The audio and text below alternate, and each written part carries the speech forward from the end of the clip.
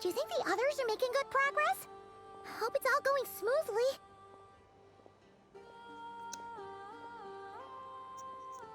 Huh! Hey, look! They made it back as well! Where's Columbina? How did it all go? All is well, thank you. Nefer and Yehoda had to stay at the curatorium to wrap things up, so they won't be joining us for now. I ran into Miss Anefa and Miss Aino on the way back. Their work is still in progress, so I suspect they won't be back for a while either. You seem rather cheerful today, Mr. Flintz. I certainly am. I achieved what I set out to do and came away with more than I bargained for. Fighting alone can get quite tedious, but I had the good fortune to run into a pair of brave young warriors. We meet again. How have you been? Albedo! What are you doing here? I still haven't met him yet, like...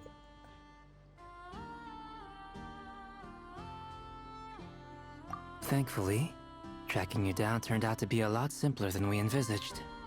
These two courageously lent me a hand while I was fighting the wild hunt. When they told me they were Servarka's colleagues, it all made sense. And given how people of outstanding talent tend to cross paths, it's no wonder you're already acquainted. So, who's your travel buddy, Albedo? Why don't you come and introduce yourself?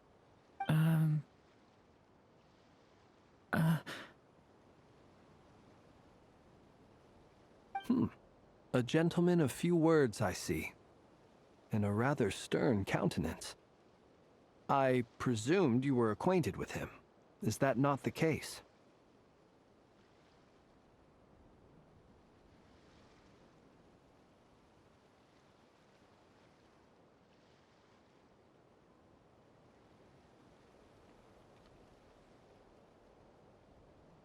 It's nice to meet you.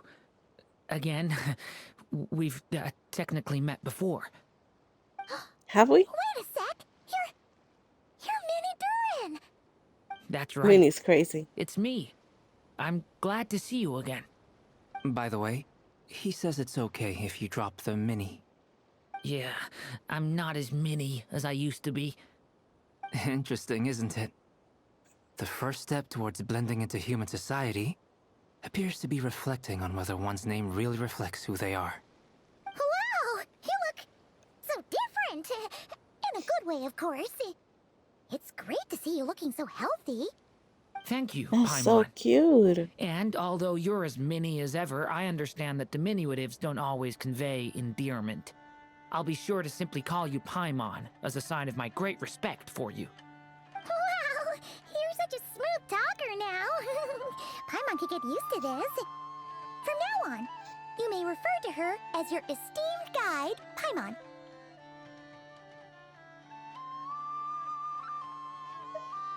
Personally, I think our little Paimon is the perfect size.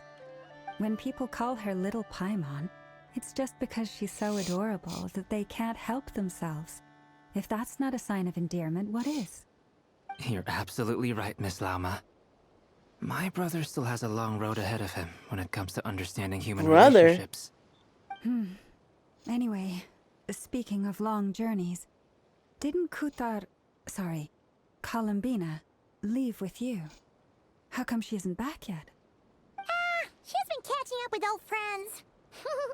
Wouldn't be surprised if she stopped for a cup of tea or 10 on the way back. Uh-oh. People are talking about me. Hope it's nothing negative.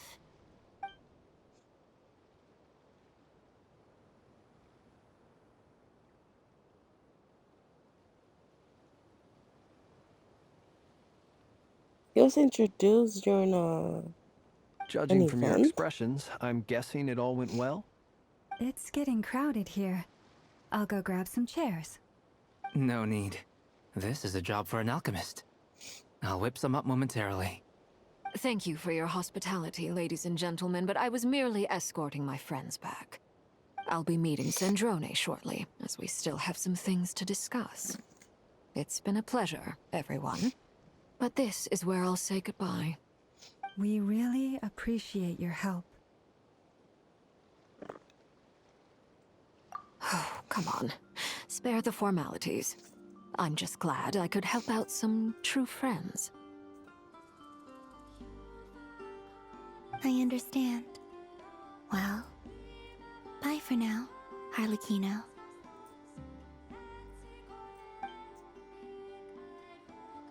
Oh, this place is hopping. It's probably a good thing one of us left. Otherwise, we might not fit all these people in. Are you saying we're about to run out of chairs? As a matter of fact, I am. Come on in and see for yourself. We got more people.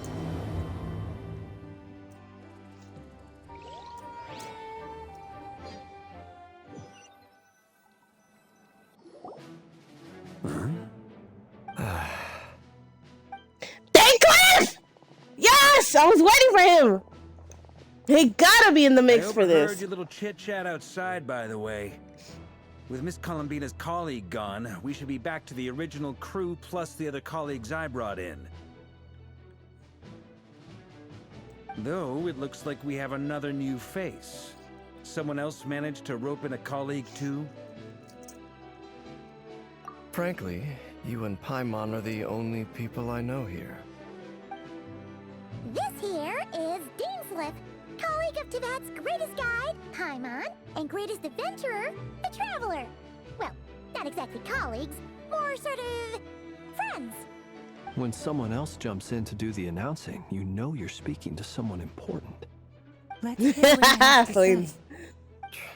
Note to That self. doesn't have to say. Once Paimon knows your name, the rest of the world will soon follow. When he comes looking for us, it's usually something important. Paimon's guessing you've heard about the Wild Hunt, then. From the looks of And it, he you're knows about the to hold dude a as well. meeting.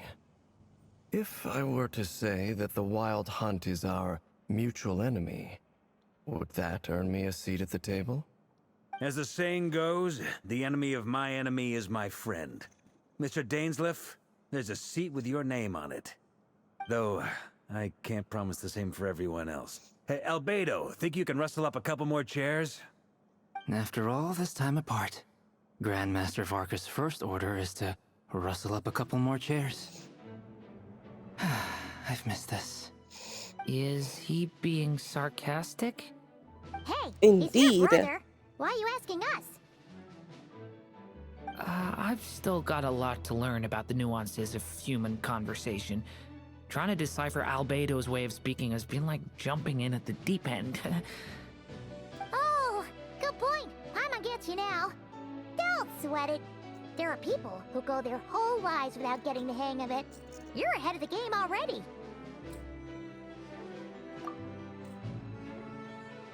The tears are I crazy. wonder what's taking Nefer so long. Perhaps you should go and check in with her. If anyone can hurry her along, it's you. True. I just got But I wanna back hear from the tea. curatorium. Besides, aren't you curious to see what's taking her so long? Miss Nefer doesn't strike me as the type to share secrets. And since gathering intel is her specialty, I'm guessing she'd prefer to keep her methods confidential. Under such circumstances, would it not be tactless for me to impose? Oh, but it's fine for me to impose. What can I say? Get him. You have an unrivaled ability to garner people's affection, Miss Moonchanter. Besides, you have far more in common with her than I do. All right then. Impressive. She barely fought back at all. I admire your powers of persuasion, my friend. As I'm sure Miss Lauma will realize soon enough, the trick in life is to always pitch in with other people's responsibilities so that you can be selective with your own. Another trick is to simply hide in the background. Spoken like a True. true sage. Anyway, looks like we've got some time to kill before the meeting. Let's take a little breather, folks. And feel free to chat amongst yourselves. We'll get down to business once the other two arrive. Okay. So we're gonna spill the tea while she was away.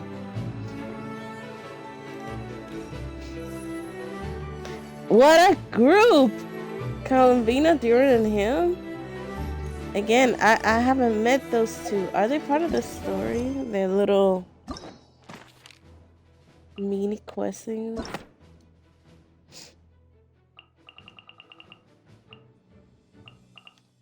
I'm guessing they're both here, obviously.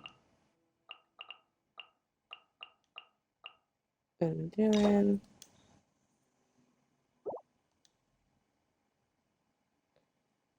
Oh, I need to complete this first.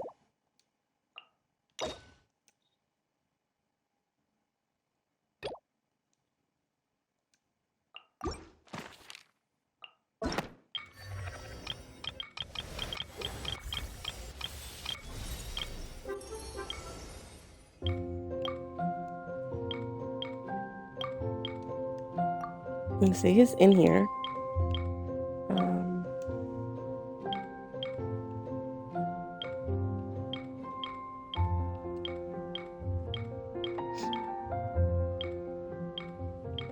Yeah, he's not in here. And from what I saw, it was like an event where you meet Duran. Well, mini Duran, I guess.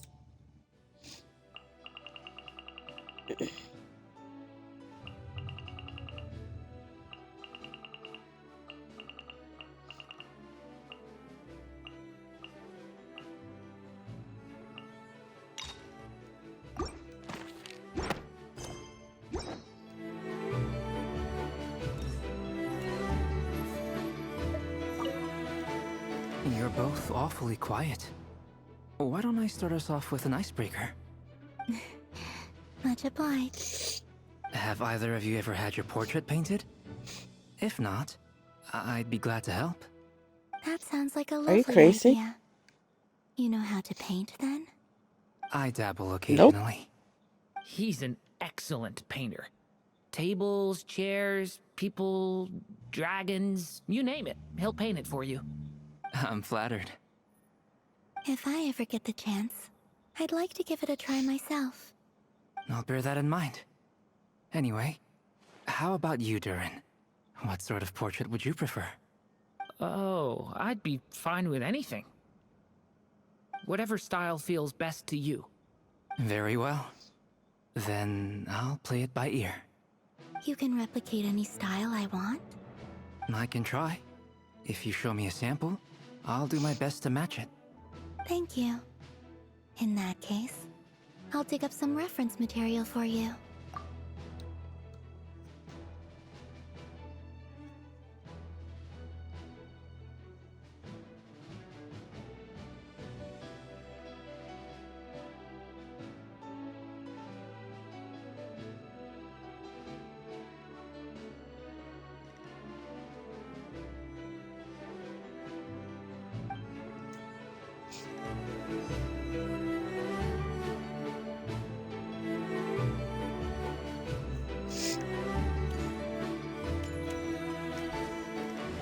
No, I don't know what he has in here because he was looking at it before, this little chest. Dang, Is there Cliff. something you'd like to say to me? Yeah! For starters, why'd you just show up here without even giving us a heads up? If He you never think gives back us a to our heads up. previous interactions, you may recall that that's hardly out of character for me. You do have a point there. Oh yeah! You'll need to find somewhere to stay the night too, right? Want to tag along with us? You never know. We might get a group discount. Sure, let's do that. Great! Paimon will handle it. Oh, And in return, we can get Dainslift to be our very own personal bodyguard. If that's what you had in mind, you should have said so sooner. I'd be happy to help. oh, why is he being so cute? Paimon was only kidding, but good to know. Anyway, Since we're all here together, we might as well watch each other's backs. That's just what friends do, right? Indeed. Thank you. Oh my god, I hope they don't kill him. I know he has the curse to like live forever, so death will be the best thing for him. But I don't want him to die. Maybe it's a way for them to like break the curse at the end of this.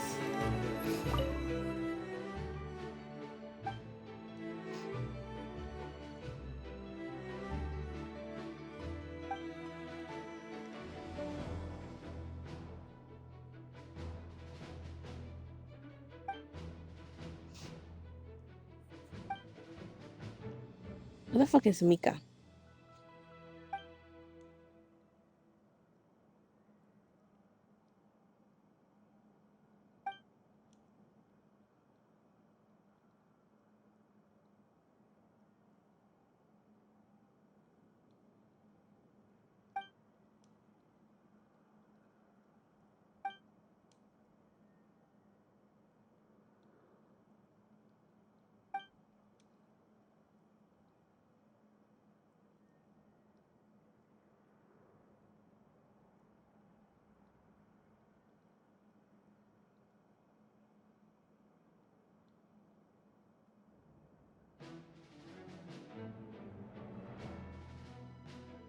Sparkanite clean.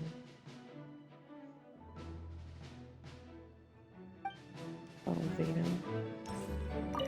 Truth be told, I can't remember the last time I was in a meeting with so many people. You're not alone there, my friend. The Lightkeepers also struggle to bring everyone together for a serious discussion. I don't doubt that. I've only ever met two Ratniki, one being you, and the other being that young guy, Itlua. Itlua is a good apple. I'll give him that. He's kind, honest, and regularly delivers supplies to my lighthouse. A true Ratnik to the core. In that sense, he puts me to shame. So you're what? A fake Ratnik? That's what it sounds like you're saying. But I get the feeling that's not quite what you meant.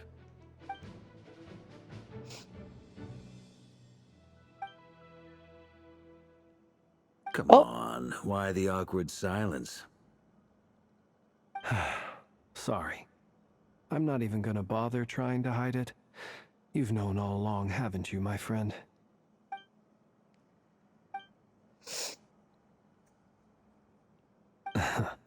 Now that was an awkward silence. Let's just keep this between ourselves. Probably best if Itlua doesn't know, huh? That goes without saying.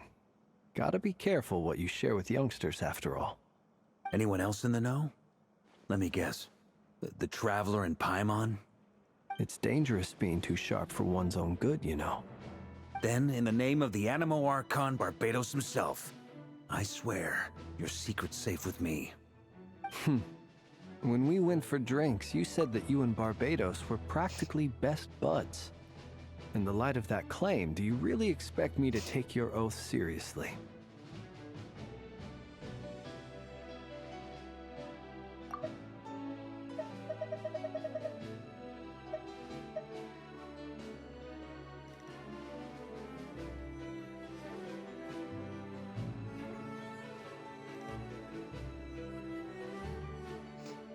Why is he saying he's fake? Is it because he saw a fake?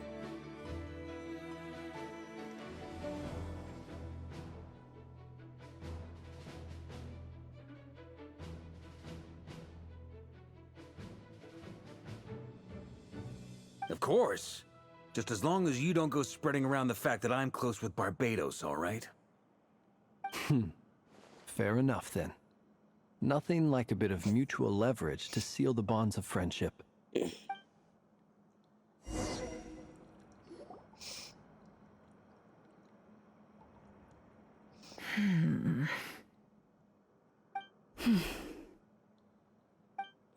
Okay. So it was about him being a fae. Not being human. Miss Nefer, you made it after all. But what about Yehoda? I'm here to give you an update on how things are going on our end.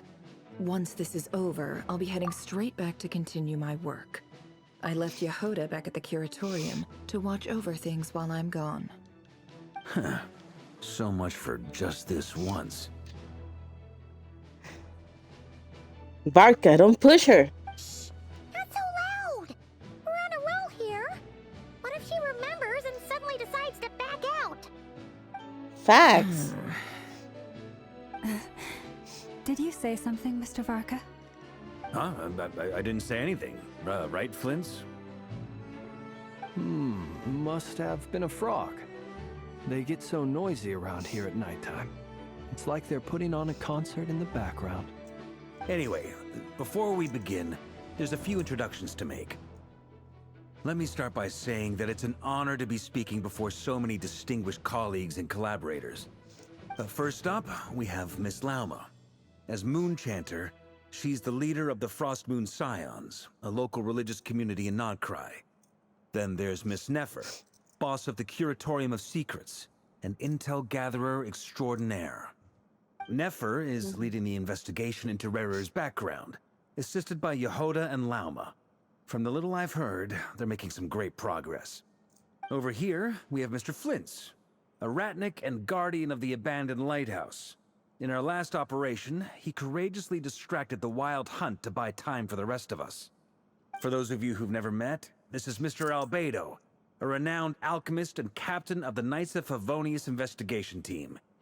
By his side is a new face for us all, myself included, Mr. Durin, who's come to lend his aid. Next up, we have the Moon Maiden and former Fatui Harbinger, Miss Columbina. Then we have In the way she Traveler, nodded. who's earned more titles than I could possibly hope to list out, so I'll spare you the rundown. And Paimon, the ultimate travel companion and quite possibly the best guide in all of Tevat.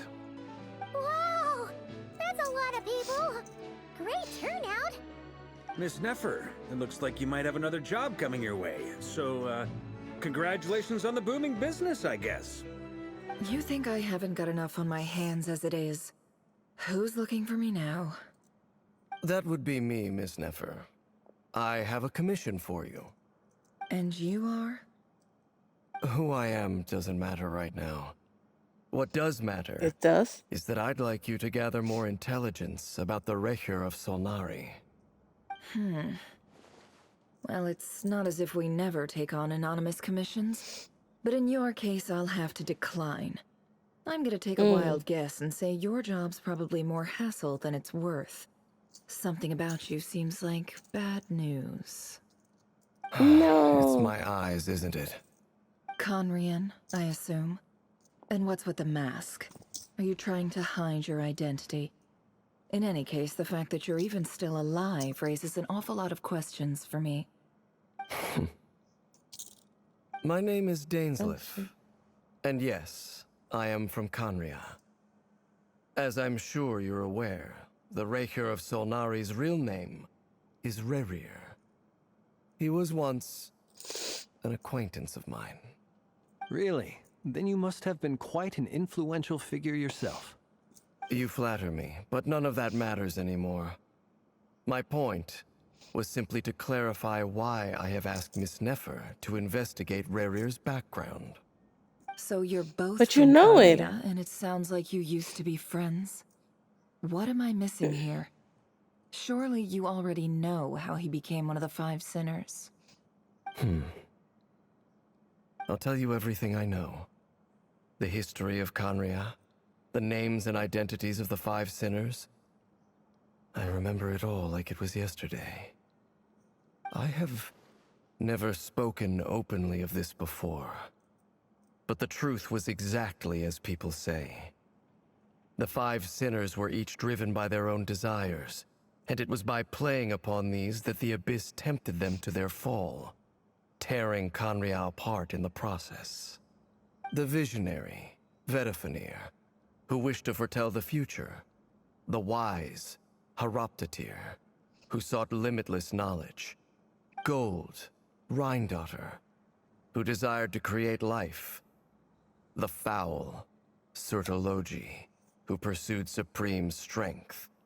And last, but not least, Raker of Solnari, Rerir, Ravager of the Moon. Of the five, Rerir is the only one who remains a mystery to me. He never harbored grand ambitions. So what changed in the space of a single night? How did he come to fall like the others? In other words, you're saying that his change came as a shock to you, and you have no idea what actually happened? That's right. You mentioned how the Abyss tempted them, which led to their fall. But what did that look like in practice? And what other context can you give me about the events of that time? The more detail you can give me, the better. Strangely, now that it comes to it, I hardly know where to begin. The fateful night took place during the era of the Eclipse Dynasty. One day, my elder brother, the visionary, Vedifenir, was summoned to the palace by the Vinster King, only for the king to gouge out his eyes and cast him into the dungeons. When I came to hear of this, my fury knew no bounds. I gathered together every ally I thought I had, and together, we set a night to storm the palace and free Ved. Centuries on, the memories of that night still haunt me, like a never-ending nightmare. We broke through the palace gates, just like we had planned, each striking towards our separate targets. But then, I was betrayed. Even Vedifenir, the very person I had come to rescue, abandoned me and partook of the Abyss's power. So, it's personal after all. Then tell me, Mr. Dainsleif, what price are you willing to pay? You, of all people, must know that nothing comes for free. I cannot say what price would be worthy of such a commission. But know this. Rerir was not always a madman. Believe it or not, there was a time when he was just an ordinary man, working for the Conrian Intelligence Service. Uncovering the truth of Rerir's past is the only way to unravel this mystery. But before you decide if you will accept my commission, I will tell you more about him. Enough, I hope, to help you plan your next move. Sounds pretty good to me. Feels like we just flagged down a random passerby, only to discover he's actually a master strategist who has a score to settle with our enemy.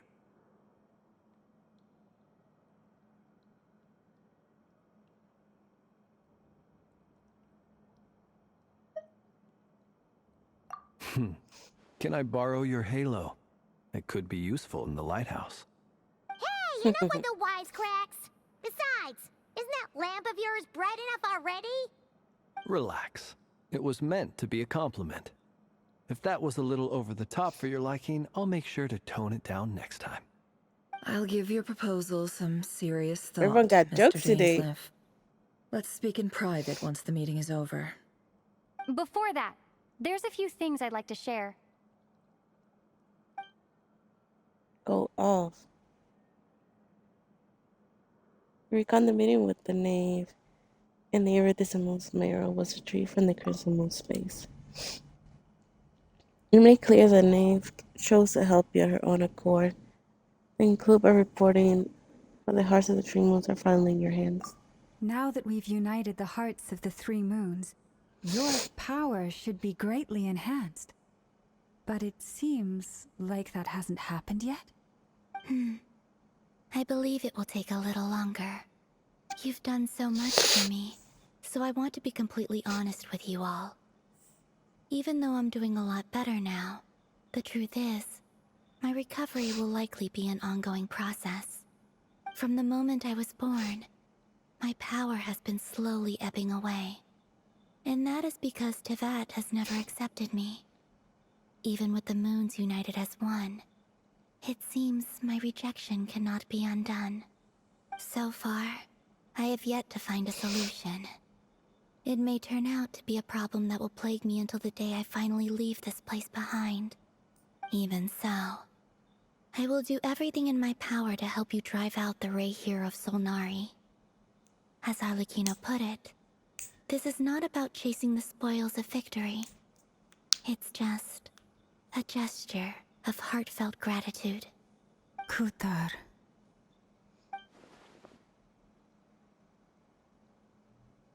Defeating the Rayhir of Solnari will be no easy task.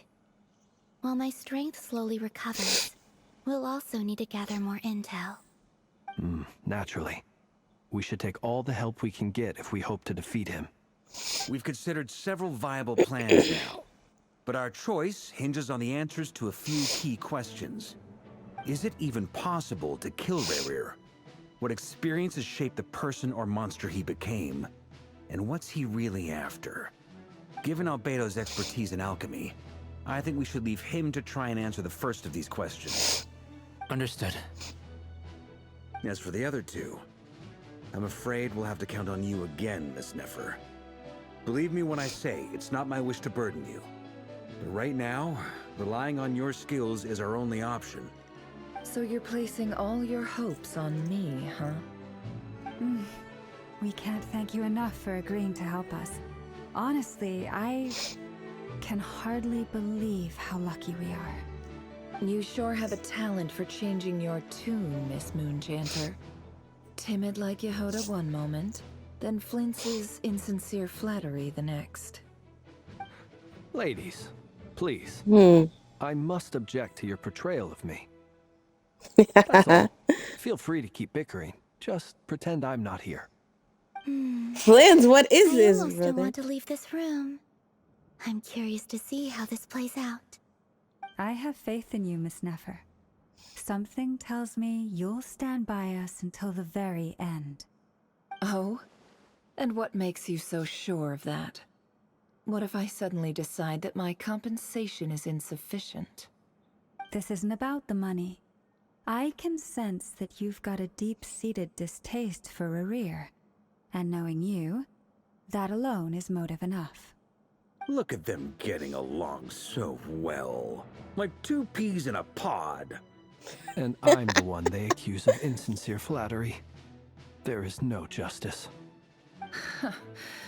Miss Lama, They all have you have to jokes. understand something. Unlike you, I don't actually enjoy having everyone's hopes on my shoulders. Is that right?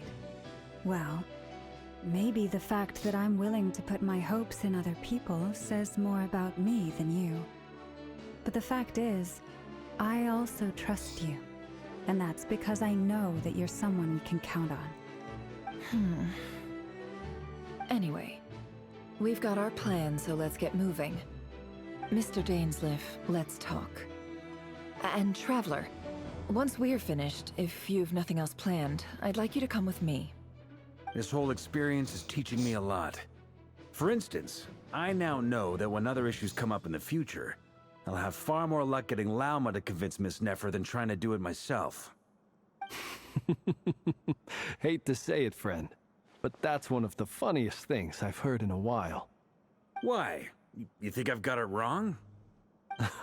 Quite the opposite. But what makes it so hilarious is how long it's taken you to realize. Never they converse, mainly quiet for some time. From the gravity of your expressions, you can tell how heavily the next stage of the plan weighs upon them both. After a short shot of Vader Duran head off, Whip back out on one to discover a sample finding mission. Mama stops for a while, then comes back loaded with emergency medicine. She tells you what people rarely expect to get her duty is ready. It's her duty to be ready when they do. You and Paimon wait patiently for Nefer, to how well everyone is working together. Once Nefer is finished, you follow her and Lama back to the curatorium.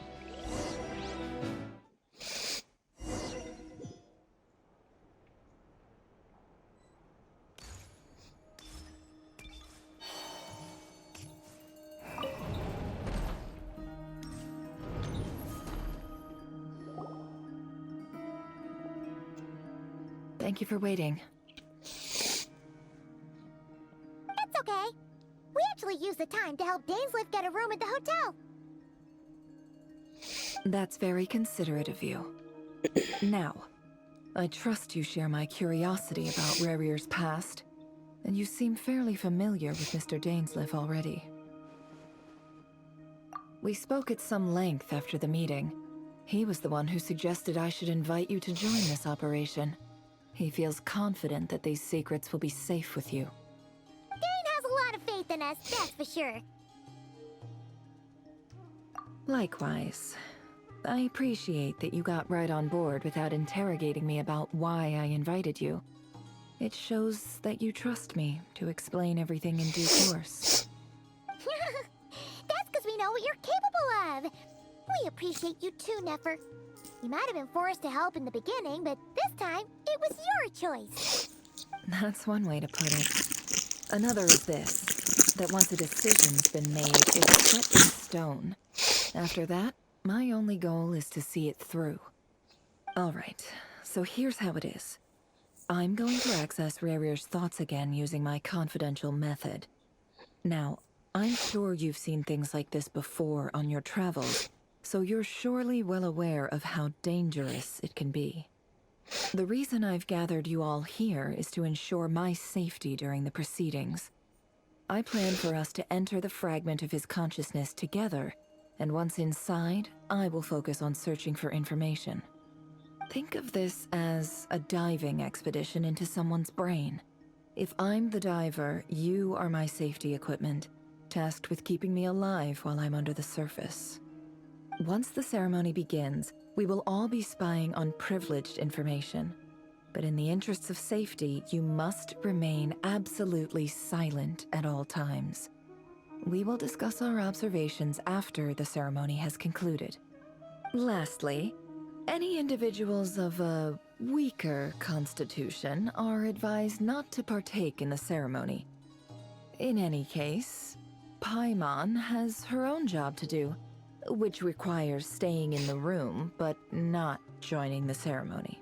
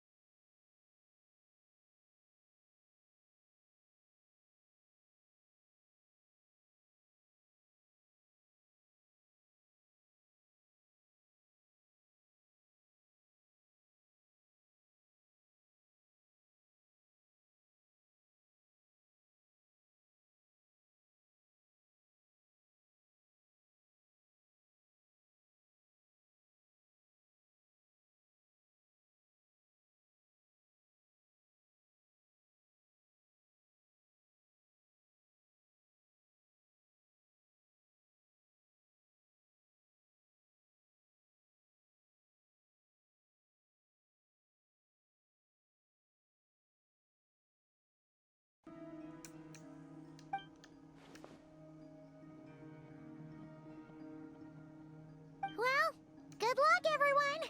Sounds like all Paimon can do is cross her fingers and root for you guys. There's a little more to it than that. I was being serious when I said you have a job to do. While the rest of us are inside Rarir's mind, it's imperative that we have a team member on the outside. In the event that something goes wrong, you will be our first responder.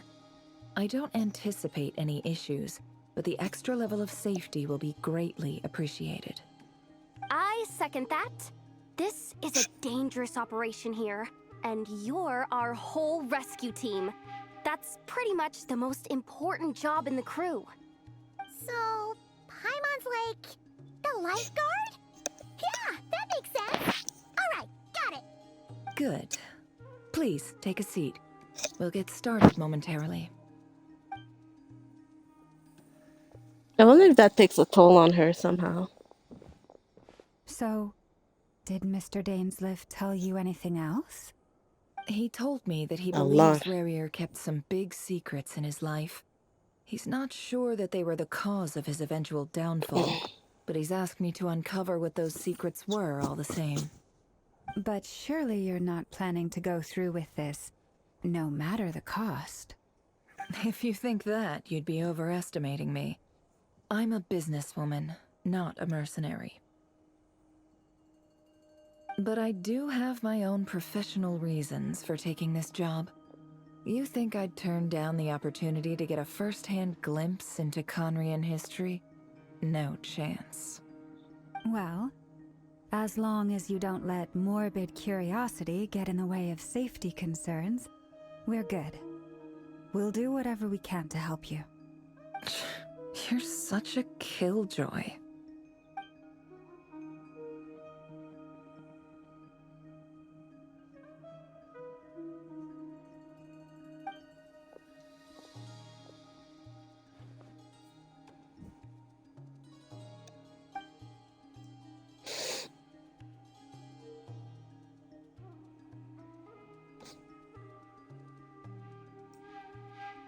All right, I'm good to go. All set over here, too. Promise, Paimon, you'll be extra careful. All right. Let your whole body relax. We're about to begin. Close your eyes.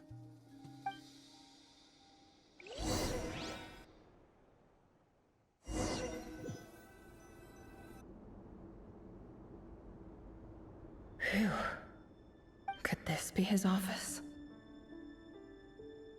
Pretty standard setup. Bookshelves, paperwork, files. According to Dainsliff, Rarir used to be an intelligence operative. Chances are there's plenty of top-secret intel stashed away in this room. Is this where you keep your secrets, Rarir? Can't say I'm not looking forward to this.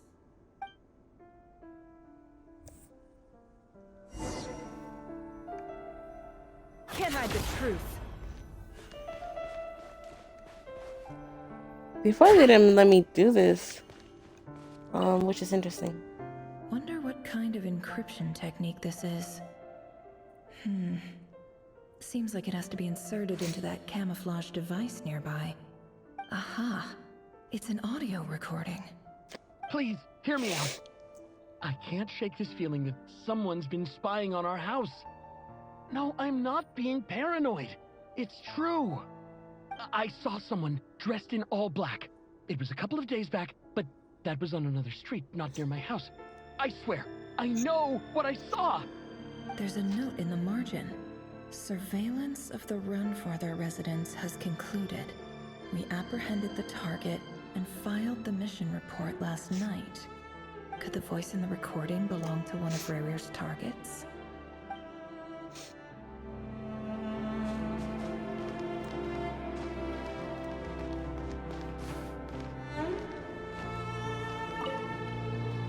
A file tucked inside a folder. The title reads, Dear Breakfast Shop Owner. It's a list of names. But at this stage, I have no idea who any of them even are.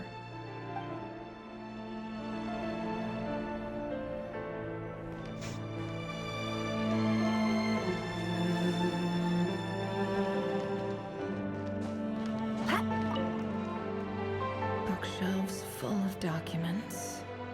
Looks like these are all files, packed with the personal details of individual Conrians. The Crimson Moon dynasty preceded the eclipse. Since Rerir worked as a secret agent during the latter, it stands to reason that he was tasked with purging remnants of the old dynasty. Yep, lines up exactly with...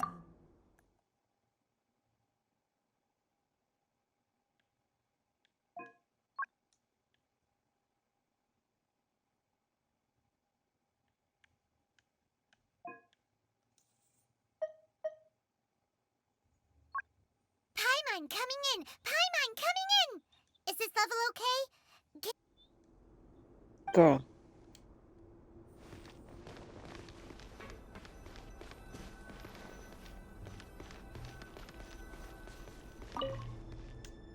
A box containing a ring inlaid with a precious gem. Must be for his girlfriend.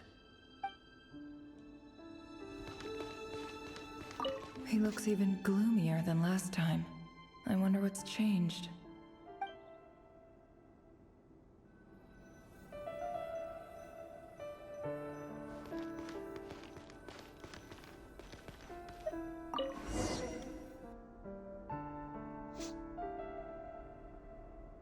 Today's files are in. Time to wade through them just like usual.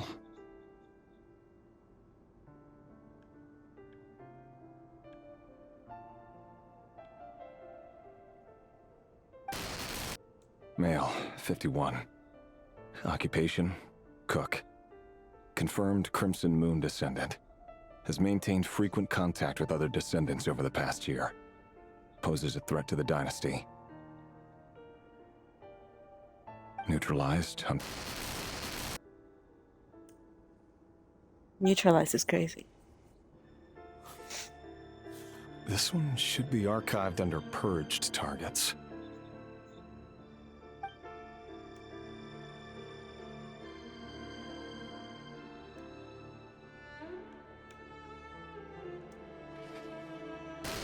Female, 23. Occupation, office clerk. Confirmed Crimson Moon descendant. Has maintained frequent contact with other descendants over the past year. Poses a threat to the dynasty. Neutralized.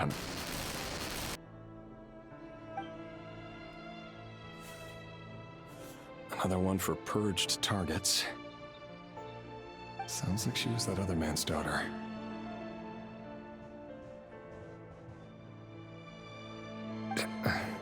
Never mind. What's it got to do with me?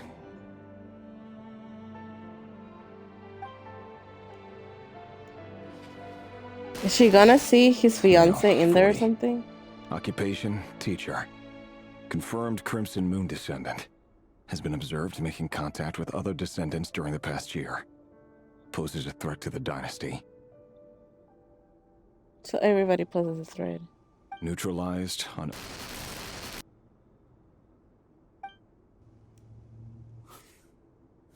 Just another nobody for the archive. Come to think of it, I remember surveilling this man. A case like his never would have been considered a priority in the past. Huh. He barely even interacted with other Crimson Moon descendants. And a child. Female, 16. Occupation, none. Orphan and confirmed Crimson Moon descendant. Has been observed making contact with other descendants during the past year. Poses a threat to the dynasty. Neutralized on...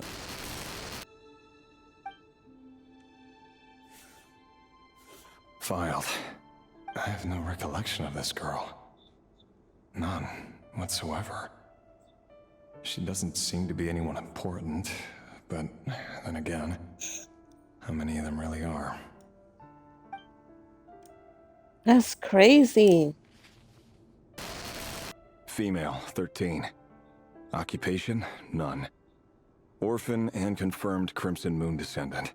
Has been observed making contact with other descendants during the past year. Poses a threat to the dynasty. Like, you wouldn't talk to people who are just like you. That's Neutralized on...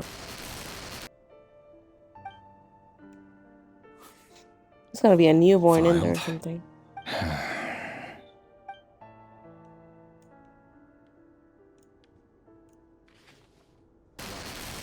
Male, 11. They're getting younger and Occupation, younger. None. Orphan and confirmed Crimson Moon descendant. Has not been observed making any contact with other descendants during the past year. Poses a threat to the dynasty. we go. Neutralized and...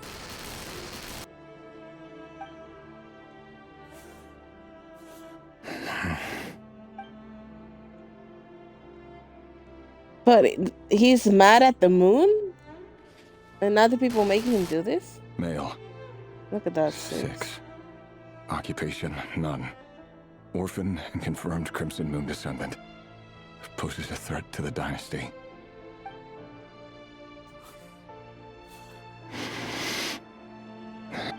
It's funny, isn't it?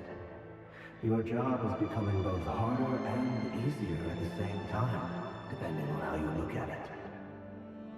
Sooner or later, the Crimson Moon descendants will be completely wiped out. But as their numbers dwindle, they become harder and harder to track down. That's not how it is. Fortunately, however, most of the able-bodied adults have already been taken care of. The remaining weaklings will be increasingly easy to deal with. No! No. My job is to ensure the survival of the Eclipse Dynasty. And the only way to do that is by eliminating any and all potential threats. It's a perfectly legitimate line of work. Every single one of my colleagues can attest to my fairness. And if my friends were aware of the facts, I know they'd back me up too. Assuming, of course, that they were aware of all the facts. Blind motherfucker.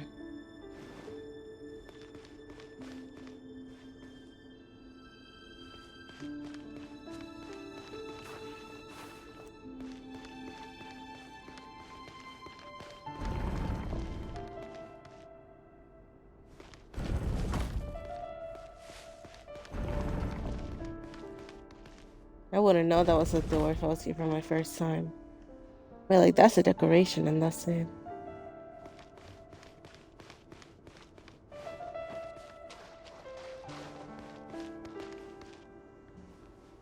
I didn't know they lived on the ground-ish. Mr. Vedifalnir, it's been quite some time since we last met. Revier, I trust you're here because you have something important to discuss. You see the face? Forgive me. I wasn't tuning out, it's just, I noticed you didn't even phrase that as a question. As if you knew I was coming.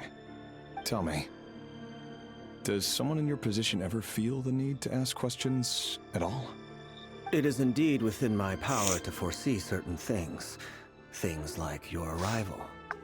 I was just thinking. It won't be long before I'll be inviting both you and Dane to my wedding. That isn't a lie, but nor is it a fact as such. It's a wish, isn't it? No fooling a prophet, is there?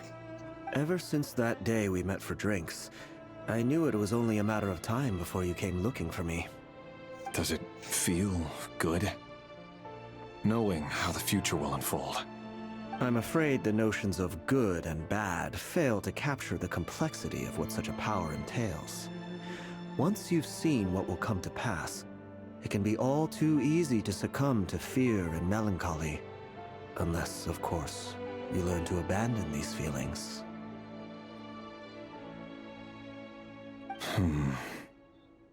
You fear my silence, and long to hear the words I left unspoken that day. That's right.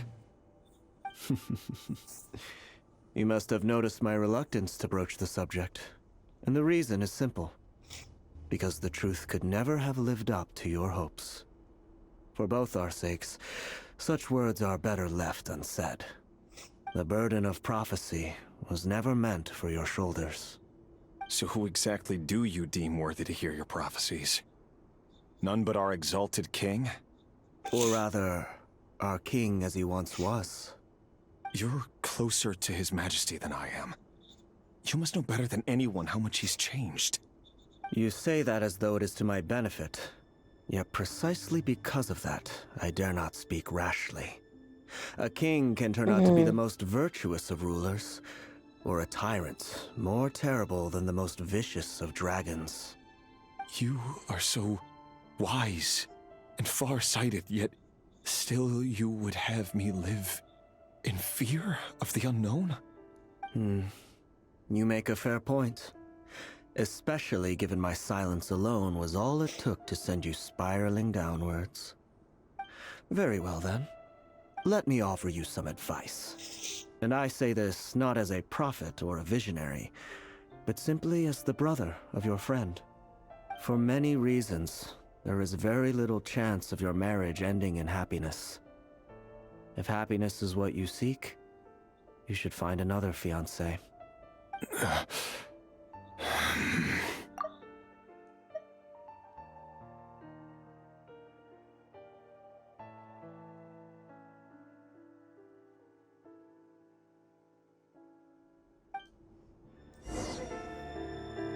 Hold on. There's that same black fog again. Could this memory belong to Thelindis? Guess I'd better tread carefully.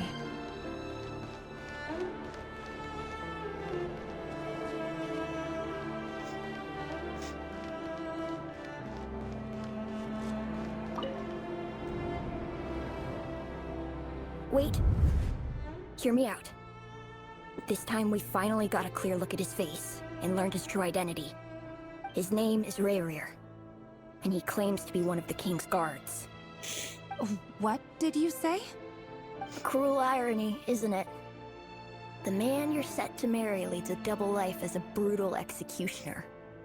Why are you telling me all of this now? Simple. It's because I want you to kill him. You are the only person he would never suspect. No, absolutely not. I would never dream of doing such a despicable thing. So you'll just stand by and watch him slaughter us to the last? Do not forget that the blood of the Crimson Moon flows in your veins too. The blood of the knew Crimson it. Moon? What does that matter now? The dynasty has long been dead and gone. You think that alone is reason enough for me to throw away everything I have? Why wouldn't it be? You two were once a child of the Crimson Moon, just like me. Don't tell me you've never felt so much as a flicker of fury for the way we were trampled into the dust. As long as you eyes promise to are abandon unique. this pipe dream of restoring your dynasty, I can try to persuade him. Or have him persuade the Vinster King. Persuade the Vinster King? Do you even know why he's so obsessed with hunting us down? Why he keeps trying to force us to hand over our secrets? Over and over again? Or why we refuse to give up on restoring the dynasty? The Vinster King. A blind fool. His eyes clouded by powers from beyond this world. A petty little man with a miser's heart. And he dares to sit upon the throne? Mark my words. Sooner or later, Conria will fall. And it will be his doing. Is this the Abyss talking as the If kid? you can't bring yourself to do it, so be it. Just you watch. It won't be long before calamity descends upon us all. Calamity.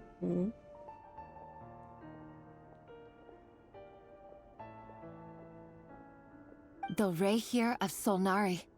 That really is quite a secret you've been keeping from me, Rayhir. But who am I to talk?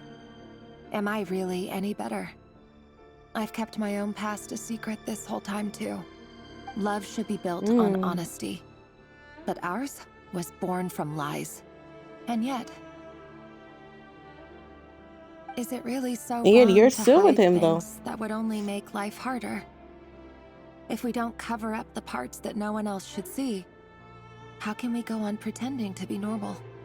Vedifulnir must have known all this. And that's why he made his prophecy. In the end, nothing stays hidden forever. But I won't just sit by and watch this disaster unfold. I'll do everything in my power to protect what I cannot afford to lose, no matter who I have to face. So is she wearing contact lenses, or does she just not have the eyes? Huh? Was that Rerir who just walked past the window?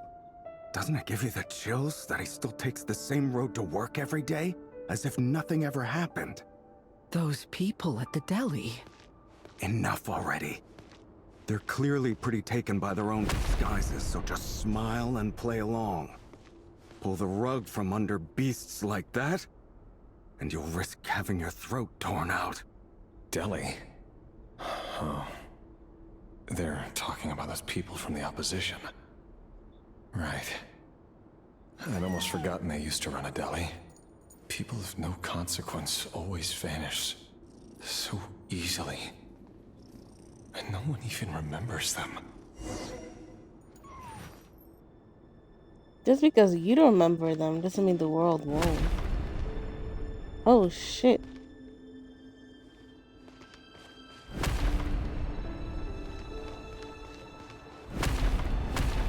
Now everybody's looking at him differently. But surely you can see he's not the man he pretends to be. So many have died already, and they say that the king's madness grows with each passing day. We're not going to survive this, are we? But why does it have to be this way? Do we really deserve to die just because of the blood that runs through our veins? Felindis, are you even listening? Sorry, Freether. My mind was off wandering. I heard That's you, though. crazy. You're talking about what Rerir said. He's just following the king's orders. He's a secret agent, and it's his job to hunt down rebels and dissidents. By the time you first met him, he'd already taken lives. Maybe he was using you from the very beginning. No. Rerir has no idea I have anything to do with the Crimson Moon. My family are only distant relatives of the main lineage, and besides, my eyes are perfectly ordinary. Truth be told, apart from my teacher, pretty much no one knows I have any connection to any of it. It's been a long time since my family severed ties. But as Orlog said, who could possibly talk sense into that raving lunatic of a king? No one. I'll work something out. Trust me, I'm with you all. But for now, you need to keep yourselves hidden. Don't let anyone find you, anyone at all. Don't forget that Rerir is an Eclipse operative. You need to be extra careful when he's around. And when I am too. For now, don't come looking for me. And if anything happens to me, just act like we've never met. If even you can't escape this, what hope do the rest of us have? But after all this time together, surely he wouldn't lay a hand on you. I won't speak in his defense, nor can I give you a clear answer to that question. But I'll do everything I can to put an end to this. Here, hold on to this. If an opportunity to escape presents itself, take it. You'll be glad you took some spare change. You call that change? But what about you? I've got a job, and there's still money coming in. But you can't go anywhere right now. Please think about yourself for once. That's a crazy way to live.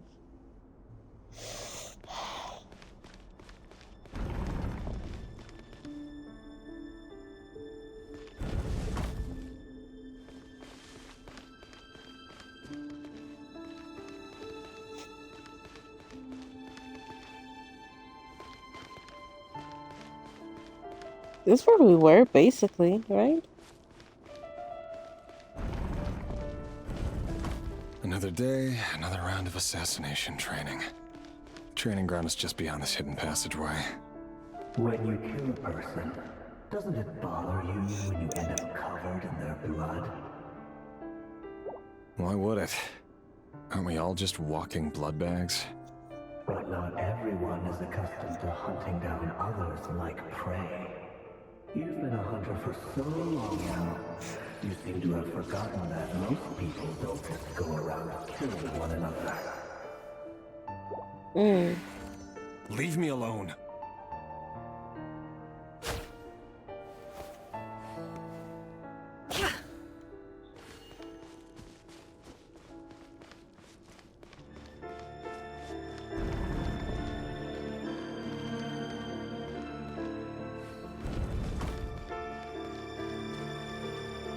This is how it actually looked? That's crazy.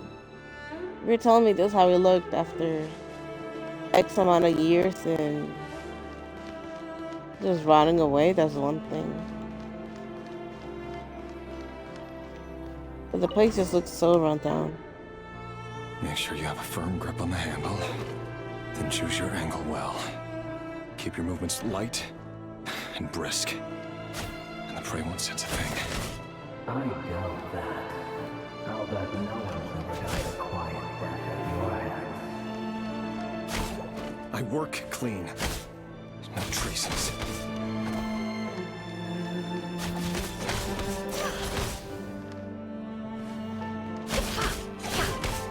That doesn't make it open or forward. The thing that happens to you right now. That won't happen. He's changed. Ever since he fell the spell of that power. In the beginning, he only had you take out a handful against me. But now... The ones I've dealt with have always been guilty. And I've carried out my work flawlessly.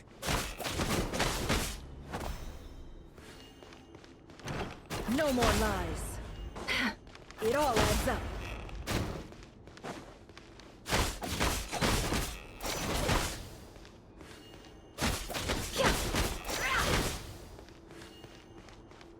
No more lies.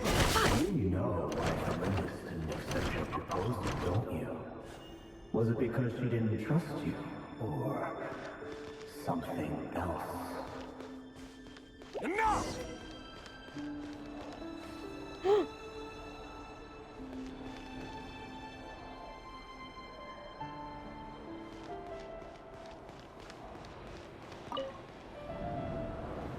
Delindis, do you still remember Orlog? Orlog? The boy who was pretending to sell flowers. You spoke for quite a while, didn't you? Yes, we did. What about him?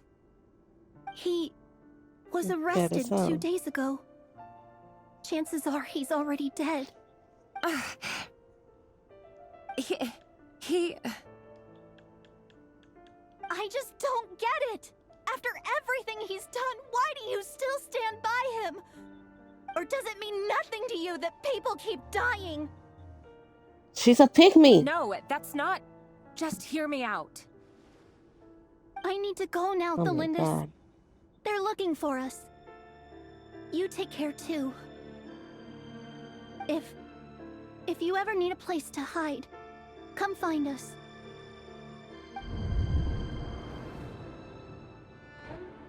God, what a bird.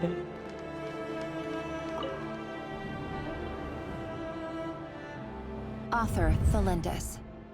Over the course of this week, the research object was subjected to interference for a total of 47 hours for experimental purposes. The results are as follows. All subjects of observation that were sent inside have now... The situation within is proving more problematic than anticipated. No progress whatsoever. What now? Won't you give me even a glimmer of hope? Things are getting worse by the day. I have to find a way or we'll all be in danger. A way for what? But I... If all this research comes to nothing, what then? Sooner or later, it'll be my neck on the line. But now she's worried. Now could he she's really sweating. bring himself to kill me? No. Surely he wouldn't have the heart.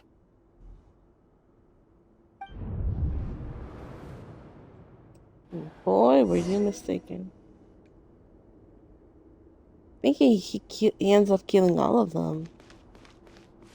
And that's why he feels so guilty.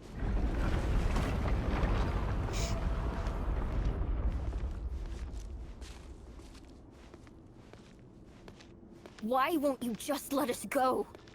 We don't even know each other.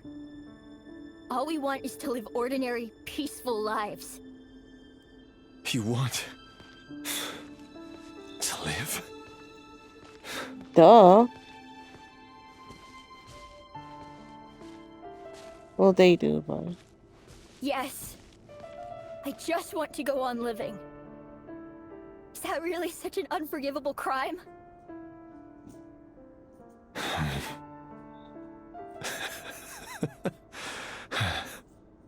You want to go on living.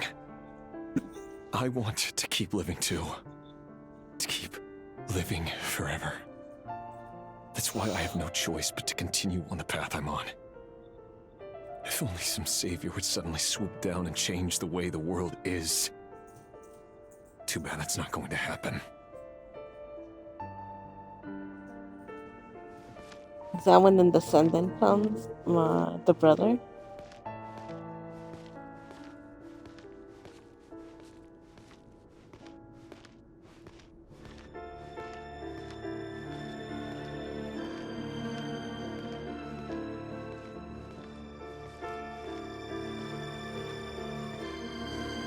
Imagine that. If there really were such a person, you and I wouldn't be standing here like this, would we?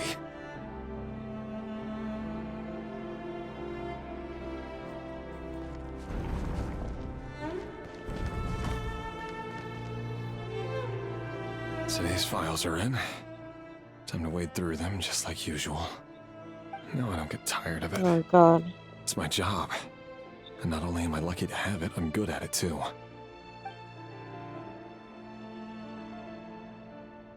Huh.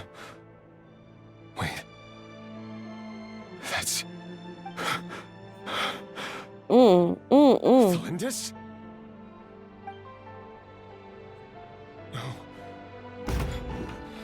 No. No! Why? But you bear no mark of the Crimson Moon. Could you possibly have anything to do with them? It cannot be. A diluted bloodline. Carefully concealed. I see it now. You've been living in the shadows just like me. What a fool I've been. Numbing myself with talk of justice. Even imagining my friends would back me up. But in the end, Irminsul. Finster King! How far are you going to take this? From the direct bloodline to secondary offshoots? And then what?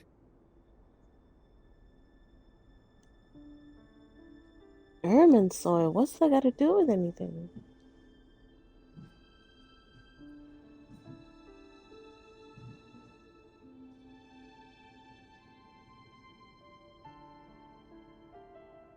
The last world tree.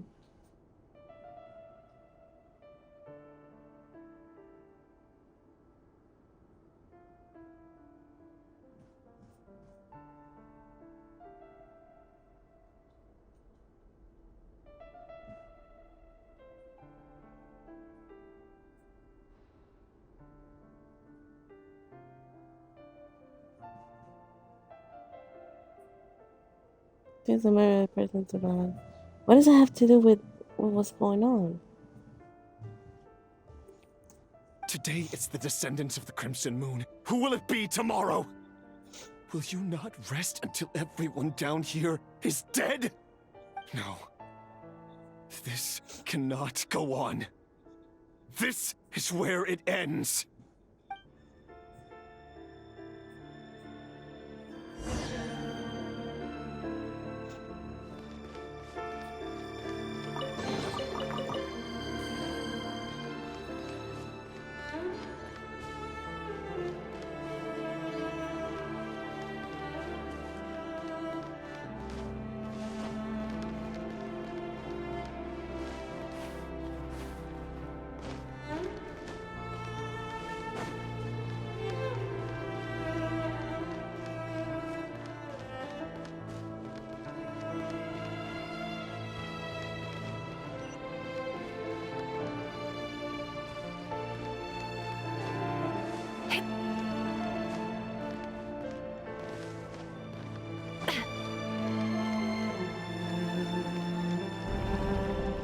Oh, there's a door here. Haha.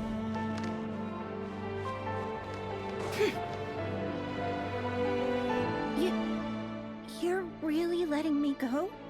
I am. As long as you can guarantee that no one will find you.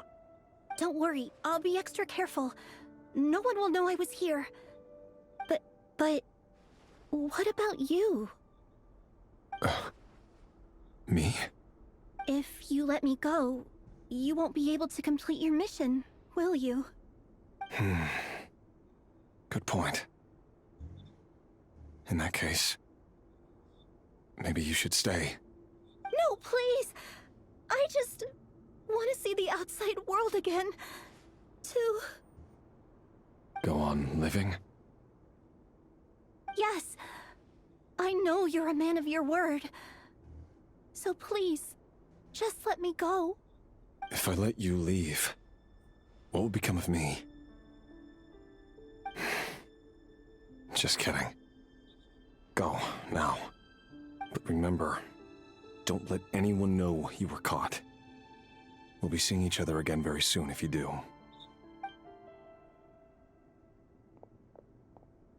Even shadows in the dark must live by a code.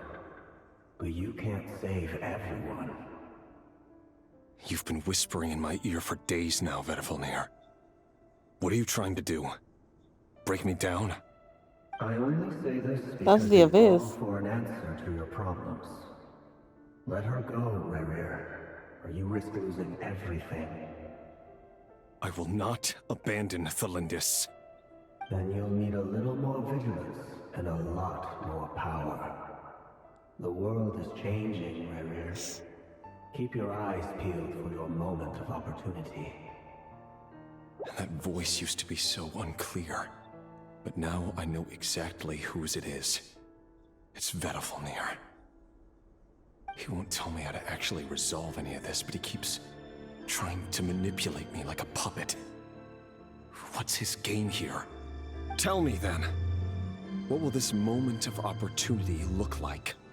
And no answer. He's like a ghost. Always disturbing me when I'm on edge, but never answering when I need him most. So, the Eclipse Dynasty was purging, well, massacring the descendants of the Crimson Moon. And it seems like it was all connected to the Vinster King's research. The King's obsession with abyssal power left the future of Conria hanging in the balance. No wonder every aspect of Rerir's life was so unstable. And it looks like this Thelindis, Rerir's would-be fiancée, herself belonged to a sub-branch of the Crimson Moon Dynasty's descendants. It almost defies belief that a couple like them could hide the truth from each other for so long. If the Vinster King hadn't intervened in such a drastic way, they might have gone on deceiving each other for the rest of their lives. And why does Vedifilnir, Daneslif's older brother, keep talking in Rerir's head? This guy kept more secrets than I ever imagined. The human mind is like a vast desert of shifting sands. When you follow the flow of someone's memories, you only ever see the parts they're willing to let surface. Time for something a bit more creative. We've been inside Rerir's mind this whole time, building up a picture of his psyche. There's already enough clues on the board to start reading between the lines and mapping out the rest. Now, we can finally begin to put the pieces together. Sure, it'll only be a reconstruction, part simulation, part reasoning, but it's usually pretty accurate.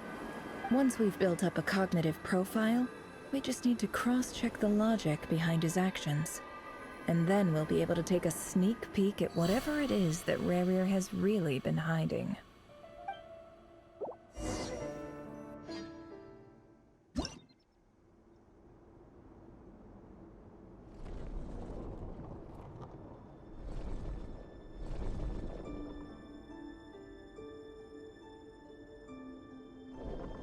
Rerir, are you there?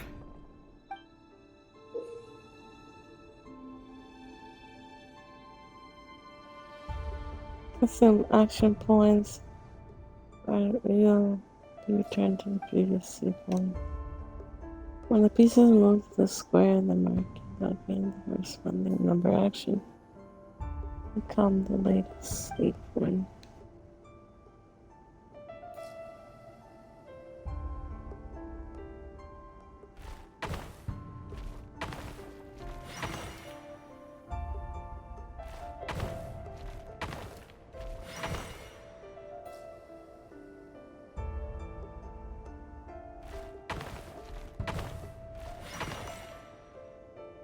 Hey, Rerir! Come out, it's urgent! Dane? What's wrong? Quick, come with me. I'll explain everything once we've met up with the others. Okay, I'll come. But the Lindis is still over at the Universitas. I'll need to leave her a note. All right then, but make it quick.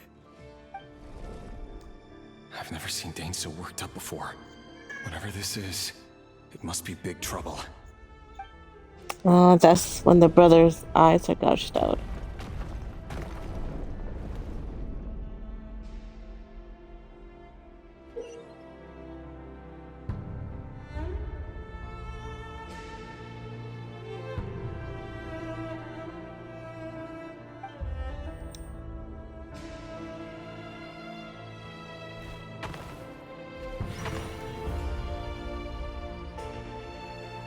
Brother, I can't see.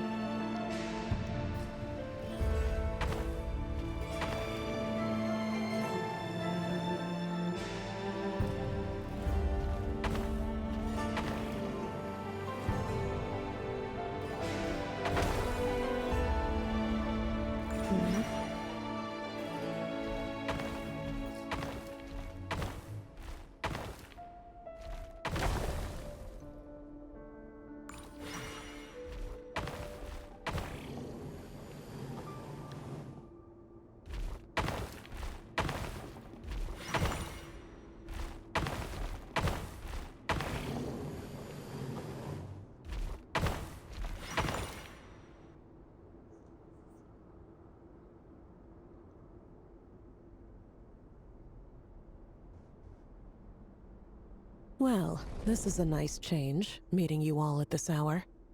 When men and women of ambition can speak face to face in broad daylight, I say that's a big step forward for our dear Conria. Don't be ridiculous. We do not fear the day. Why would we seek refuge in the night? You might ask your blade that same question. I'm told it prefers the cover of darkness. The word on the street is that Sir Elegy only strikes when he has an unfair advantage. But that is patently false. I see you're missing an arm and a leg. Surely only a fair fight could explain that. If this is your way of offering me replacement limbs, believe me, I'll take them. Oh, we can certainly discuss that. With bioalchemy, anything is possible. Assuming I have your full support in my research. Lunatic. Roptatir, what brings you here? Why, Dainsleif, of course. He invited me. Please, cast aside your apprehensions, Miss Rhindaughter. Whatever the rumors may say, I am but a humble servant of the king, and I can assure you he affords me no greater convenience than he does you. Well, the Universitas Magistrorum won't stop fawning over you. So at least some of the rumors must be true. You're clearly doing well for yourself. So drop the humble servant act. It endears you to no one. You're president of the Universitas Magistrorum, the chief royal mage known as the Wise by royal appointment, and by far the most favored among the 4 pillars of Conria. Vice President Veet doesn't even try to hide his envy when he sees you. My success is the product of hard work and good luck. It's as simple as that. Were the king not such an extremist, I hardly think I would have received a senior post at my age. Of course, no job is without its gripes. Serving a king like ours can be a challenging task, as I'm sure you can imagine. And as for Efterveet, in missing out on the presidency, he's dodged a mountain of stress. Like everything else in life, it comes with pros and cons. You're all here. I apologize for the short notice, but it was an emergency.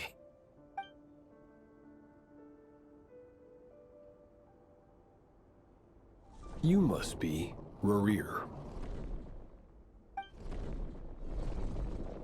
Mr. Sertologi. Yes, I handled your case file during your sentencing. Nothing personal, of course. I'm pleasantly surprised that you remember me. You're clearly a person of substance if you've been invited here. But Dainsleif, you'd better have a very good reason for convening this little gathering. It's my brother, Vedafenir. After he spoke at the court this morning, the king was so infuriated by his words that he had him blinded in both eyes and thrown in prison. Vedafenir in prison? Strange. I thought the king trusted him and Horoptatyr more than anyone else in the world. Does this mean the king's circle of trust just got even smaller?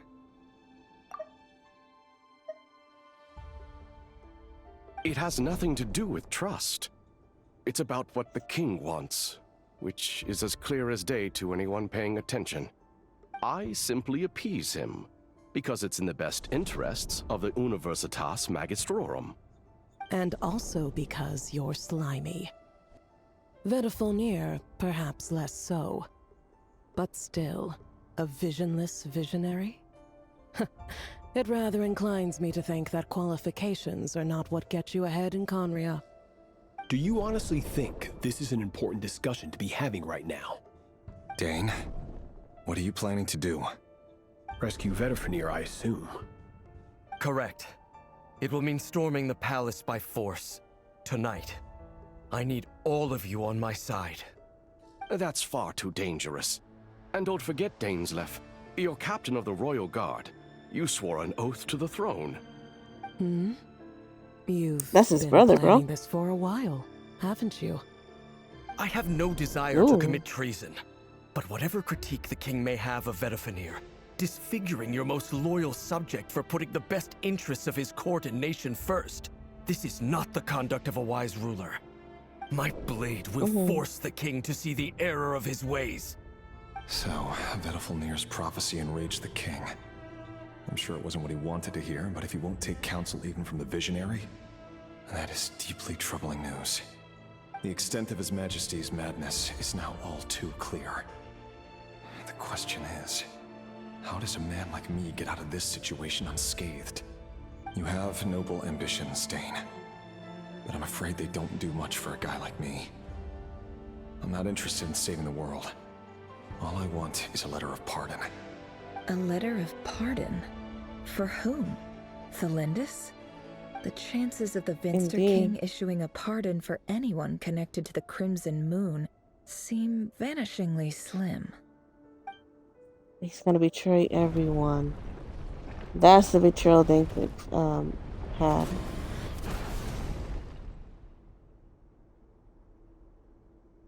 This black fog over the board must have some connection to Thelindis.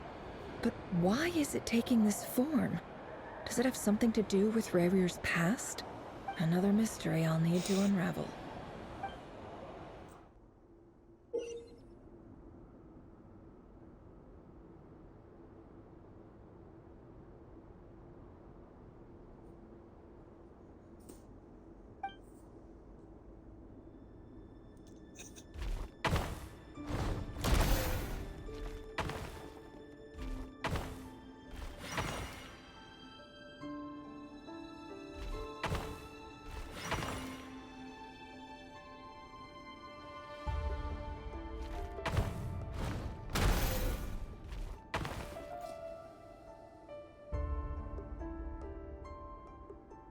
Well, I'm dead.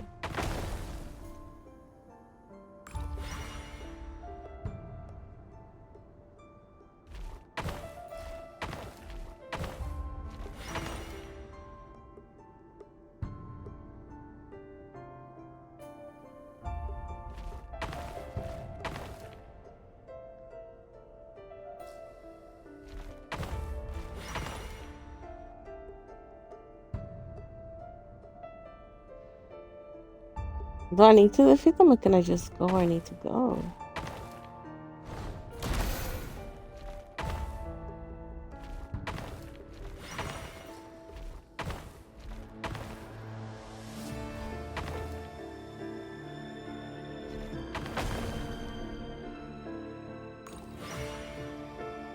Today keeps acting up.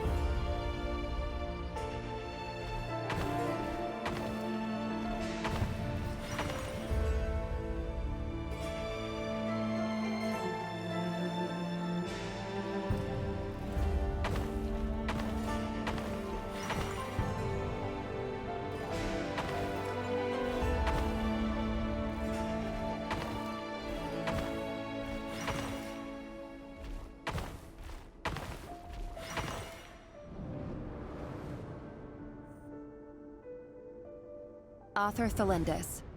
Over the course of this week, the research object was subjected to interference for a total of 60 hours for experimental purposes. The results are as follows.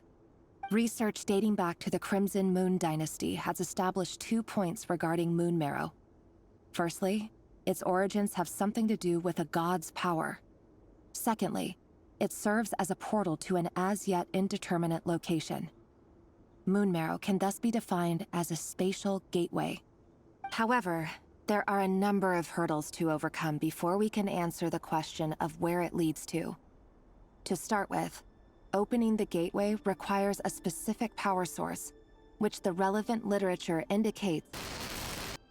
An enormous amount of power is then required to keep the gate open. Currently, the total power output of our instruments remains in the single digits. To make matters worse, I am now the only staff member remaining in the Moon Marrow lab. The Universitas Magistrorum recently decided to move most of its personnel into abyssal energy research, which has stymied all Crimson Moon-related projects. This is not a wise move. I have always maintained that placing all our hopes in a single source of power is risky, especially one as poorly understood as this. As well as making ourselves overly reliant on a single resource, we are neglecting other promising technologies. I apologize if this comes across as disrespectful. But as a Moon Marrow researcher, I desperately want to see the world beyond the gateway. If we really made it there one day, what would we find? And how would we go about taming the unknown? My imagination is endlessly fueled by questions such as these.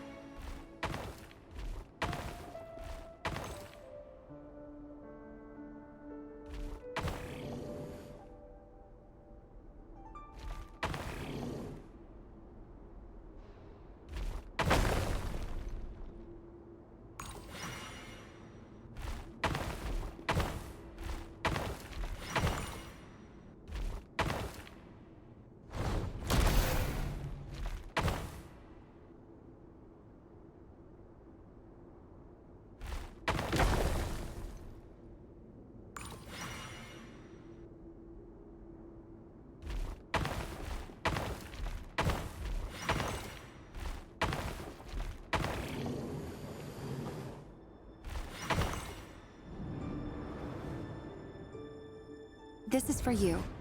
I heard you're gonna leave the city with your parents. The Lindis. Did you hear about what happened? I've heard nothing. Rerir got back very late last Friday, and he was acting a little unusual, but he slept pretty well, so I'm guessing whatever he did was a good deed.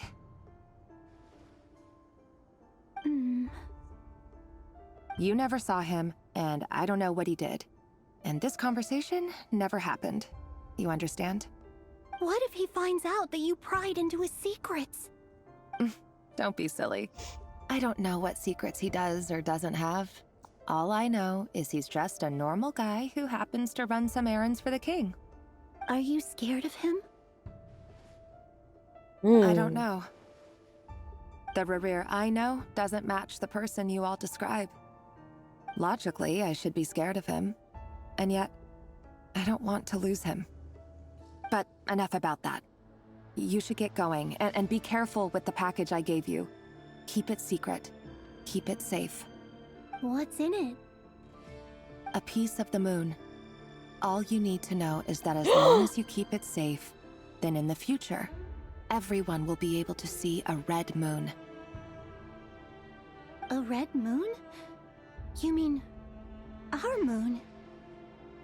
That's right. Our moon. Promise me you'll look after it. I promise, the Lindis. The Crimson Moon bloodline will never die out.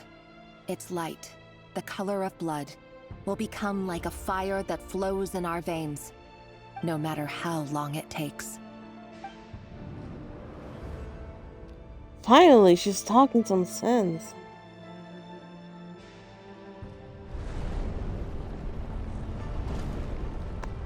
To be honest, I'm not a fan of this chess piece thing. I like the creativity. I appreciate it.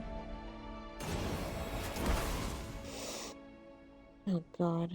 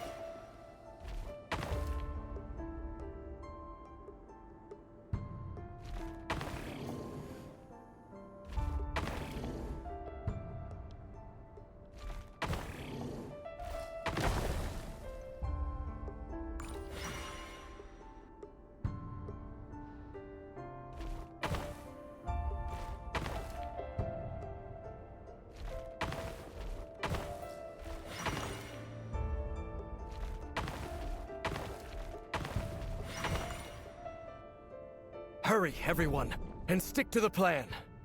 Sir Dainsleif, what are you? Is this treason? You know what happens to those who betray the throne. Please, don't do this! It is the king You're gonna look the other who has way if I betrayed leave? the throne. He has betrayed all of Conria. If you have any love left for justice in your heart, you should join me. It's showtime. Dane and his group will handle the troops in the palace. Then Hraptatir and Rhindaughter will disarm the security measures. My job is to enter the prison What are you gonna do? and rescue Vedifalnir. Stay safe. Wish me luck. Look after my brother. Draw your blade. It is time for justice to prevail.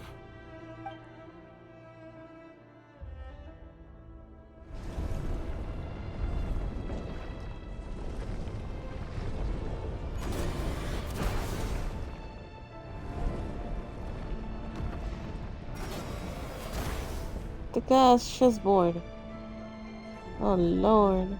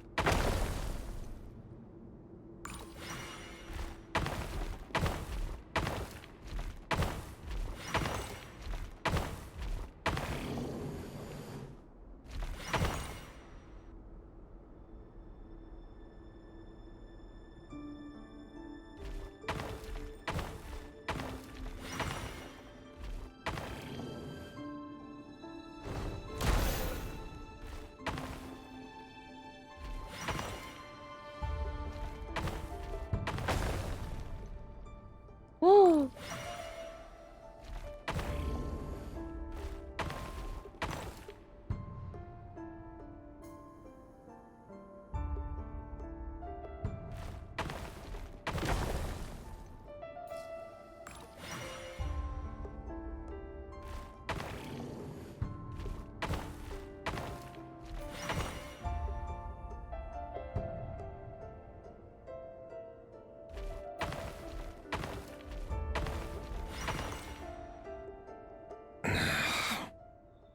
This place is filthy.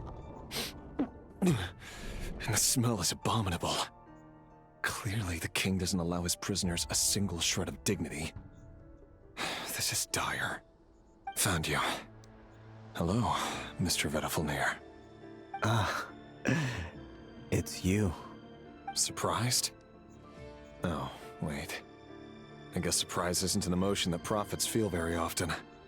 I certainly felt some surprise in the moment when I was blinded. Surprise at the king's sheer ignorance. Surprise at just how unfairly this world responds to words of earnest remonstration.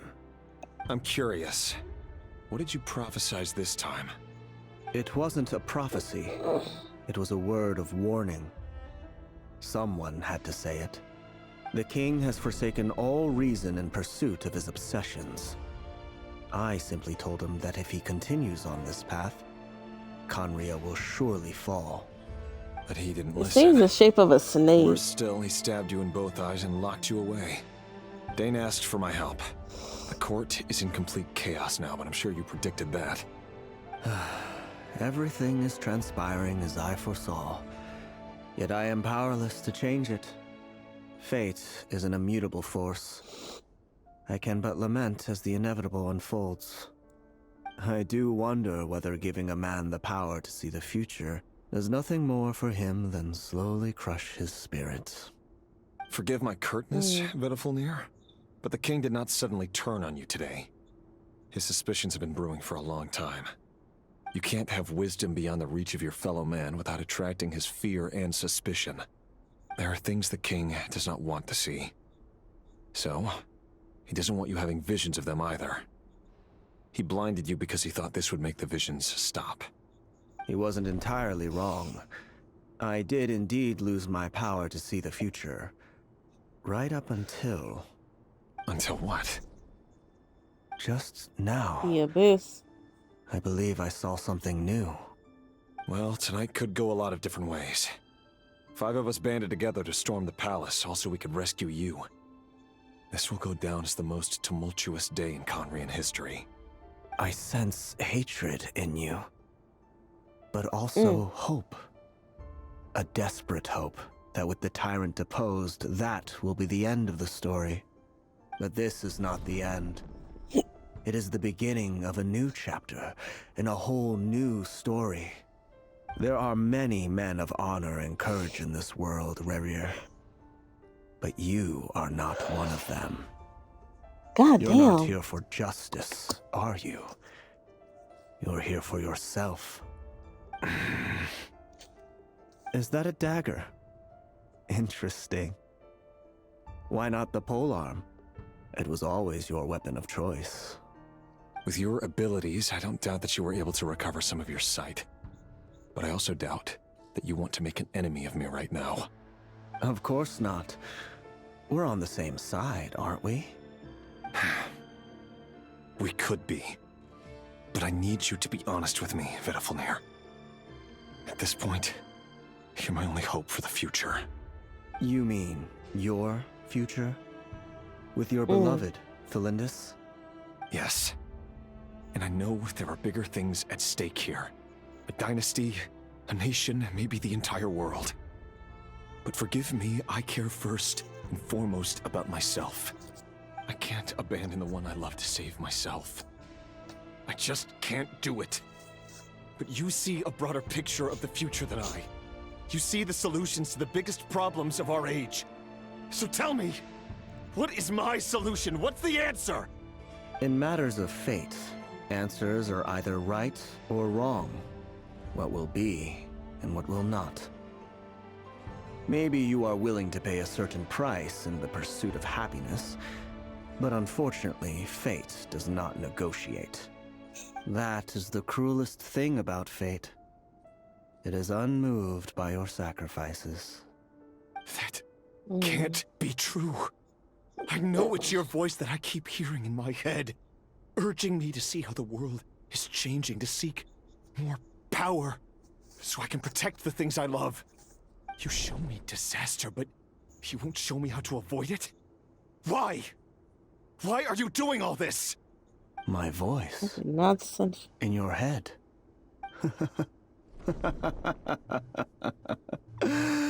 So, you hear it too. The voice that steals your mind, gains your trust, and drives you crazy. It turns out that we are not so different, you and I. Vedafalnir just broke into the strangest smile I've ever seen in my life, as if he'd discovered some monumental secret. But then he suddenly switched to looking extremely weary. Very well then. My advice to you is as follows. You must persevere. Whatever trials and tribulations you may face, be steadfast in the belief that they are your path to the future. For as long as you live, your story with Thelindis shall not come to an end. That is the only chance you have of fighting back against fate. It is up to you whether you believe my words. Regardless, that is all I will say on the matter. I have no right to intervene any further. I will hold you to your word. Thank you for setting me free. In return, I will tell you one more thing that you cannot afford to ignore. Just then, a strange wave of energy rippled through the city. We had no idea what it could mean. If I were you, I would head to the Universitas Magistrorum. The Universitas? Oh no! I'm sure we'll be seeing each other again very soon, Rerir. Whatever Vedafalnir said, I didn't catch it. I didn't even help him out of the prison. There was no time to lose.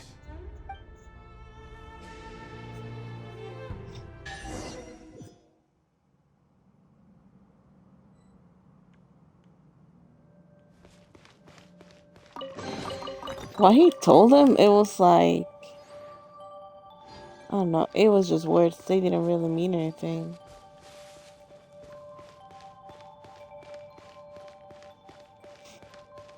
Yeah. He said nothing can escape fate. Monsters? Is this Rhindaughter's doing? Or the Universitas Magistrorum?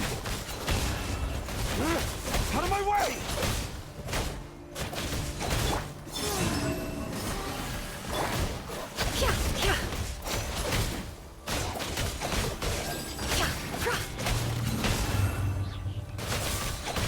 A new moon rises.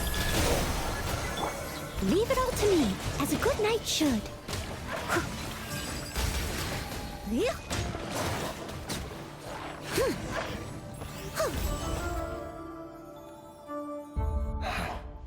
Universitas. That reminds me of a rumor I once heard. Allegedly, the king installed secret mechanisms in the palace and around the city. No one knows where they are or what kind of power they hold. But if they were ever gonna activate, it would probably be on a night like tonight. Help! Help! Hold on! Don't let them anywhere near you! Save me! I can't! Ah! That sounded like an explosion. So, the rumor is true? The king really went through with it? What other means does the king have at his disposal? They must run on power from the Abyss. And given it's a major center of Abyss research, anyone over at the Universitas will be in grave danger. I have to hurry!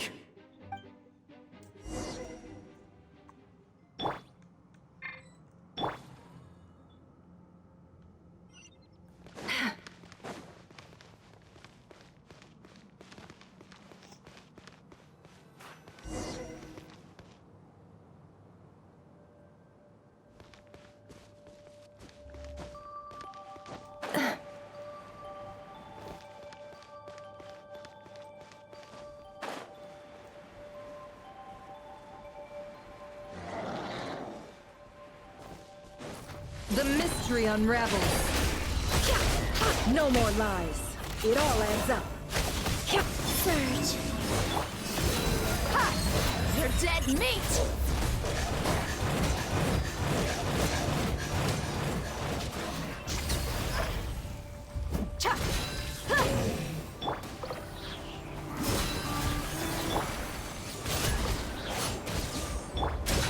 Can't hide the truth. It all adds up. The deception ends here.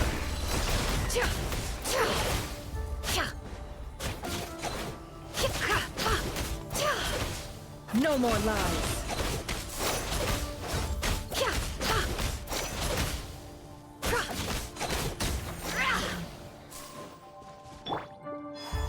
More. Night for all. Steady as stone, as a dutiful maid would.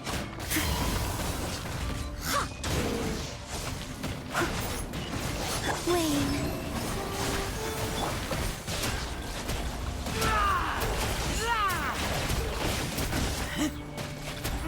I kill you! Look alive!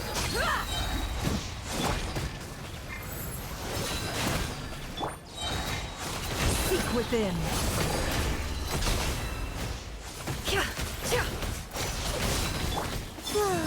The night sky dims once more.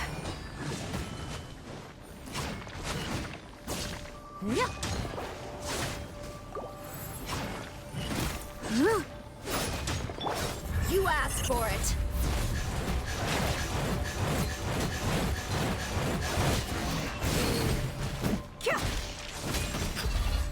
Let's get it on! Wayne, the price of leaving home. No stone unturned.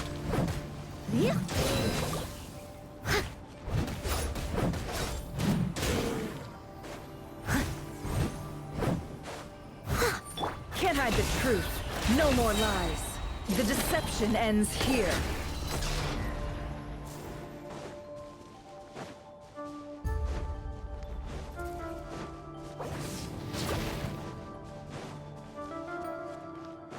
It all adds up. Look alive! Hi! Steady as stone.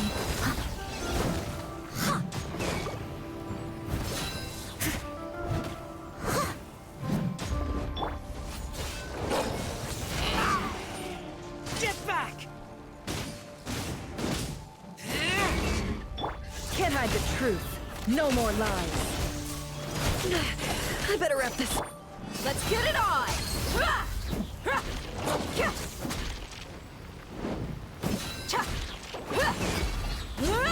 I must leave no stone unturned.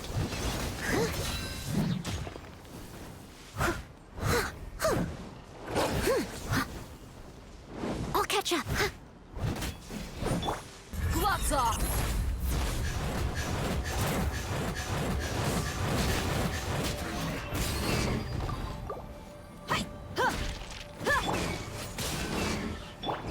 It all adds up.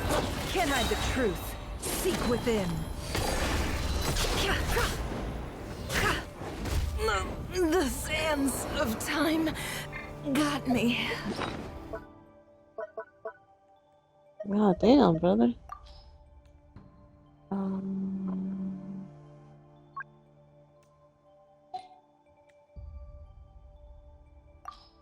I'm not recovering.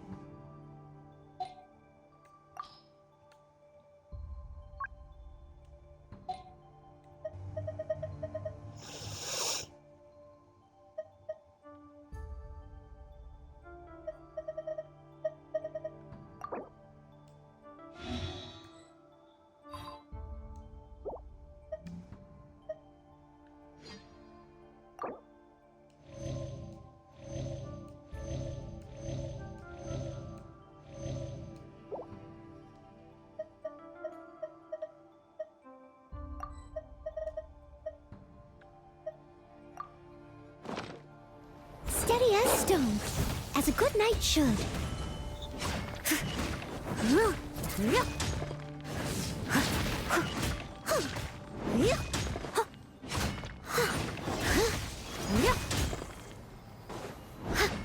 Buckle up! Ha!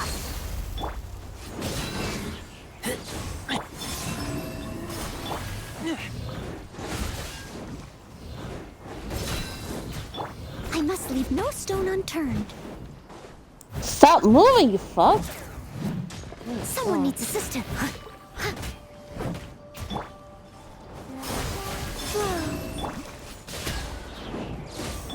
Look alive!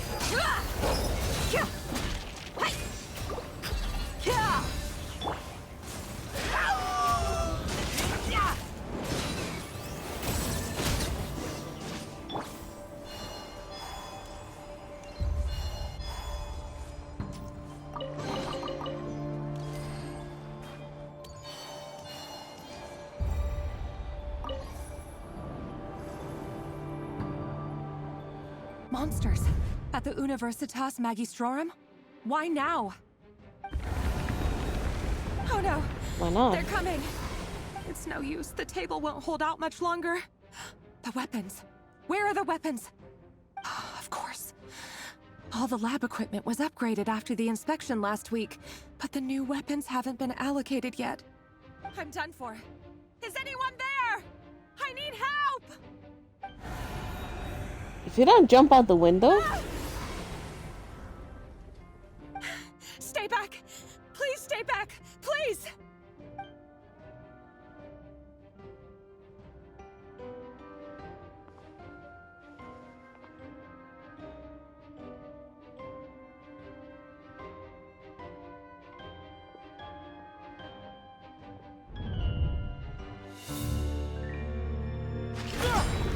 What the fuck was that? What's that? Rear. So the rumors about your work are true. What? No! Listen, something happened at the palace tonight. We have to leave! You don't need to lie to me anymore. What do you mean? I know why you're worried, and I will respect the decision you've made. But it's okay, because I found a solution. I know how to end all this. You can have it back. The normal life you so desire. But until then, I'm afraid our wedding will have to wait. Cylinders? No, don't do it! Cylinders! Cylinders!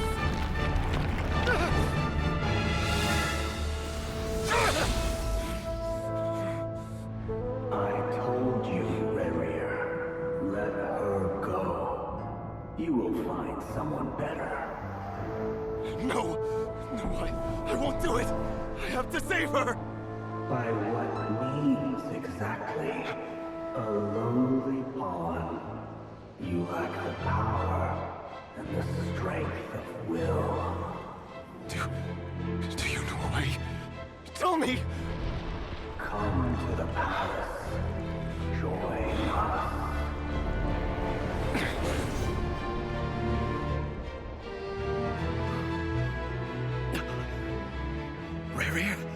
goodness, we...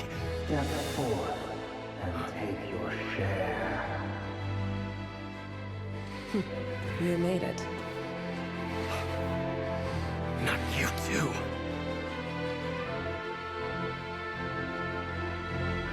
Hatred or grief, despair, desire.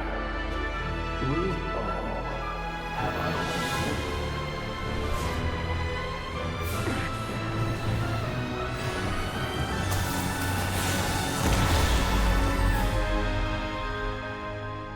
Rayrear. Rayrear. Lindis. Were you daydreaming?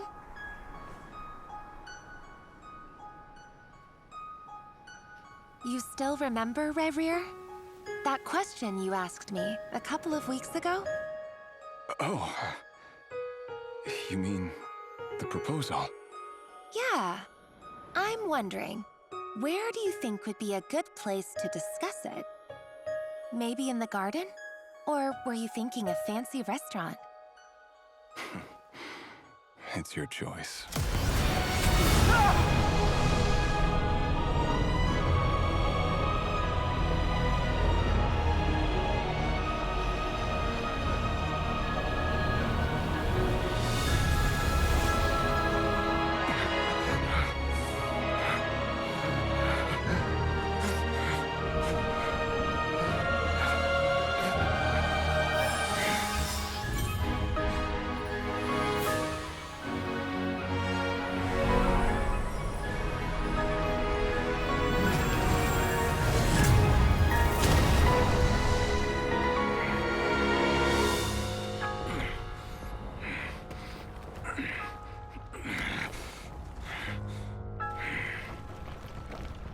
I will find you. And then... you can give me your answer.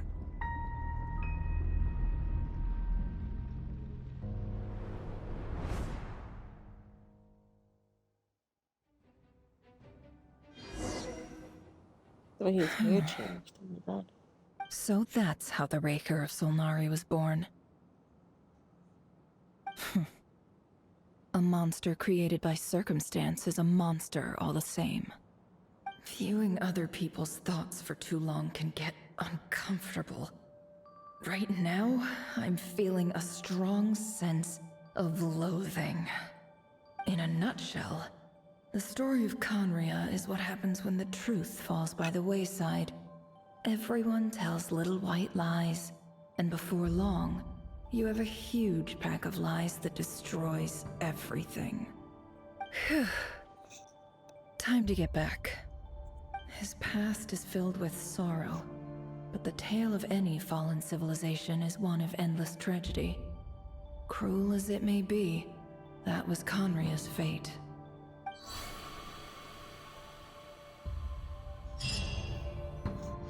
I'm still confused why he's blaming the moon. Of all things. Or maybe he wants the crimson moon so he can see her? Everyone, I'm back. Can I get a standing ovation? Never! How are you holding up? Feeling okay? She's fine. Boss is a pro. Yes, I'm fine. You will have seen the events of Rayrear's life through my thoughts. It's now clear that he is just a regular nobody, driven by personal tragedy, as he said himself. I mostly agree. There's only so much we can know about him from his memories alone, but they did give us a clear glimpse into his life in Conria. However, I would not consider Rayrear to be a nobody. He was deeply involved in the events of that era. Yet, when the catastrophe of a generation strikes, nobody is safe. Sounds to me like you're speaking in riddles again. Is this you urging me not to abandon the people of Nodcry in their hour of need? That's not what I meant. Although I do hope you choose to remain a part of the plan. Without you, the mission ahead will be all but impossible. Then try to remember that I respond better to the carrot than the stick. And I don't appreciate being bossed around. Now, As for you, Missy, you were excellent. You stuck to the rules of the ceremony and kept your mouth shut the entire time. Bravo. Cool. So, can you fill me in on the deets now? Most of what I saw went right over my head. Patience. You'll hear the whole story, don't you worry. But let's meet up with the others first. It will save me narrating it twice. Yehoda? Yes, boss. Let me get that door for ya. That's more like it. For a moment there, I was worried you'd forgotten about the first clause of your employment contract. Forgive my curiosity, but what does the first clause say? It says I gotta do the annoying stuff that boss is too lazy to do for herself. Like opening the door, pouring the tea, yada yada. Is that right? If something is in the contract, it's because she willingly agreed to it. Rest assured that the Curatorium abides by the very strictest of labor policies. You don't seriously think I'm cruel enough to treat her like my slave? In any case, I've hardly shied away from my share of the work today. Hope I don't catch Flintz and Varka lounging about in their chairs, enjoying a leisurely cup of tea. There's nothing I dislike more than other people enjoying themselves while I'm hard at work. Facts.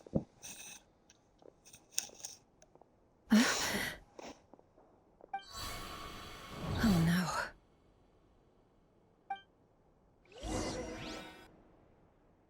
Yeah, because Yehoda acted weird. Sorry to disturb you, but we seem to have run into some trouble.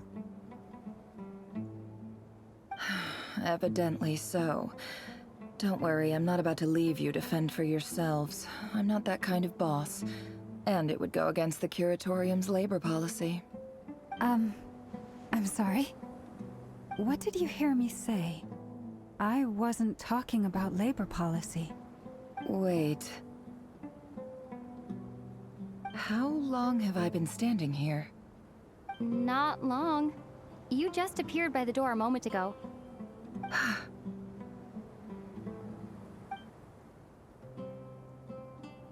Boss, what's wrong?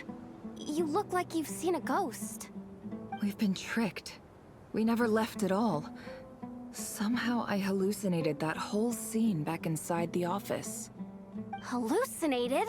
But how? How indeed. This place should heed my will alone. All thoughts and actions that occur in here are just a result of pawns moving across the chessboard in a carefully calculated manner. And nobody has access to this chess set but me. So you control everything in here? More or less. But yes, it's a special technique of mine. Has anything like this ever happened before? Only once. It was the first time I used the chess set. Is there any similarity between what happened then and what's happening now?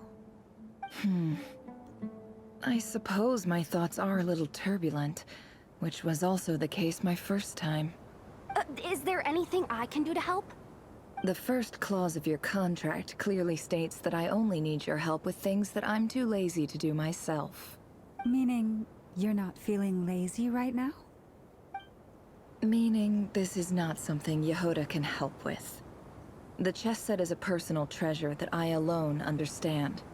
I must be the one to find our way out of here. Boss, it's fine. Really. Let me do something useful. Oh, listen to you. Whatever would I do without you, Yehoda? What? Really? Yes, really.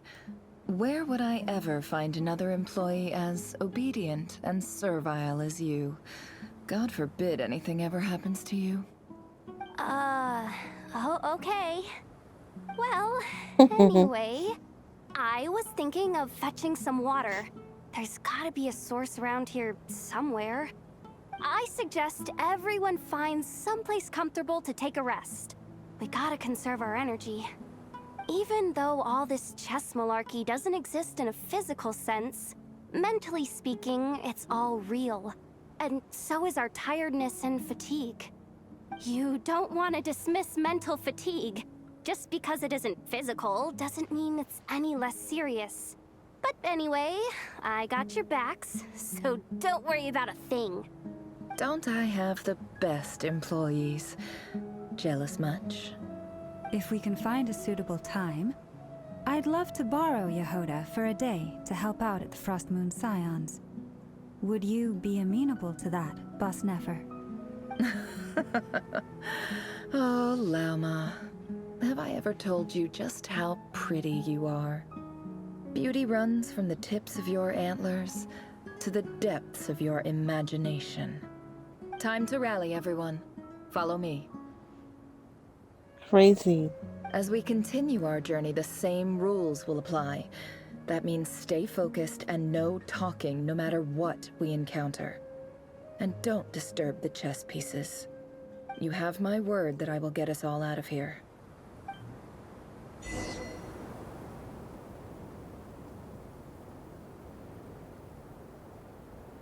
Dance of Death. Dance of Death, Serpent's Group.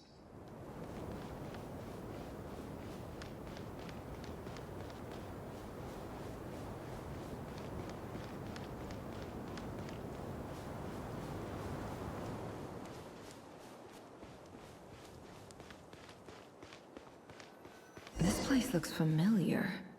That's not a good sign. There's someone up ahead. Oh.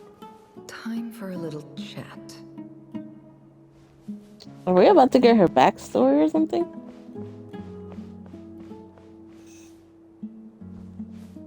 I wasn't expecting visitors at this hour. Wait, is that? Oh, it's him. There you are. Sinue's been looking for you all day. I think he has some news for you. Oh yeah? What were you doing just now, Uncle Retinue? Hiding away some more loose change? I know I saw some Mora. What do you mean loose change? Oh, come on, I'm too old for this. Just pretend you saw nothing.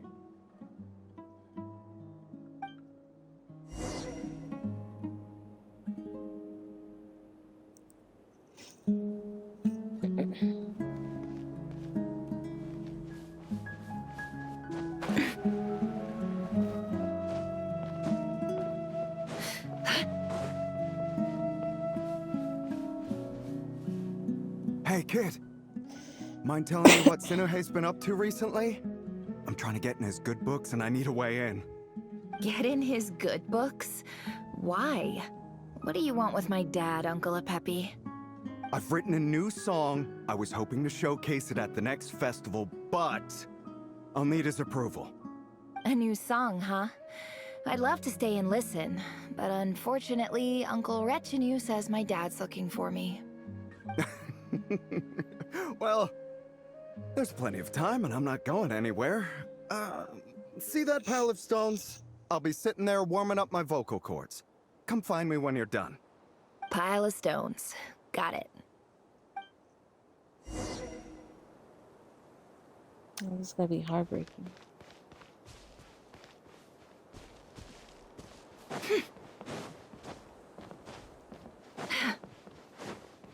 It would be cute if they showed her when she was a kid as well.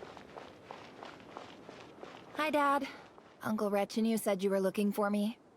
Ah, there's my little princess. If you'd gotten back just a little sooner, you could have shared the spoils of war with me. Spoils of war? Who were you fighting against, Dad?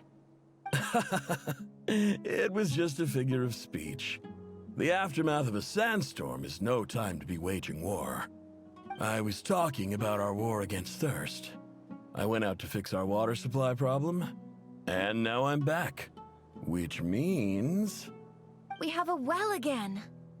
That's right. I found a new one and brought back as much water as I could carry. It should last us for a good while. If it wasn't for these blasted sandstorms, our wells wouldn't be caving in. You wouldn't be spending all your time out searching for new water sources. As the chief of our tribe, I'm supposed to be leading us out of hardship and poverty, onto better things. You know how prosperous our ancestors were. I've told you all the stories. And look at us now, squeezed into these hovels. No one would choose this, if it wasn't for the endless wars over the years. But things are looking up. I started working with some folks from the academia a few months back. They gave me some contacts in return for my assistance in the desert. So you're the academia's helper now? Special ambassador, they call it. Think of it as a partnership. It's nothing bad, okay? Not We've been that isolated academia. here in the desert for too long. Seeking opportunities elsewhere is the best thing for us, and the fastest way to progress. So, do you get anything good out of being a special ambassador? Of course. My luck's improving all the time. One day, I swear I'm gonna lead us out of this place. We'll find somewhere new. Somewhere better.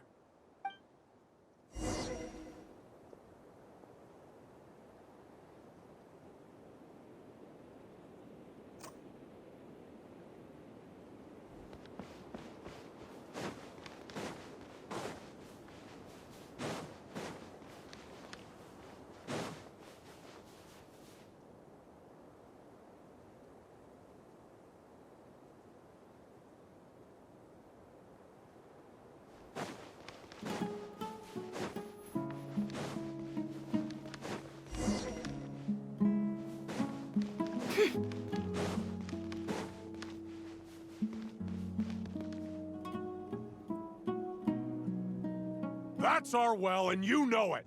You stole from us. Well, you've gone from chief to thief, and now you have to face the consequences. Did you really think you could take our water without permission and get away with it? You're either brave, Oh, shit. stupid, or both. And that special ambassador act? Yeah, nice try. We spoke to the academia. They said it was all news to them. You're a liar and a cheat!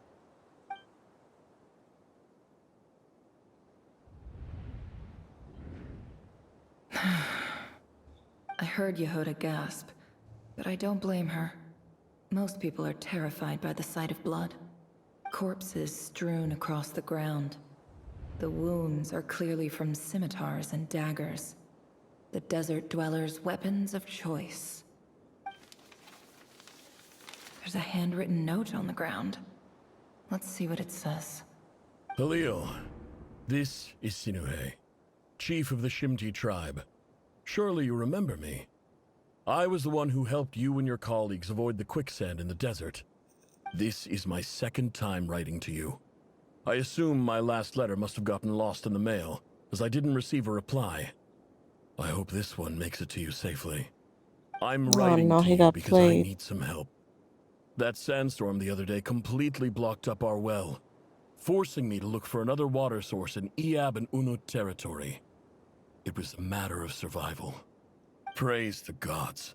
The well of the Iab tribe was intact. It was my last resort. I drew what water I could and left, but not without being spotted. I fear they will retaliate. You told me to write to you if I ever needed help. You said you'd be my ally in the academia. I urgently need you to formally recognize my title of Special Ambassador and send some of your people to assist me for a few days. It's the only way I can convince them that this was the academia's decision and prevent them from retaliating. This is an emergency. Please send help as soon as possible. Looks like this letter never got sent. The writer died a grisly death, and the letter was trampled into the ground. It's badly defaced. Some parts are barely legible. What a ridiculous lie the surviving Shimti tell. Their whole village was butchered over a sip of water.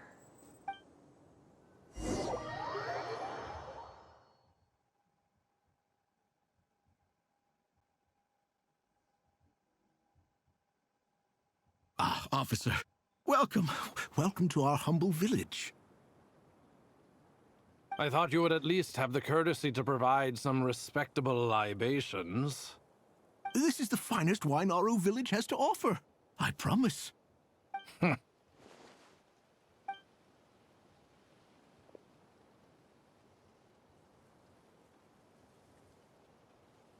The Academia has agreed to reserve a single space for a candidate from your village.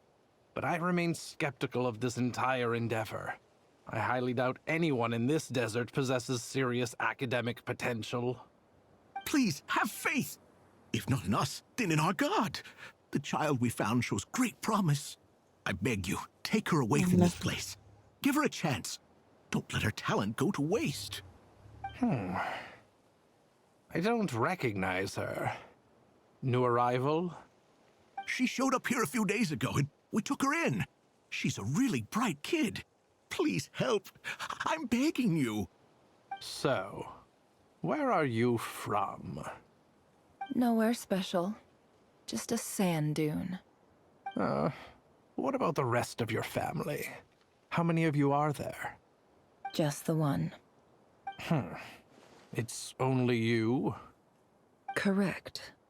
So, no brothers, no sisters, no mother or father? That's what the fuck I just said, brother. Sand, I call my brothers and my sisters. Apart from that, I have no family. All right. Get over here. Sign your name on the form.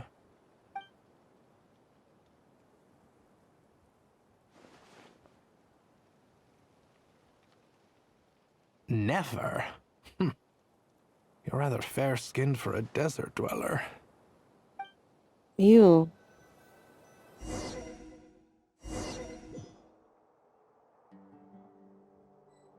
Just going through her story, oh my god.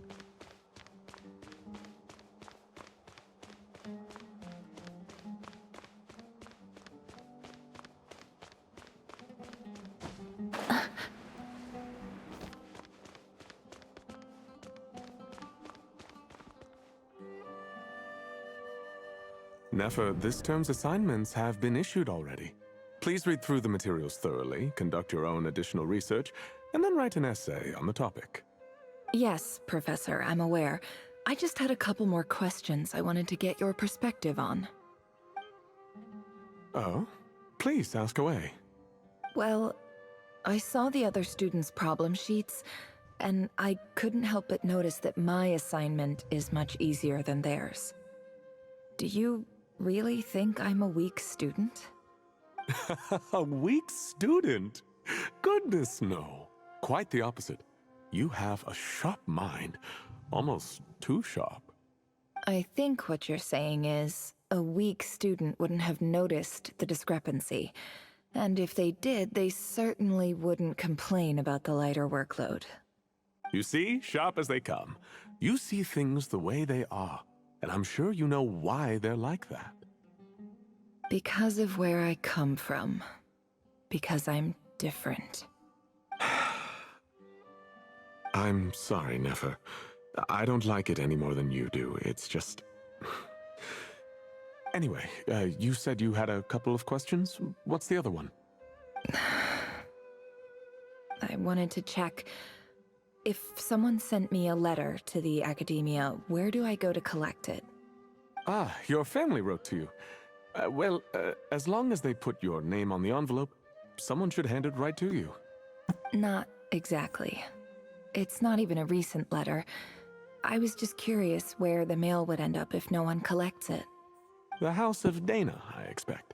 I know there's a box for unclaimed mail somewhere in there, probably sitting on a shelf.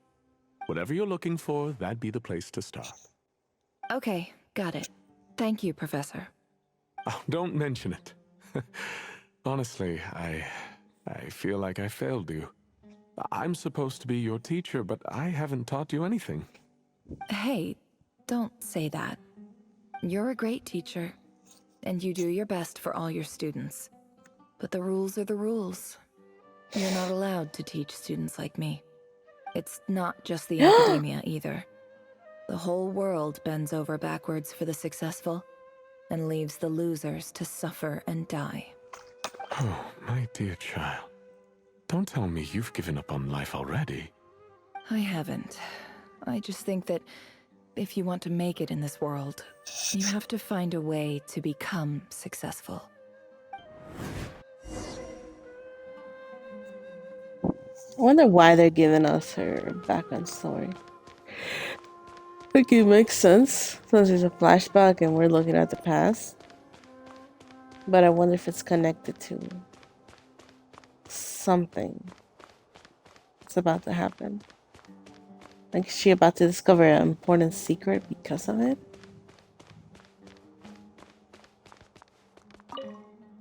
This must be it.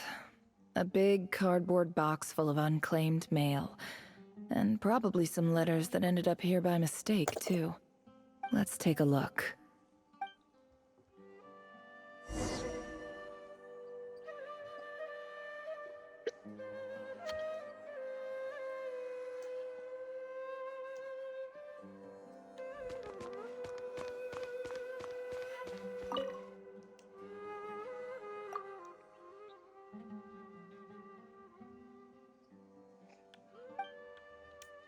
A dilapidation survey from Port Ormos. Looks like it's from a Corps of 30 representative. What a strange thought. A bunch of mercs losing sleep over rundown buildings. This one was never even opened. I guess the recipient didn't care what the Corps of 30 had to say about anything. Who was it addressed to? I don't recognize the name, but it must have been a Kasharawar professor.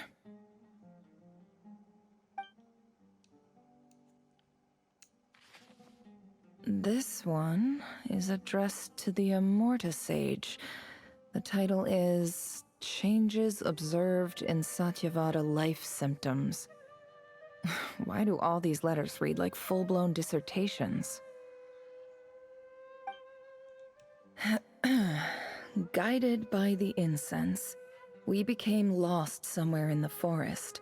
All the barriers between levels of consciousness disappeared as our minds soared around in circles, looking for a branch to seek refuge on. In clinical terms, these symptoms fit the description of incense poisoning. The Immorta Darshan strictly prohibits the use of hallucinogenic substances, but I believe there are still people getting away with it. For example, my neighbor who always breaks out into song and dance after using incense. This seems like something the academia would want to know about. Why wasn't it collected? Wait, what's this written on the back? It's so small. The note says, "The sender authored this letter while under the influence of mushrooms. I would send it back, but no return address was provided. Stamped by the Grand Conservator of the House of Dana."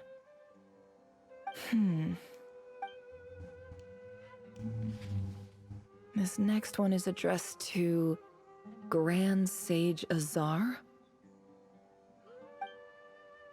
A few words of protest regarding recent changes in Sumeru's educational policy. In recent years, the academia has taken on a small number of students from the desert region, as per the policy to this effect. However, it appears to me that these students have not, in fact, been provided with educational opportunities that are, in any meaningful sense, equal to those enjoyed by their peers.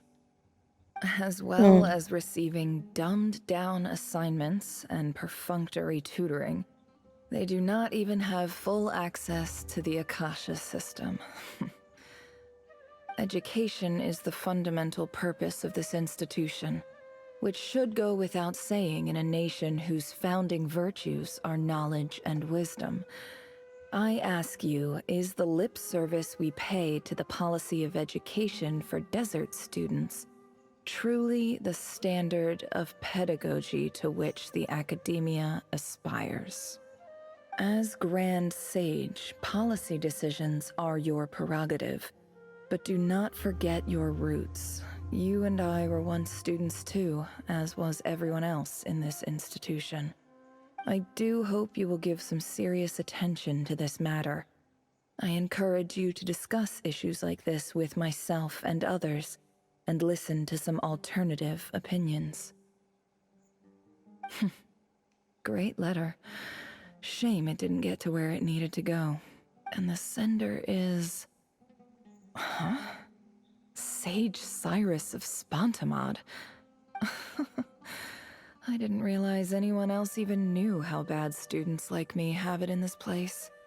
So this is where letters from the Sage of Spontamod end up? Nice one, Grand Sage. Really enlightened leadership. Whatever. This isn't what I came here for. Moving on. I'm not exactly holding out hope that a letter sent from the desert would even make it here. But if it did, where else would it end up if not in this box? I can't believe how much discarded mail there is. Must have been years since someone last went through it all. And this is just one box. The whole house of Dana is boxes on shelves. I don't believe for 1 second that any human being has sat down and read through all the documents in this place. Who has that much free time on their hands? Wait, could this be it? Expensive within the crude quality paper.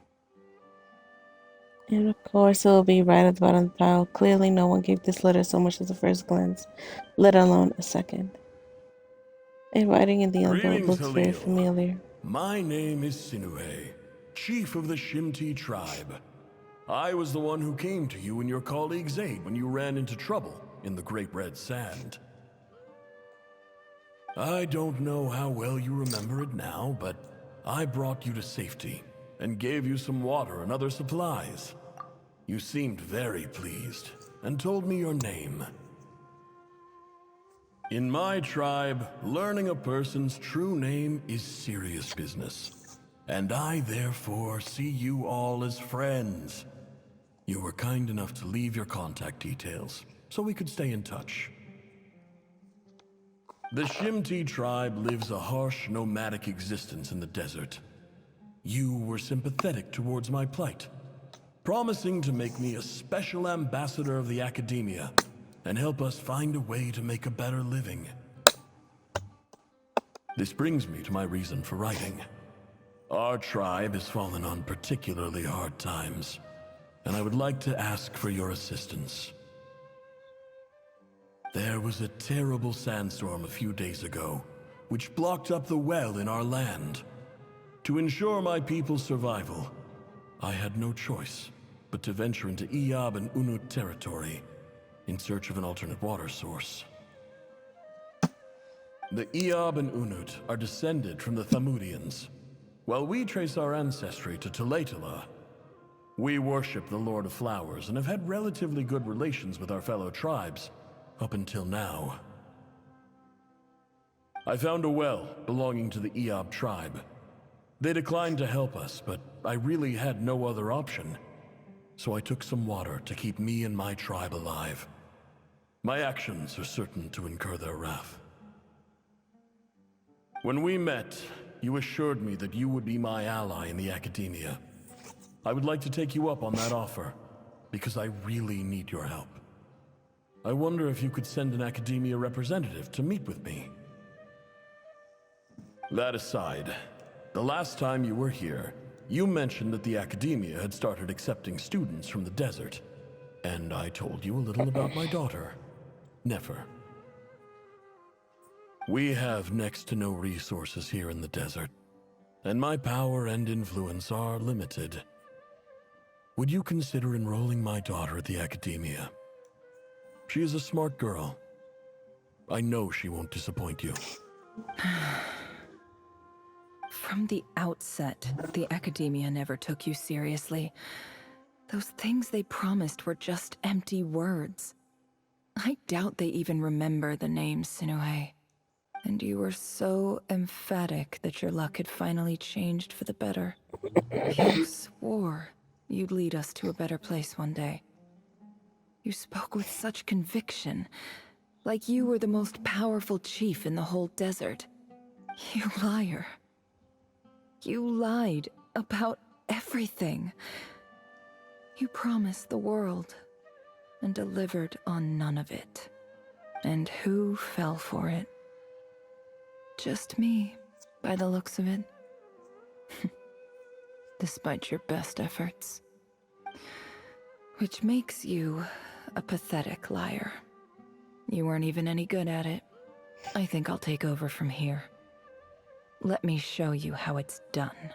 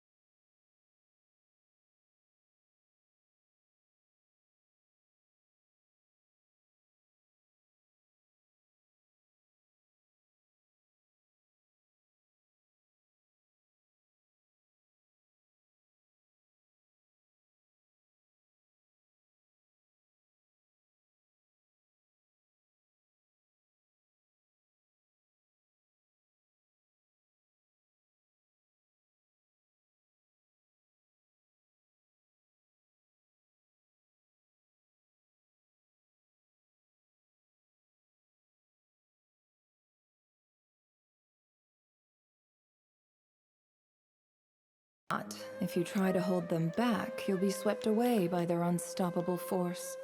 And if you try to ignore them entirely, you'll end up tearing yourself to pieces.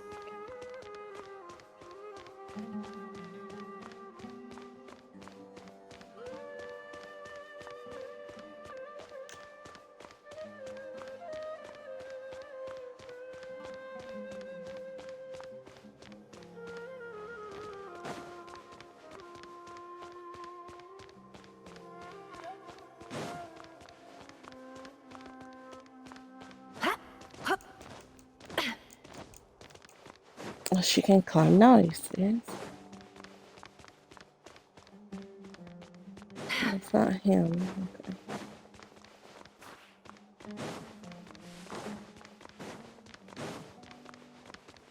Okay. That did not appear before. I just came to say goodbye. Thanks for everything you've done for me in my time here. Nefer? You packed your bags. Where are you going? I'm quitting. Something's come up in my hometown. Gonna head back and deal with it. Huh? But this was a hard-won opportunity for you. You know that better than I do. It was, but it doesn't matter. I have more important things to deal with and they can't wait. Oh, and I didn't want to overfill my bags, so I left some incense on your desk. What's wrong? I thought you liked incense. Although, I did read somewhere in the House of Dana that it has hallucinogenic effects. Don't use it all at once, alright? Isn't this the stuff you brought from your hometown? You're just letting me have it?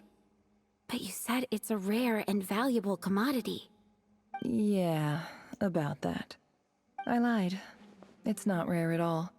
There's this bunch of ruins near my hometown that are practically overgrown with this plant. It's not worth much. Keep it, it's fine. But Nefer... Alright, that's all from me. You take care.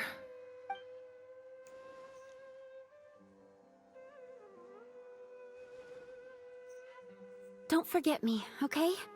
I mean, we're more than just classmates, right? We're friends. Yeah, I'll remember you. I lied again. That incense is worth a fortune, and it's a rare find even in those ruins. And as for remembering her, I have far too much to do when I get back. No time to reminisce. I'll be lucky if I even make it through this alive. But either way, I expect I'll forget you pretty quickly.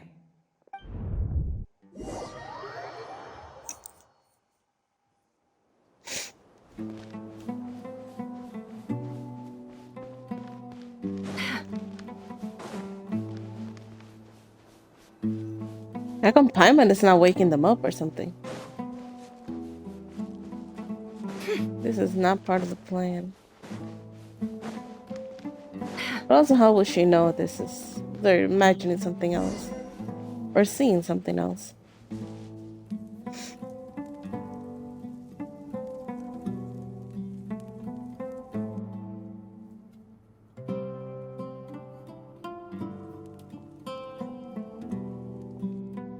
They're just letting her through.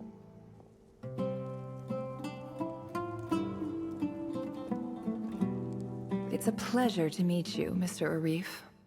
So, what does the Academia want? Since they've sent their special ambassador, I assume there's a big business deal to be made. If not, I'd be very disappointed. Please, sir, lower your blade. You're lucky I'm the one they sent.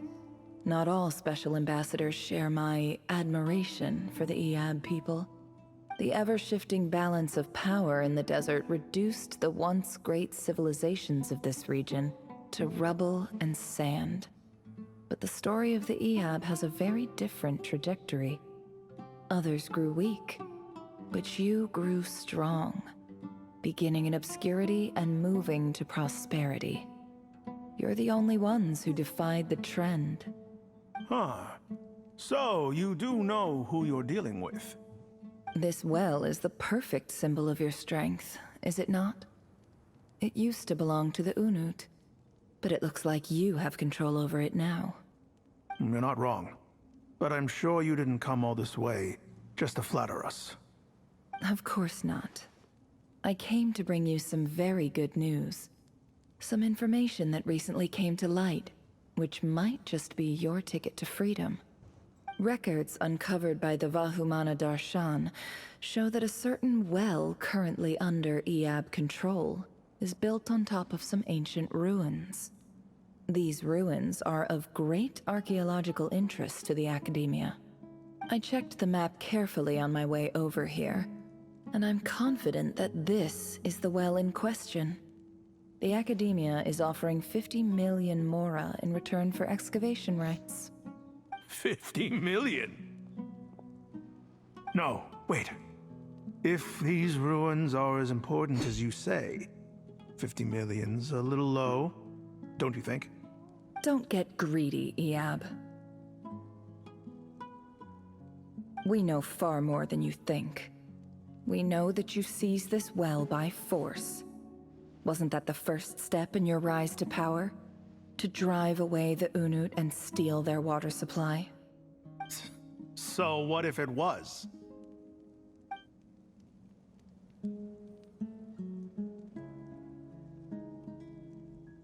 Don't worry. As unscrupulous as it was, it's something we're willing to overlook. The Academia is only interested in dealing with the de facto power holders in the region. I hope I am making myself clear. And I hope your words are the truth. If I find out the Academia is trying to play me, I'll hunt down every one of your people and make you watch as I cut their heads off one by one. Ha ha ha. I assure you, Chief, that would not be in your long-term interests. You don't want to make an enemy of the Academia. You see how I'm dressed, don't you? I appreciate that you've never been to the rainforest, but surely even you recognize an ambassador's attire when you see it. And what does a barbarian like you have to lose anyway? You really think the Sumeru Academia would bother to come all this way just to lie to you? We have more important things to worry about. All right, I take your point. The Academia is the highest authority in the land. I'm sure you're trustworthy people. In that case, we have a deal. We will sell you the excavation rights. I'd like to thank you, Ambassador. This is good news indeed. Excellent news. In fact, it calls for a celebration. Oh, he changes his Would tone. you do us the honor of staying a while and enjoying some Iab hospitality? Gladly. I am partial to wine myself, and I trust you are as well. So let's indulge in a few drinks together, in celebration of this momentous occasion.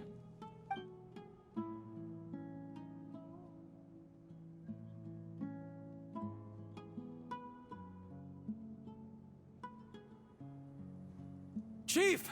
Chief, it's an emergency! It's the Unut. They've taken the well.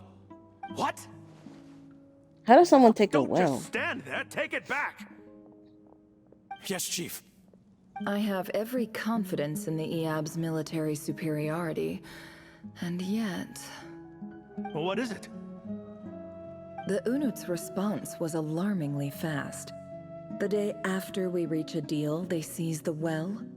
This can't be a coincidence. Perhaps there is a traitor in your midst. I don't think so. I am obliged to remind you, Chief, that the Academia will only deal with the de facto power holders. If you cannot regain control over the well, I'm afraid you won't see a single mora of that 50 million. No! Please, Ambassador, just give me some time. I swear the Unut will not get away with this. That well is ours, and so is the mora. Glad to hear it. I will wait here for an update. If there is a traitor, I will find them. In the meantime, make yourself at home. I'll report back as soon as I have an update. Much obliged. Wow. All it took was a few words and I've got him wrapped around my finger. What an amazing feeling. So, in summary, Ambassador, the Academia would rather negotiate with our tribe instead of the Eab, yes? The Eab are ruthless murderers who don't listen to reason. And now they have the gall to interfere in our research projects in the desert region. So let me ask you, Chief. If you were the Academia, what would you do? Kill them all, of course. Precisely. The Academia does not tolerate those who stand in our way. The Eab have held back our academic pursuits for too long, and our patience is wearing thin. At the same time, there is simply no way that the Academia can be seen to be intervening in desert affairs. I'm sure you understand where I'm coming from.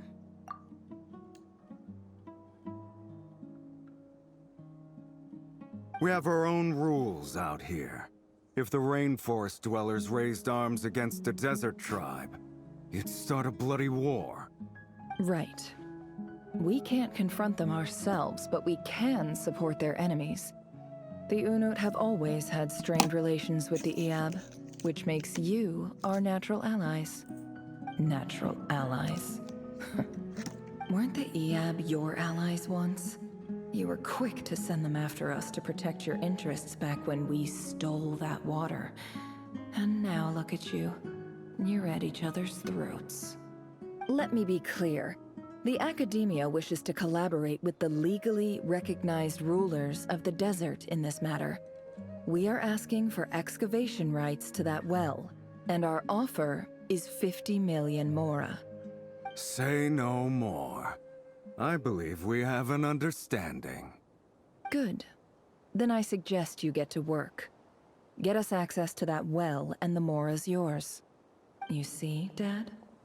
Lying is easy when you know how. People will believe anything.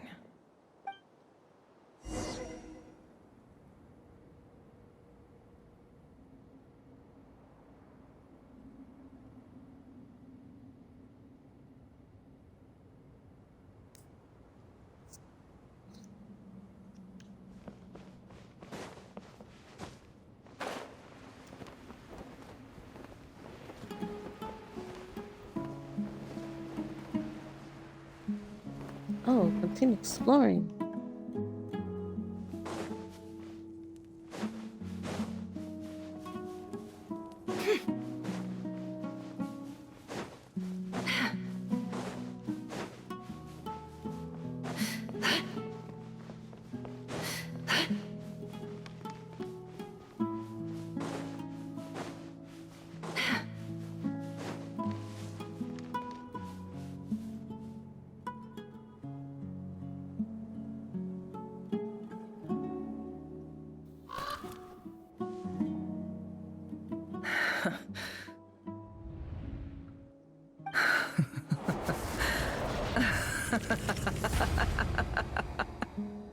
Look at yourselves.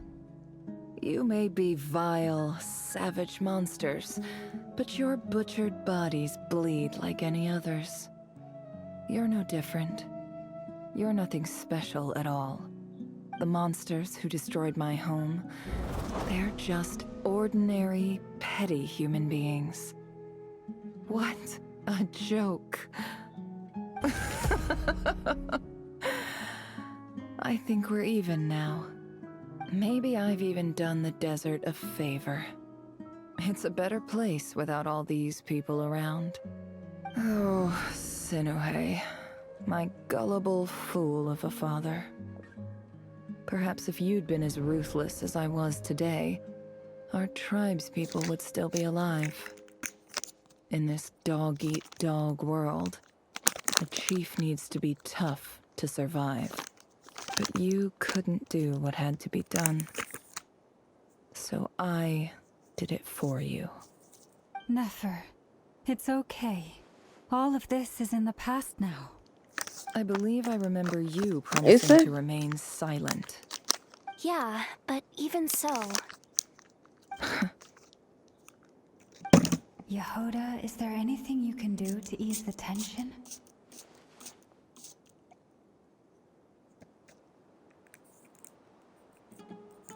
Alright, time for a sharp turn onto a completely different topic. So, anyway, that's enough of that. When are we getting out of this place? Feels like we've been walking forever. I'm getting pretty tired. Oh, Alma, you tired? Yes. If we can find somewhere to sit down, I could certainly do with a rest. It's not far now. There should be a temple just up ahead.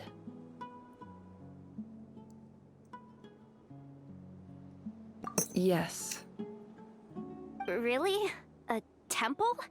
That's where this story ends? I guess that's how things go in the desert.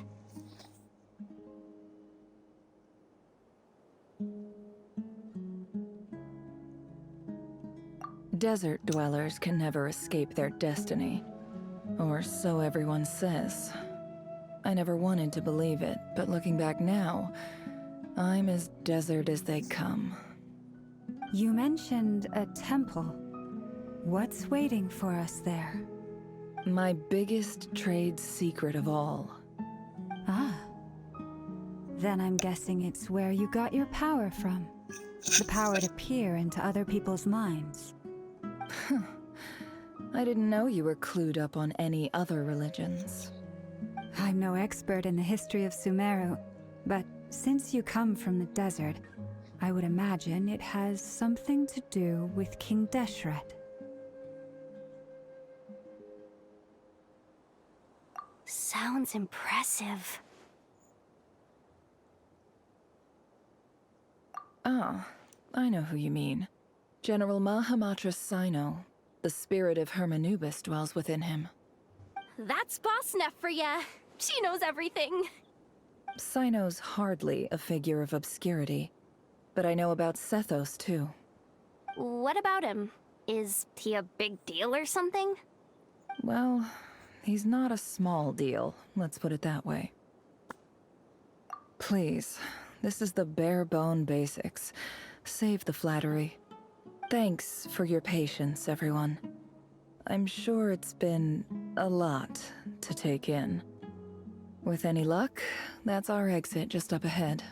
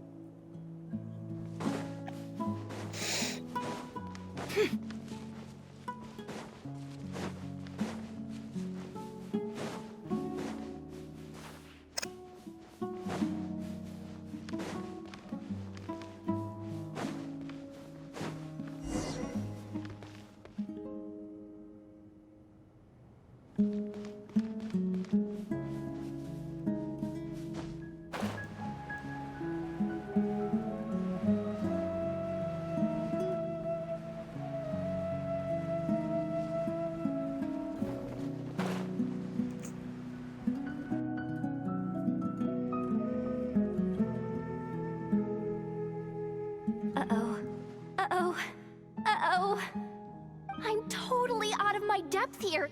I don't have anything to add about any of this stuff. Like, look at that statue, for instance. I want to do the whole name-dropping, this girl knows her stuff thing too, but I've never seen anything like it before. A statue with the head of a bird.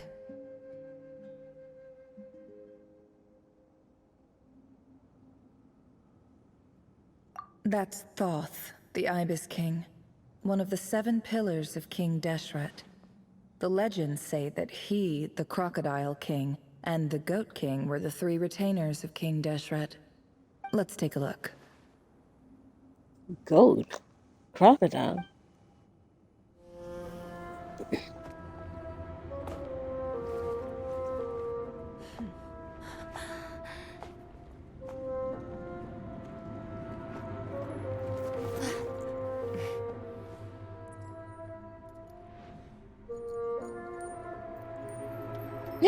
The cat.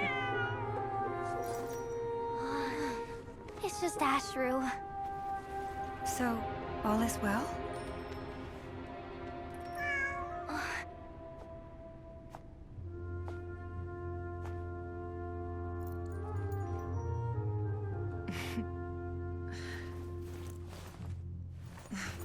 Oh, she's Typically wearing the speaking, thing on. At this point, the world disintegrates.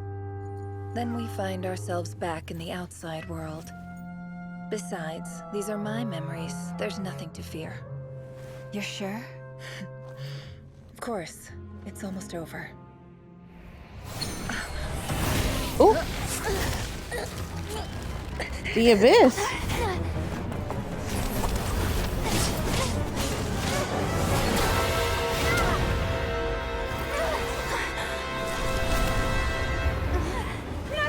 Hold on!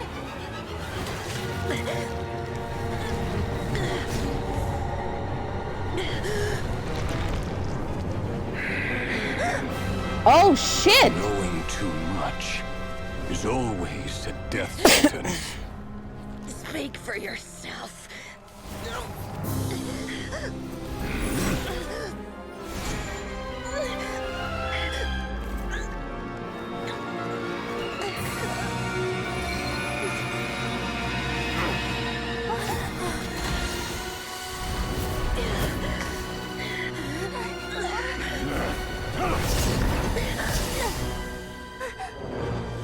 Paimon gonna wake them up? Cliff, come on now. How repulsive. Yes!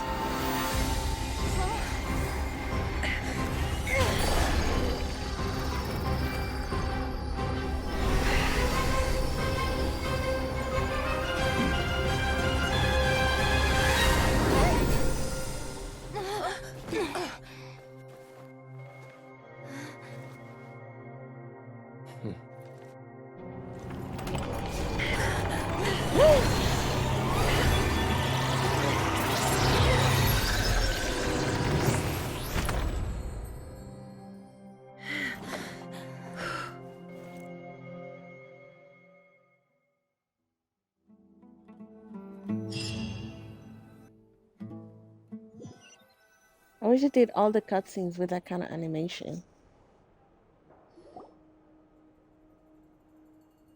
Timed that pretty well, didn't I?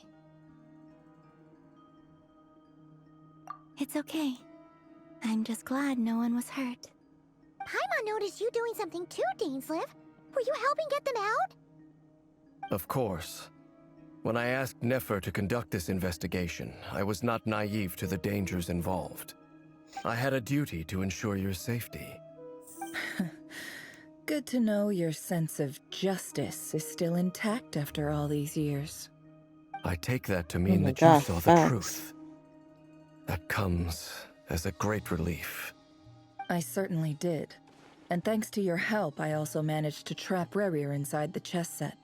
Whoa, really? How'd you manage that? Well, to be honest, I sensed that something was wrong long before we made it to the temple. By using this fragment to probe into Rerir's past, well, the monster formerly known as Rerir, it seems I alerted him. I was tracking him, then he caught on and started tracking me too. Can't say I'm surprised. But how did he track you through your thoughts alone? That shouldn't be possible. Rerir was a secret agent who reported directly to the Vinster King. He is an expert at finding a trail and hunting down his pursuers. No wonder. He infiltrated the chess set, read my thoughts, and built a new virtual chess set inside of it. That's why we weren't able to leave at first. Speaking of your chess set, it's quite a remarkable item. Would I be right in thinking you have some connection to King Deshret? You overestimate me. I only have a connection with one of his underlings, the Ibis King. You all saw how this came to be. A long time ago, the Eab massacred my tribe, the Shimti, in our home village. A few years later, I enrolled in the academia, where some new information came to light. The Unut and the Eab fought a bitter battle over the rights to a well, all for the sake of a non-existent 50 million mora. The Eab ultimately won that confrontation, but their victory came at the cost of almost every warrior in the tribe. The final blow to the Eab came at the victory feast, when an Unut assassin beheaded their chief right before my eyes. The remaining Eab fled and have been scattered to the winds ever since. Having gotten my revenge, I returned to my hometown, where to my surprise, the nearby temple was still standing.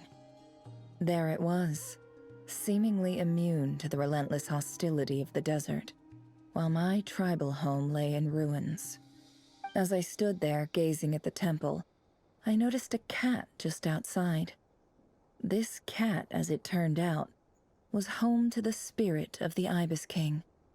He led me to a gate deep inside the temple, and there he made a deal with me.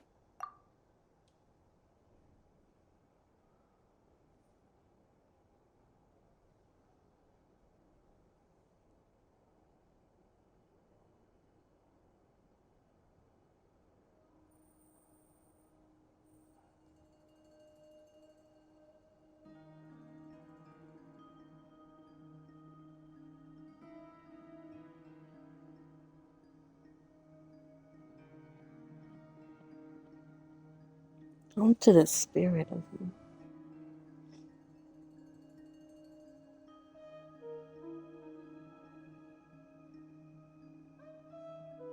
This chess set is my gift from the Ibis King. The chessboard within is made to the same specifications as the one in the mausoleum of King Deshret, and represents his power of piercing analysis. With this chessboard in its container, I gained a certain ability to perceive hidden secrets. Now, you could conclude that the Ibis King simply wanted to give the people of this world the power to seek the truth, but I don't believe that's the full story. Every god plays favorites. Their hearts are as fickle as any humans, full of secrets, perversions, egotistical tendencies. But precious few gods are willing to admit this. It is the same with all powerful forces, including fate itself. Their gaze falls preferentially upon a select few. As you rightly point out, this is an act of favoritism. If you're alluding to the Abyss, then yes, I agree. Gather the others. It's time to share everything I've learned.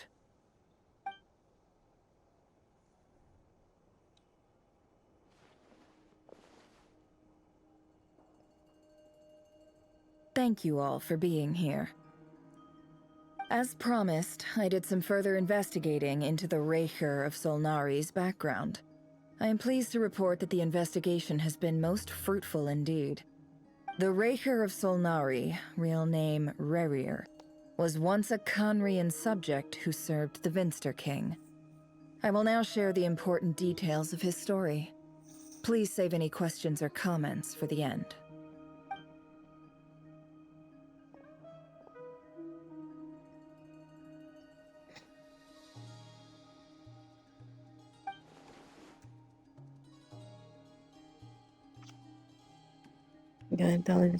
Descendant of the Chrysamun dynasty, Owen take down his beloved. Who was secretly of Chrysamun heritage. He then got dragged into the court politics. What spoke to him at his fate was like a reflection of the moon. The wind blew. Though he could disturb the waters and gain some temporary relief, he was powerless to ease it entirely.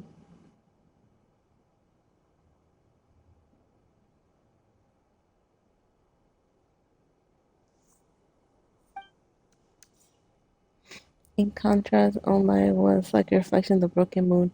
Once the stormy winds of fate blew across the water surface, it was utterly destroyed.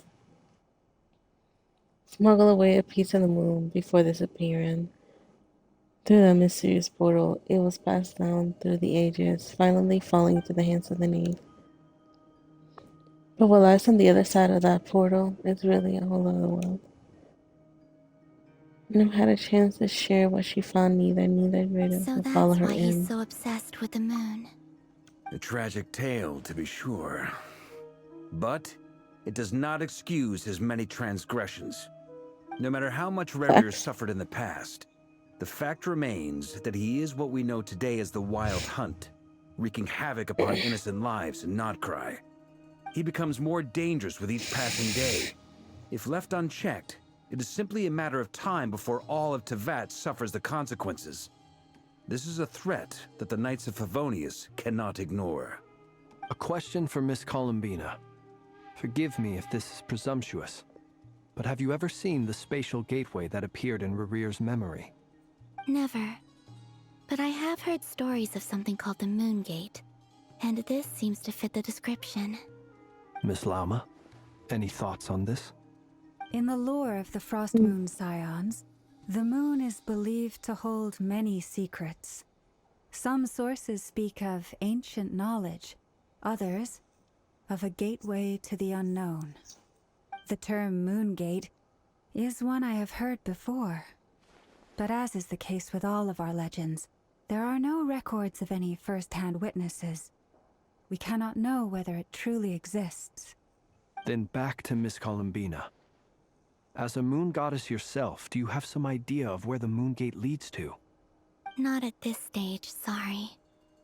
I do hold the power of the Frost Moon, and my strength is recovering well. I can sense that the gate would open at my command, but... But there's more to the power of the Frost Moon than that? Yes.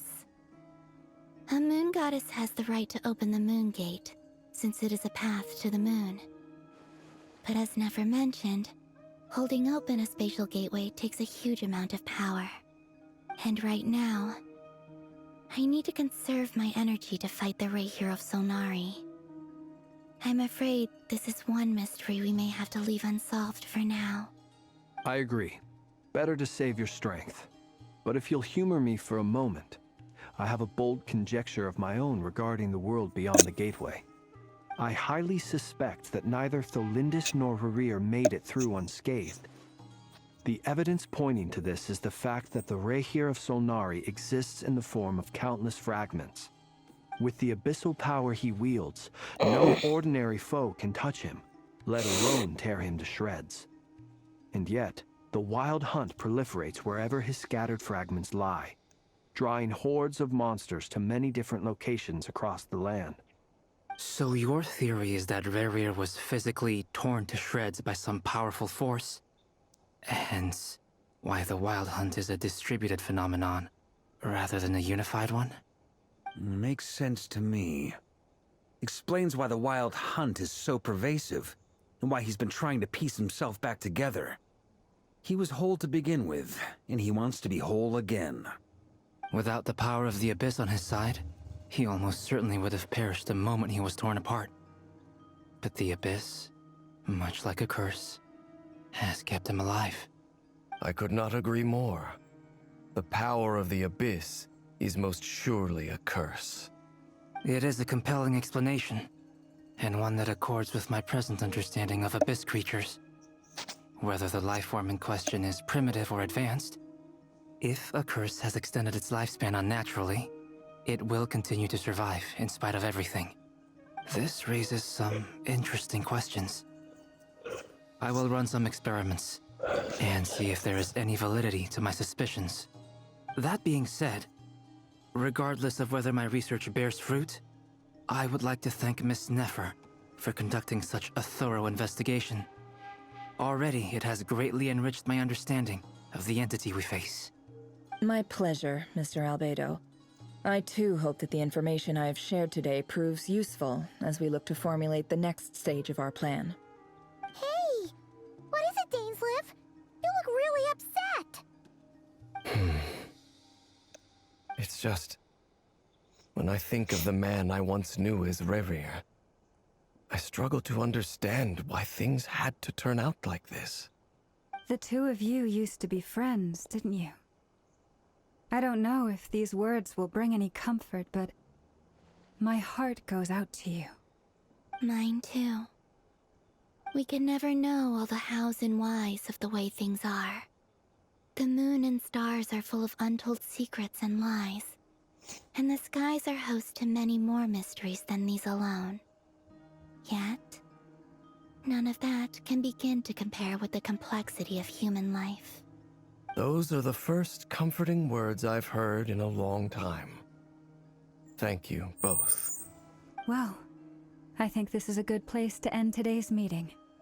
I'm sure Nefer needs some time to recover. She's been through an awful lot today. That's very thoughtful of you, Lama. Of course. Sounds good to me. Take some time to rest and digest before we reconvene to nail down a plan.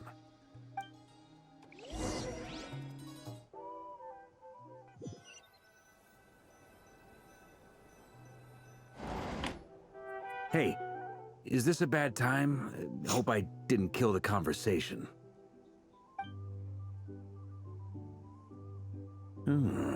Nice room. Oh, I'm not coming in, though. Why not? It's just a hotel room. If it's all the same, I'll just stay out here. I might not look the part, but I'm technically a knight. Barging into people's private quarters isn't the kind of thing we do.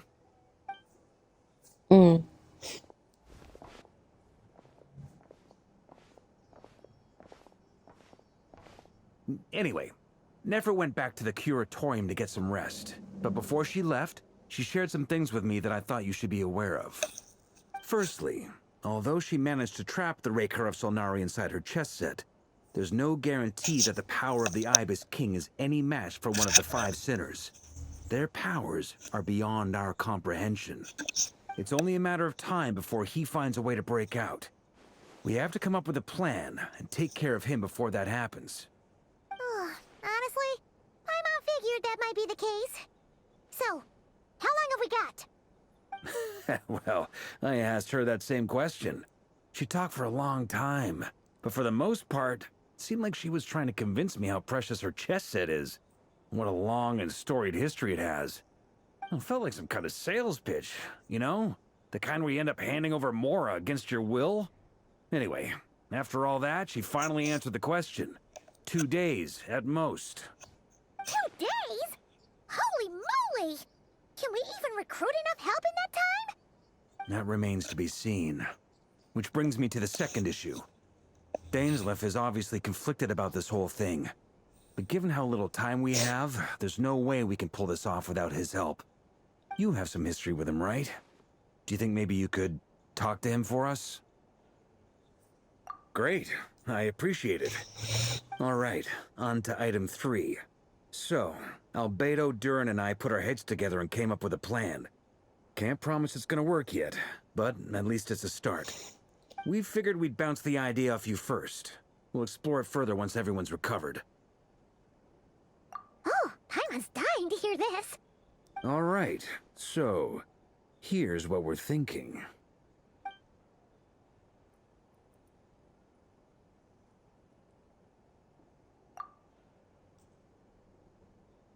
Struggling but nothing can face the greatest travel and the truest travel guide into that. It'll take you long to We get felt a behind little it. uneasy about roping you into this. I mean, firstly, you're not locals, and secondly, none of us are your boss. Roping us in? Why would you even say that? Oh, shit. We know the stakes here. It's all of us against the Rayher of Solnari, or none of us stand a chance. We felt a little uneasy about roping you into this. I mean, firstly, you're not locals, and secondly, none of us are your boss. You're well within your rights to refuse if you so choose. I choose my words very intentionally, I'll have you know. I like to think there's an art to striking a down-to-earth tone even when the stakes are through the roof. Sir Varka, I have a few thoughts about this plan. I'm all ears. I think we can be more flexible with how the roles are allocated. In my view, the most sensible lineup would be like this.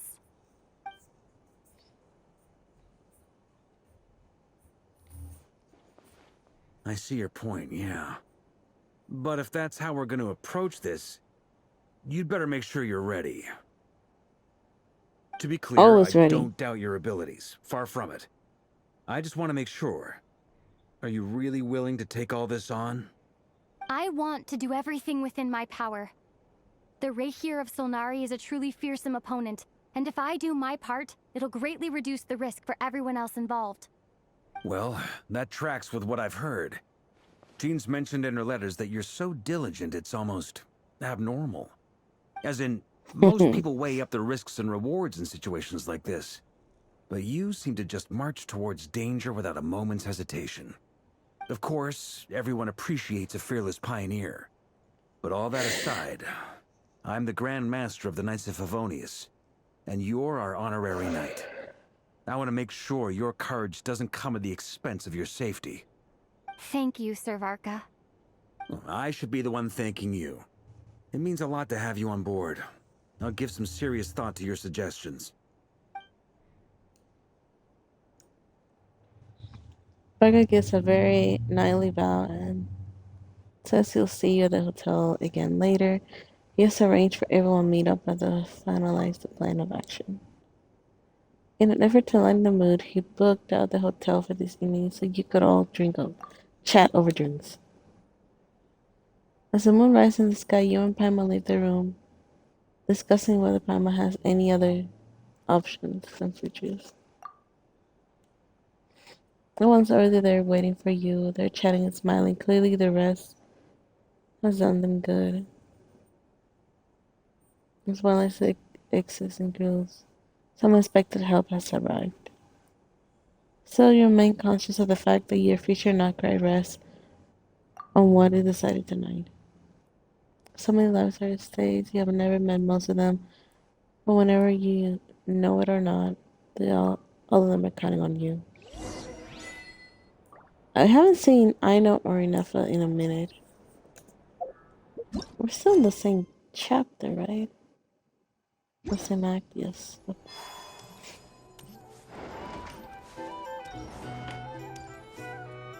Okay, I see them. This is a thorough plan, but I do have one last question before we take action. How can we be sure that our enemy won't leave the designated area? Great question. Albedo's been hard at work analyzing Rerir and the Wild Hunt's behavioral patterns. His conclusions are as follows.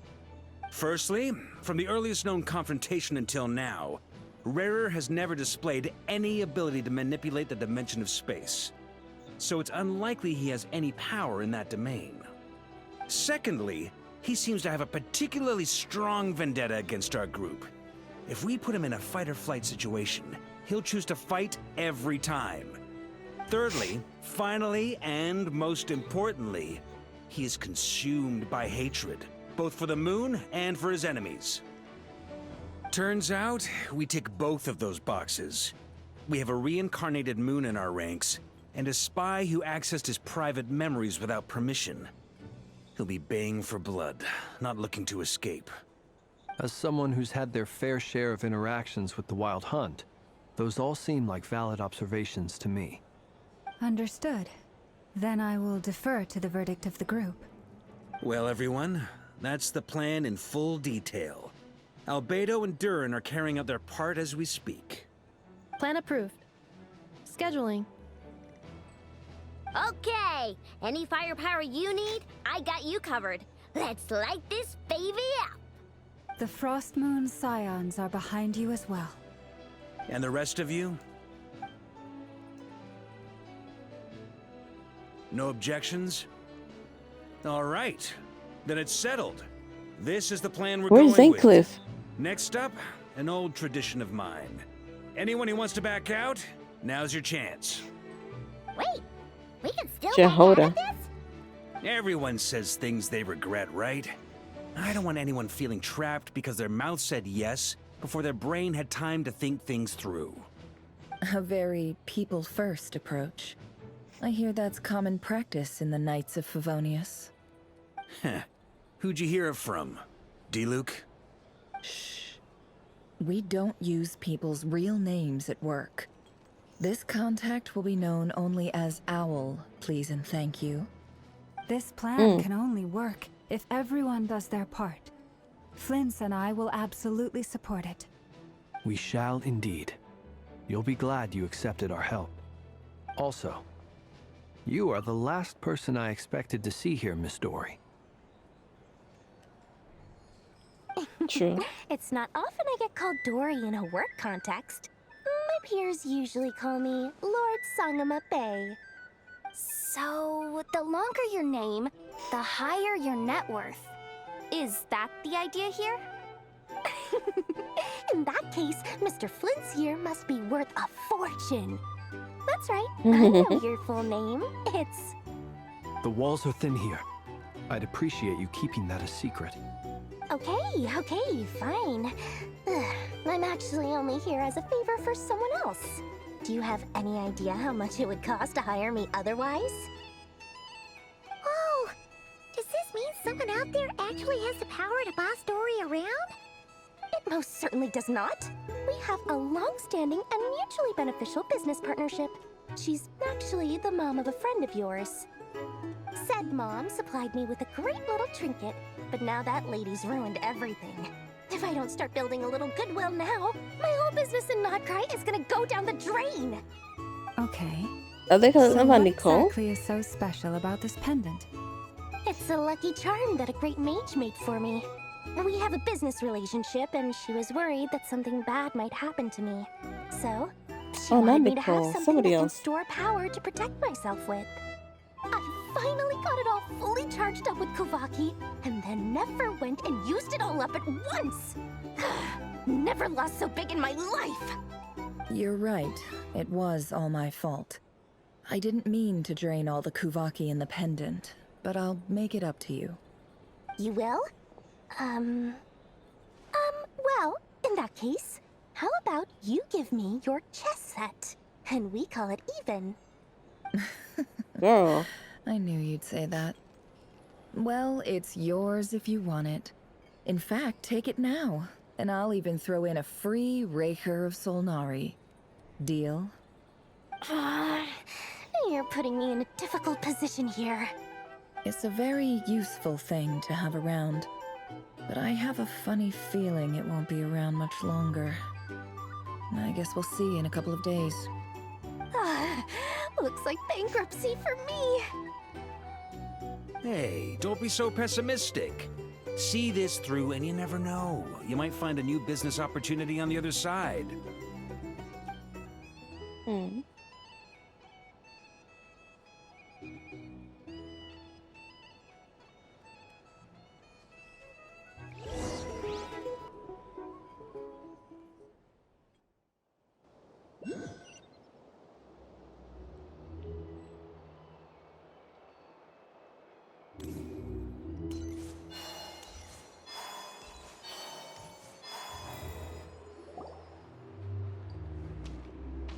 Dory, how are things going?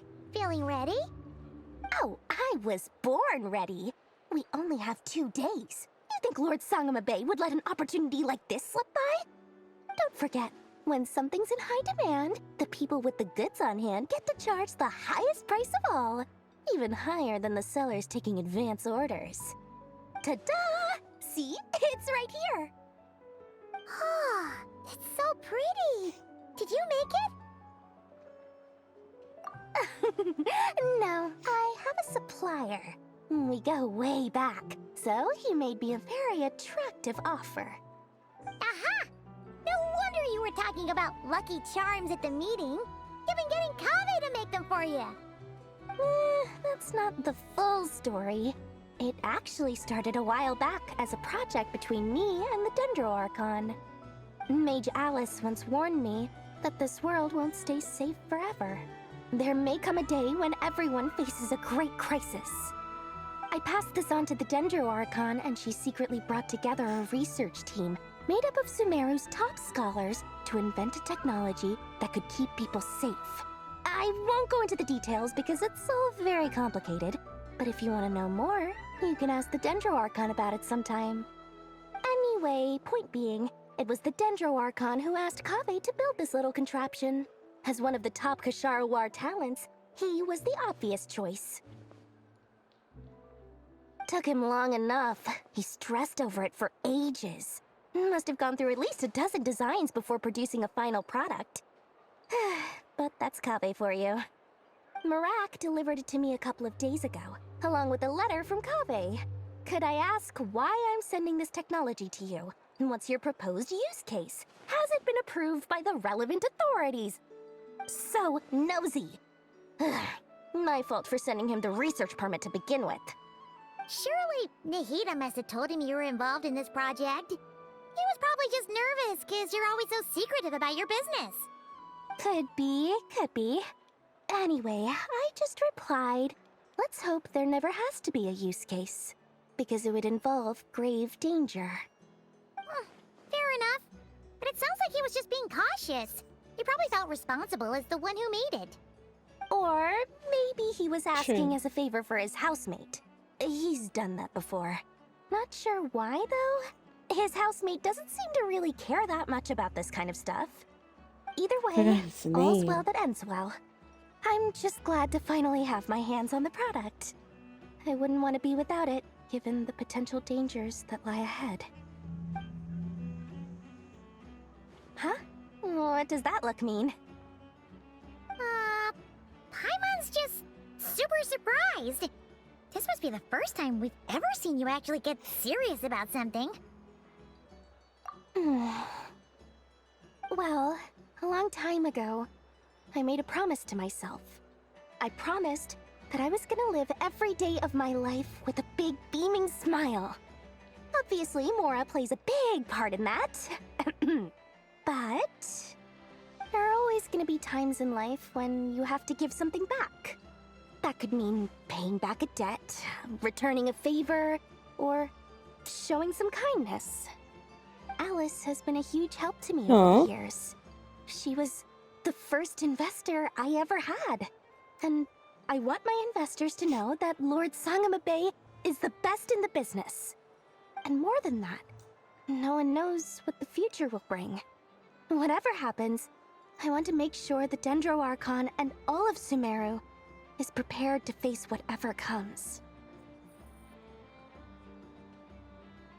Oh, that? I was just making sure Nefer and I are square. Don't be thinking it was some sort of benevolent act. I'm no saint, so don't treat me like something I'm not. My priority is doing the business that I want to do, so long as my conscience lets me, but it usually does. That's the Lord Sangama Bay business model. All right, if you say so. I do say so, and that's the whole point. I'm a businesswoman. Don't go trying to figure out what kind of person I am. You'll exhaust yourself. Much easier for everyone involved if you just take my word for it. Oh, and could you two help me get this stuff where it needs to be? Thanks so much. You're my favorite assistants.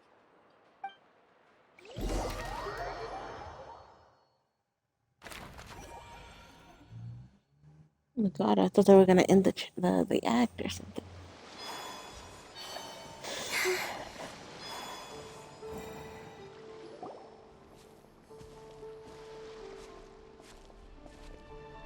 Traveler, Paimon, it's good to see you. Everything going smoothly over here? Sort of. As you're probably aware, Varka, Durin, and I captured some abyssal creatures from the Wild Hunt. Per the plan, we dissected and analyzed some samples of these creatures. The process went very smoothly. The findings, however, come with some troubling implications. What? You can actually dissect the Wild Hunt? That depends on your definition of Wild Hunt and dissection. Harmless, lifeless. These words are accurate descriptions. The Wild Hunt is an interesting phenomenon. In and of itself, it doesn't seem to possess anything akin to a human personality. But taken as a collective, the medium through which the Wild Hunt is summoned does appear to have a soul. Master griped a lot about the wise Horoptotire, and seemed somewhat fascinated with the Faustsert Elegy. But she barely mentioned Rerir at all. I don't think that was because of his lower social standing, though. Anyway, it's a pity. I should like to hear her thoughts on the nature of the lifeform he has become today. It's a strange mix. The furious energy of an abyssal being channeled through a fractured physical existence. A consequence of being torn apart by an unknown power. Perhaps the only explanation for his survival in this state is that he sacrificed a degree of individuality in exchange for a continued existence. Oh, sorry. Once I get talking about interesting research, I have a tendency to go on indefinitely. Back to our research findings. Essentially, they confirm my hypothesis. Rerir's corpse is completely contaminated by the Abyss, and the effects are irreversible. You could think of this as Rerir in mutated form. But in my view, even that would be inaccurate. In reality, his whole being has been consumed by the Abyss. In other words, he is now nothing more than a manifestation of abyssal power. Unfortunately, at present, we have no means of completely eradicating abyssal power. Hence, we cannot fundamentally destroy the Rayhir of Solnari either. Oh, that's terrible news. So, that's it? We can't defeat him? Not even if we get the power of the Three Moons? Miss Columbina's situation is a difficult one. She can never achieve wholeness when the world does not accept her presence. It's as if her creator banished her to a place she can never be accepted. It means she spends most of her energy just on her own survival. Given the circumstances, it's only natural to despair. But we must see this plan through to the end. Time to kick off the backup plan. Oh, Paimon almost forgot! This is for you. Dory asked us to bring it. Ah, how wonderful. Well, thank you for making the trip. Durin and I will be heading off shortly. I'm sorry I won't be there to protect you in person this time. Please be careful. All right then. Stay safe.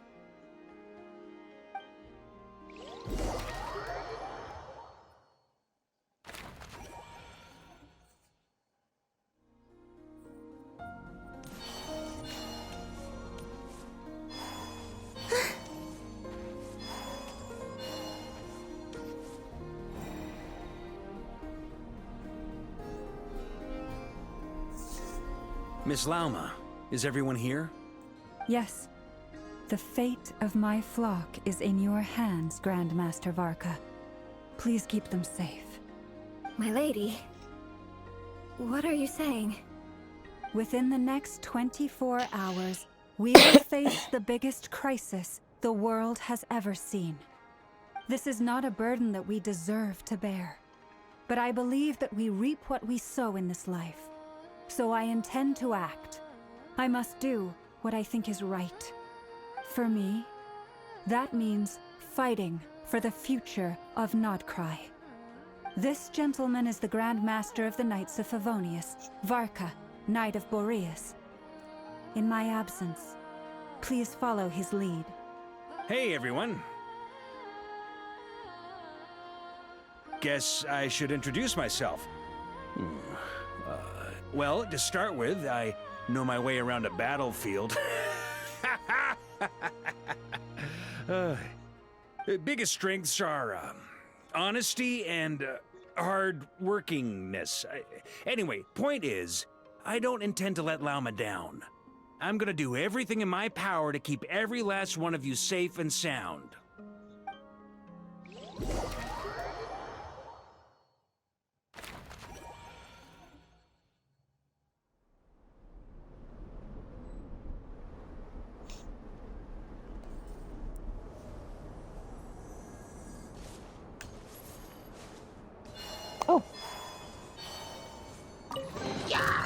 You keep them.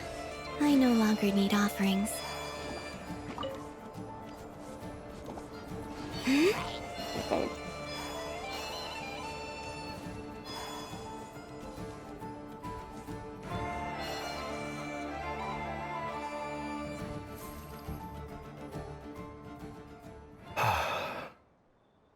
Something on your mind?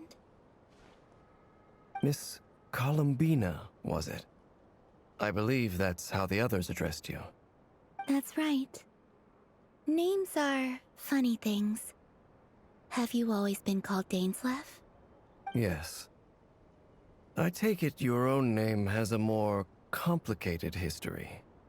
I have a crazy hearing different them talk. relationship with names than other people. To be honest, I'm not even sure that Columbina is my name. At least, not in the same way that Dainsleif is yours. But it's what everyone calls me, and I go along with it. A lot of my life has been that way. I get so used to things that I forget to question why they are so.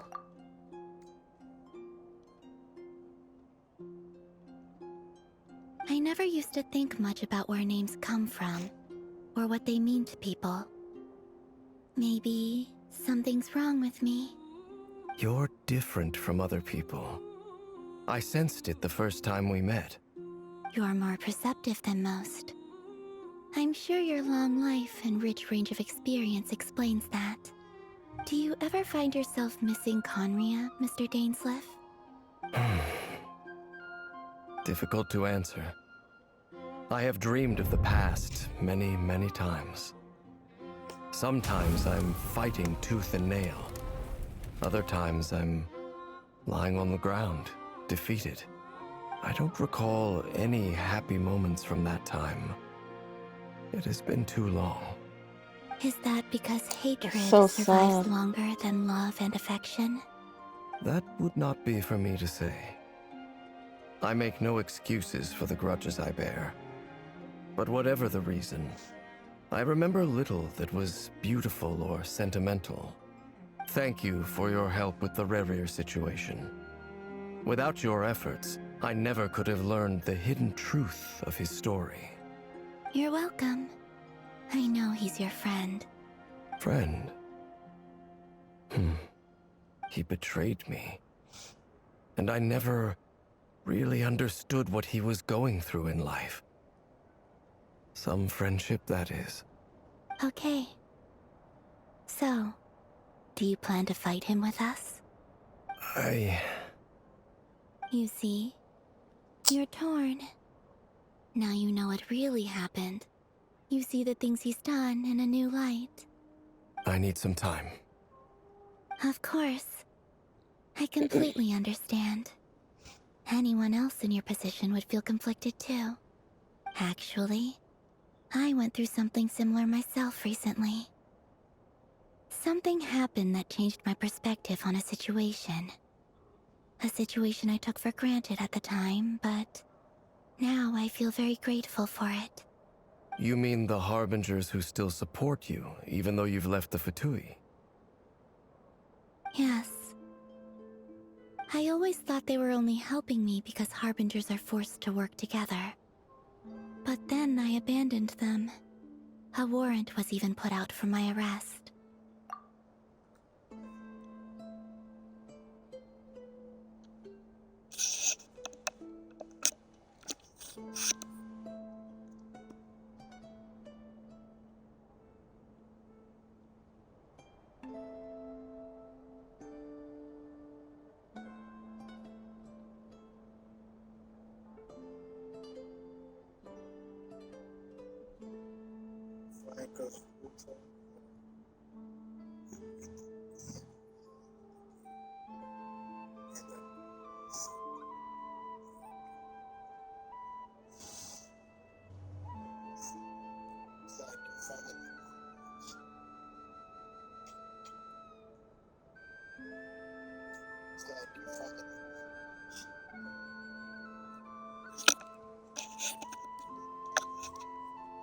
Yet even now, they support me, which means I was wrong about them all along.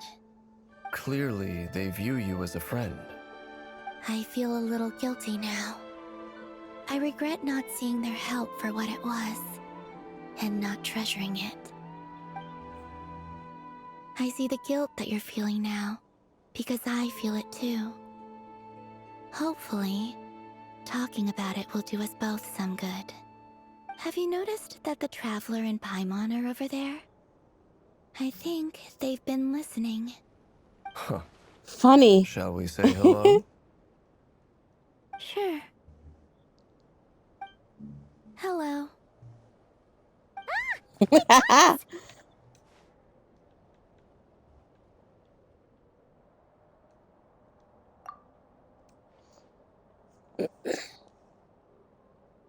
apologize for making you worry. No doubt you wish to know where I stand on the plan to take down the Raker of Solnari. I'm afraid I need a little time, but I will seriously consider joining you. You will? Why wouldn't you though? Thank you so much! Everyone will be so grateful to hear that! They needn't be. This was something that I was going to have to face up to eventually. That doesn't matter to them. They're grateful to you regardless. You can't control their gratitude, so just accept it. And then, have a think about whether you're willing to join us.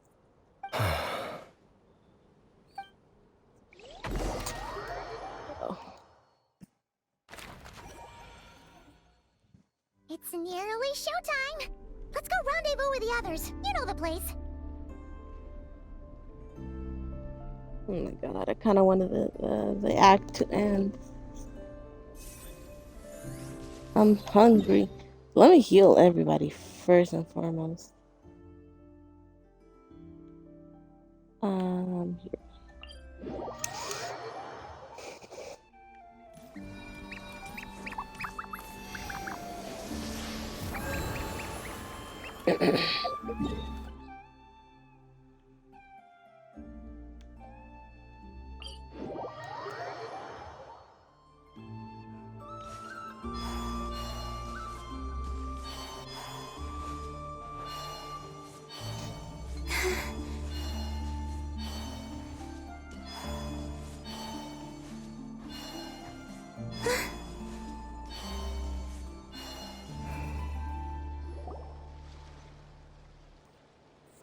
Ah, you're earlier than I expected. Hey, Flint's! Been waiting here long? Not too long. I came a little early so I'd have some time to think. Are you nervous about the battle? Quite the opposite. I'm reminiscing on my past battles. When I was awakened by the Ratniki, I had not touched a weapon in many years. I felt like the battlefield was not where I belonged. But after waging war against the Wild Hunt for so long, I came to realize something. A life of absolute peace is simply not a possibility for me. My restless flame indicates that somewhere inside of me, there is a deep yearning to root out the evil in this world. Oh, that doesn't sound like such a bad thing.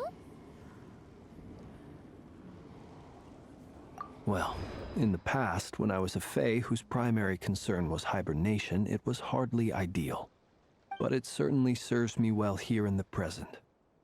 And I am delighted to be able to join forces with you in this endeavor. Looks like I'm not the first to arrive. Ah, Miss Lauma. Did you sleep okay last night? I struggled to settle down at first, because of the nerves. But don't worry. I got enough sleep in the end. I'll be just fine. Please, I'm just doing my part. Never! Over here! Aino asked me to relay a message. She said Anefa will be on high alert and keep a close watch over all secondary districts where defense is required, providing support as necessary. Meanwhile, Aino herself will provide range support to us directly, using her latest invention. Excellent. My thanks to all involved. The chestnut's Oh my looking God. a little unstable. It won't hold him much longer. We should be prepared to engage at a moment's notice. No sense sitting around waiting. Let's make the first move while we still have the option. I agree. He's gonna be Paimon, so find a angry. safe hiding place. Got it! Be careful, Traveler! I will.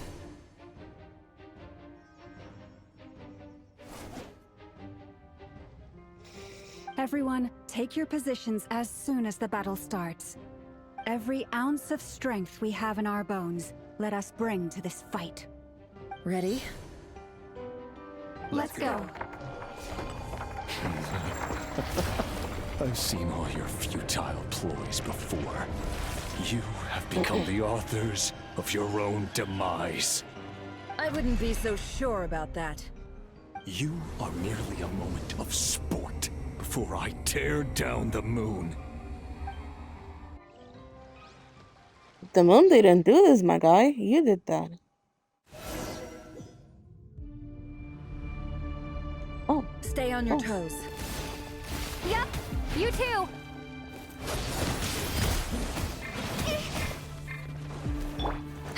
Let me switch people. Forest, protect us. The moonlight betrays you. Let me help you guys. Eat this!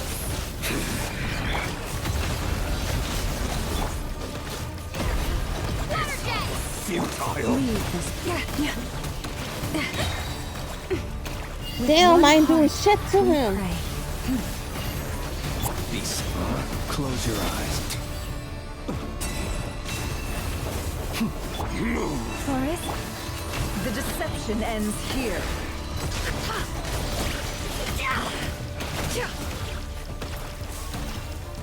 The No more moonlight lies. betrays Can't hide the you. truth.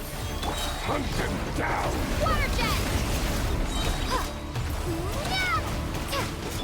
The mystery unravels. For the everlasting forest. Leave The this moonlight Be silent. betrays you.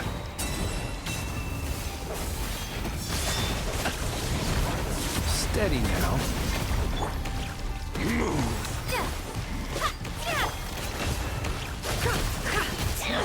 Oh, all good to have. You poor lost lamb. Betrays you. Be silent. Close your eyes.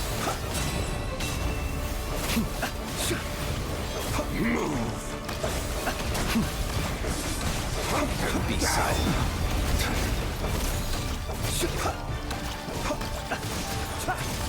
The moonlight betrays you. No more lies. The deception ends here. It began with the moon, and so shall it end. The moon will protect you. Where the fuck did she go, brother? Oh. The moonlight betrays you.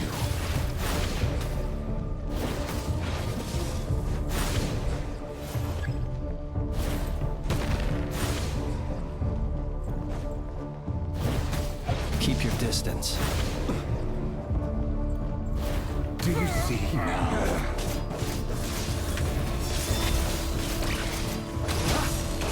From here, when will it be as you foretold? The moonlight betrays you.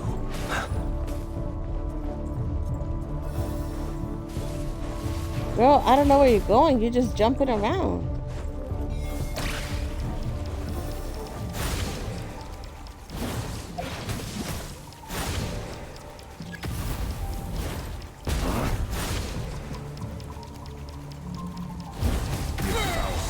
Not welcome here. Bombs away! It all adds up. Seek within. Can't hide the truth. Close your eyes. By the frostman of old. Forest, protect us. Futile. No more lies. It all adds up. Night falls. Be silent. The moonlight. You poor lost lamb. Pathetic hunt them Stay your down. hand. No more lies. The deception ends here. Futile It all hunt adds them up. down. Oh my god, what the fuck am I doing? Forest, protect us. For the everlasting forest. Hunt them down.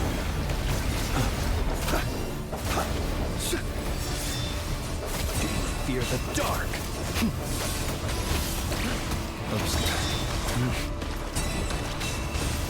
Are you quite finished? Futile.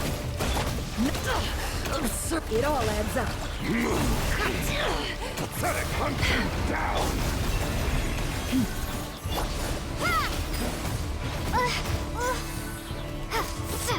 The moonlight No more lies. The mystery unravels.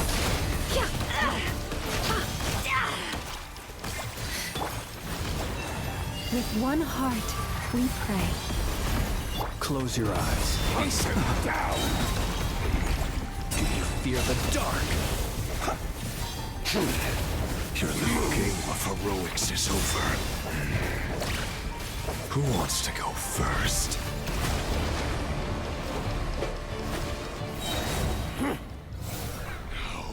Get the fuck out of here. Out of my sight! No! Death is We've been within my separated. grasp. You okay? Indeed, so. Never! Where are the others? Stuck outside the barrier. I guess he really doesn't like us. I told you before. Knowing too much is always a death sentence. Be careful what you wish for.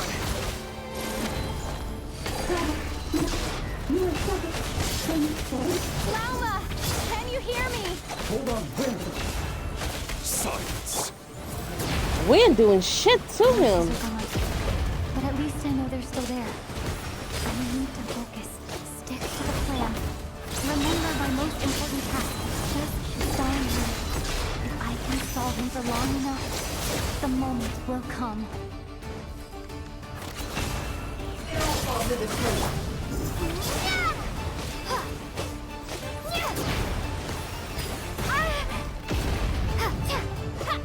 Can't hide the truth. It all adds up. The mystery unravels. Can't hide the truth. Bombs away! Ha!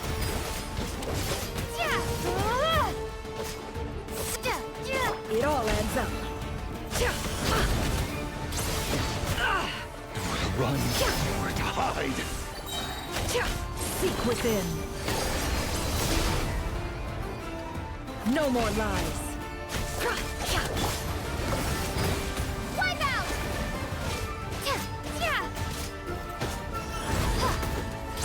Where the fuck is that little ball going of water? Can't hide the Come here and truth. attack him, It all brother. adds up.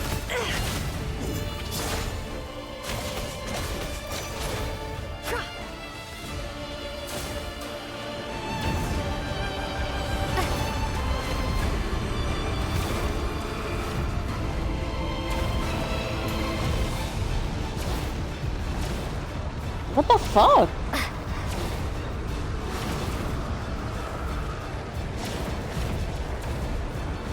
Why's my camera doing that?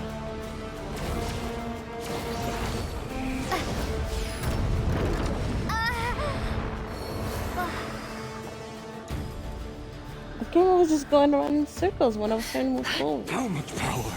The energy's back up? Get the fuck out of here. Absurd. The Absurd mystery indeed. unravels. Can't hide the truth. No. Destroyed. It all adds up. Absurd.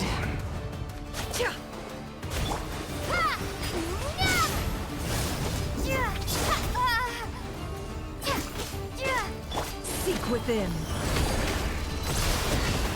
Can't hide the truth.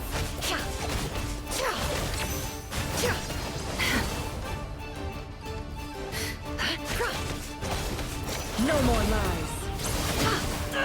Destroyed. And reborn. Water jet! Bombs away! The deception ends here. It all adds up.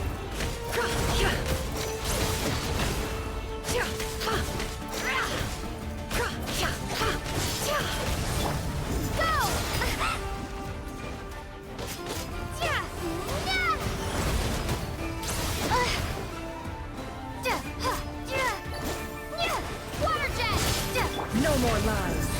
Seek within.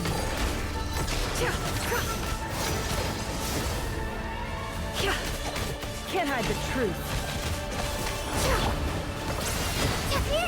Destroyed. And reborn. Bombs away! It all adds up. The deception ends here.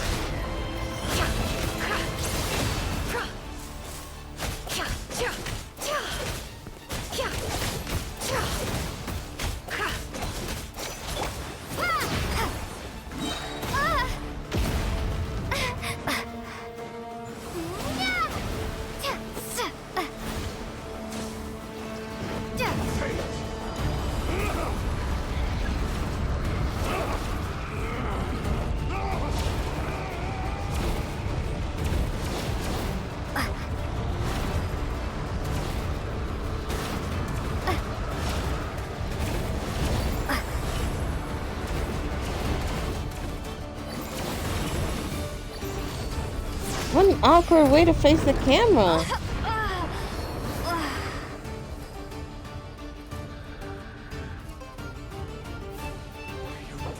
In my grasp. Oh, we're gonna be here for a minute. Hold mystery on. unravels. Can't hide the truth.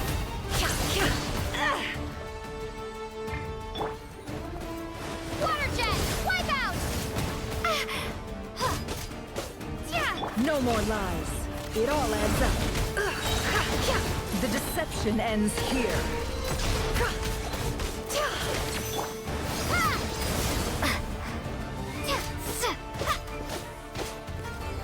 No more lies. Why is the traveler here? Okay. No shade to her, but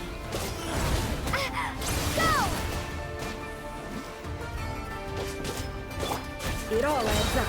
Can't hide the truth. The mystery unravels.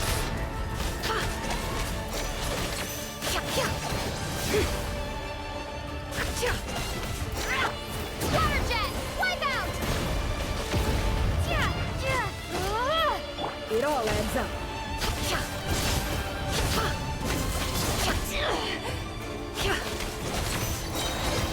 Seek within.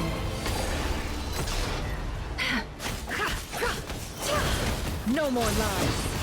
Go!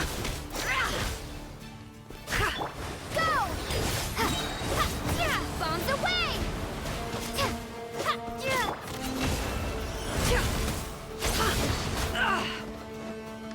Can't hide the truth. The mystery unravels.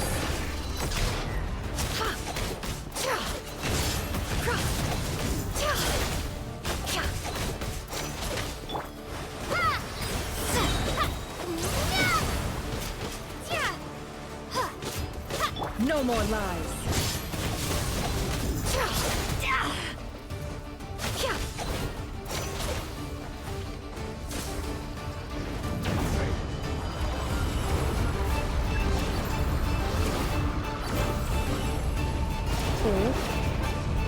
I've got this. 3.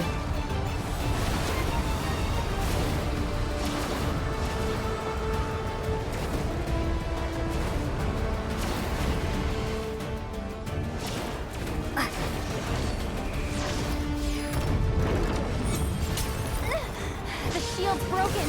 I can't keep this up. Don't push your luck. Can we not? Can we finish this fight? How unfortunate. Can't hide the truth.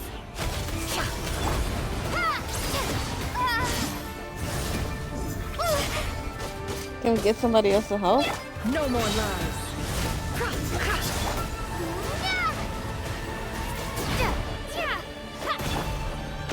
The deception ends here. Can't hide the truth.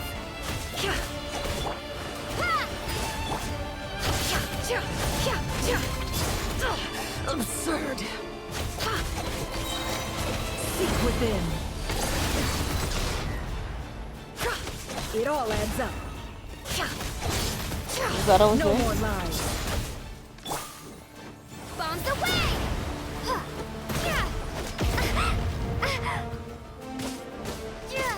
Water jet! Can't hide the truth. The deception ends here. No more lies.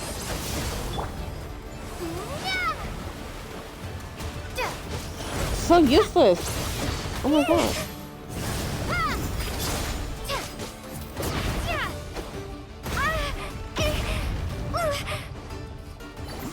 It all adds up. The mystery unravels.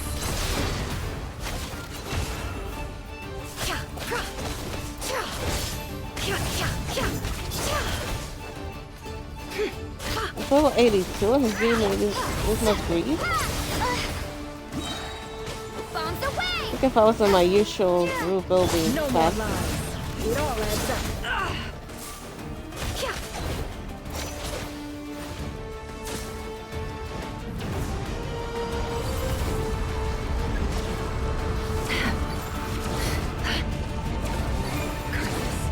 There's no other way.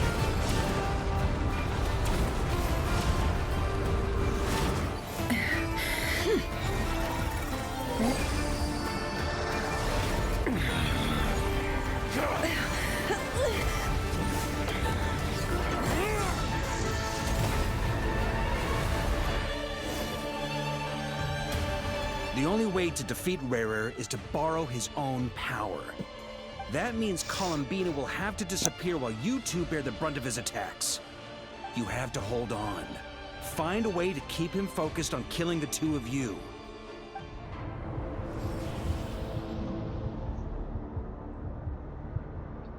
Never!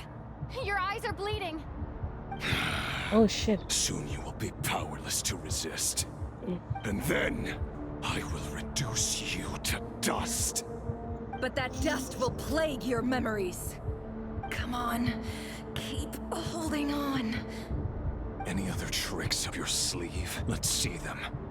As entertaining as they are, you've backed yourself into a corner. You don't fool me. I see your fear clear as day. I have to stoke his rage. Make him unleash everything. You fear what you could never defeat. You fear the thought of never being able to save your beloved. You cannot win the fight against fate, Rarir. Is that what you think? Well, now it's your turn to feel afraid!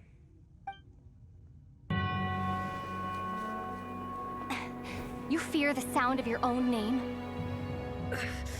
Is it us you hate? Or is it what you've become? Let's see what becomes of you!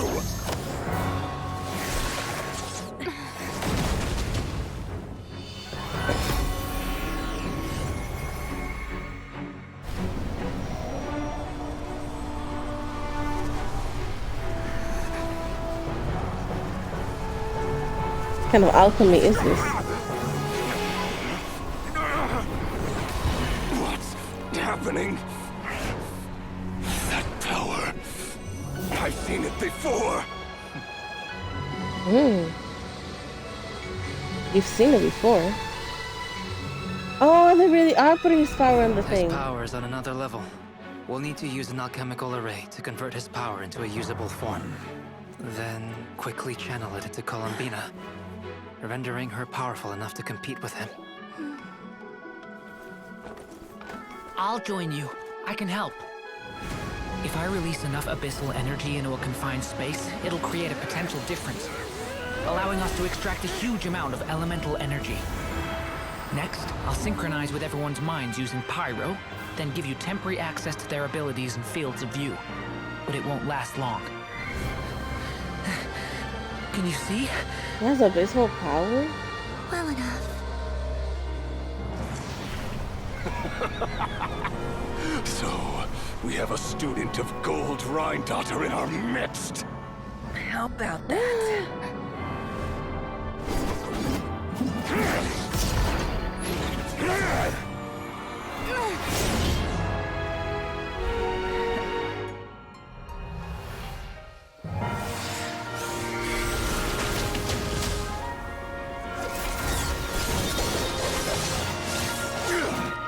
Come save the day, Columbina.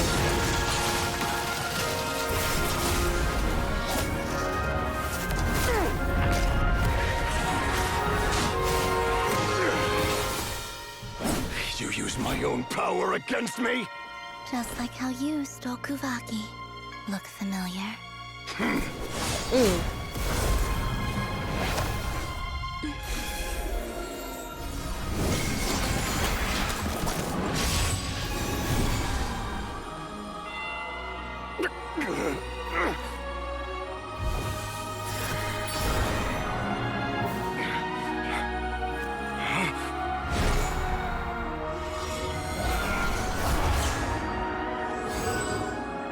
Don't you realize? You don't have the power to hold that gate open. I don't, but someone else does.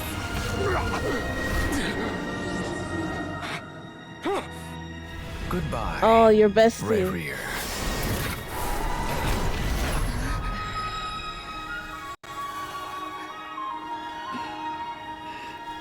We won.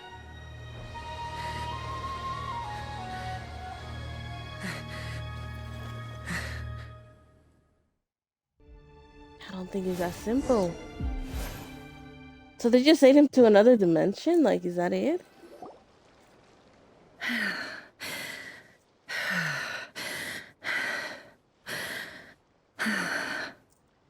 Nefer, how are your eyes?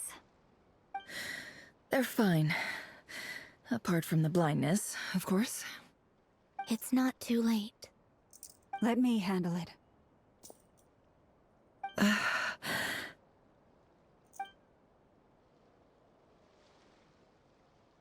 Oh shit, man.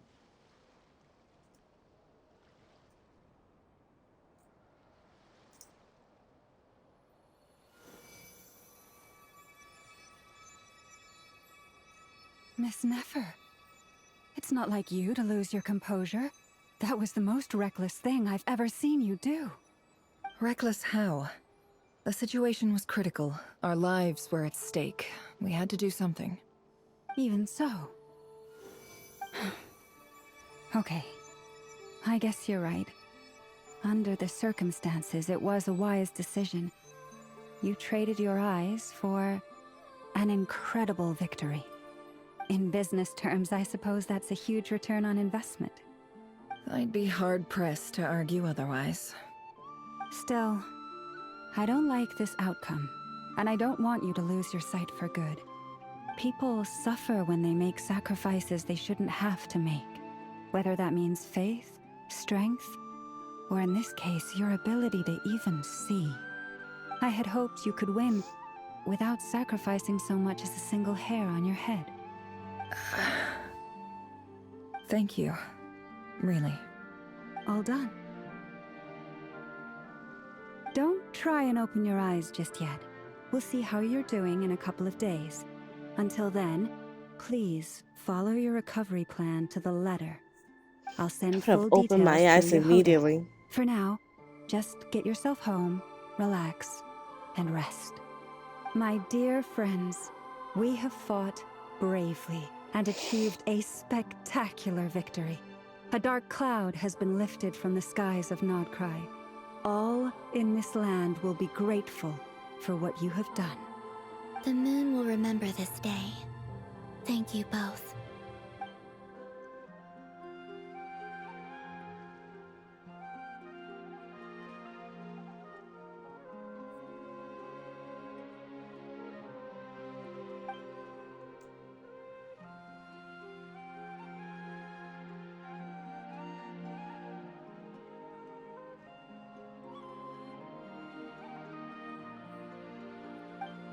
There's something I want to let you know.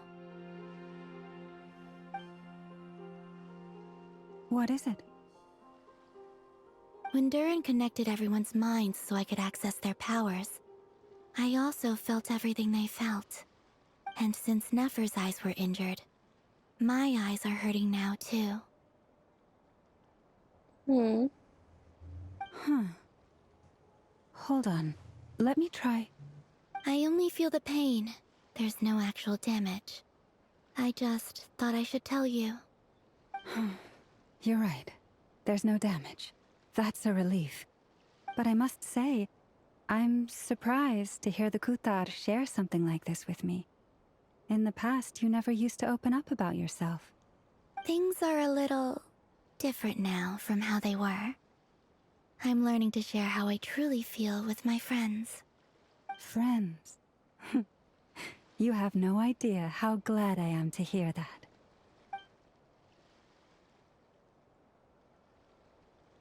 Can't help but break into a smile at the words friends. A warm, fuzzy feeling fills your chest. One by one, the Vela team is report to inform you that everything's under control. On Lama's insistence, you lay down. You fought on the front lines against Reader, and now you need rest. I'm still not at ease. They just sent him to another dimension. What makes him think he can't get out of that? Go ahead, have a dream. Yay! You're awake! How are you feeling? Any aches and pains? Did you sleep well? I'm doing all right, Paimon. No need to worry about me. Phew! Well, that's good. Paimon's been sitting on the edge of the bed worrying about you for ages. You slept a whole day and night. Poor Paimon had to eat all by her lonesome. Glad to hear you didn't starve. How was the food? Well, Why are they giving her without lines? you there to share it. They never let her talk. They always have the text. Honestly, Paimon just can't relax when you're not your usual self. She couldn't enjoy the food and settle down to sleep. Well, I'm back to normal now. Oh yeah, and Albedo swung by earlier.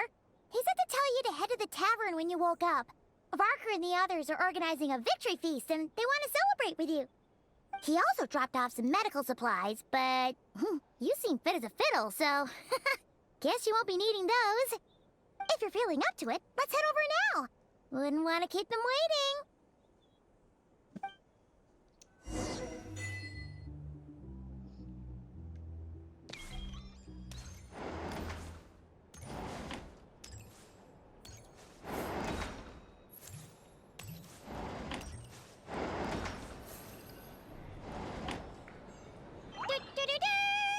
We're here!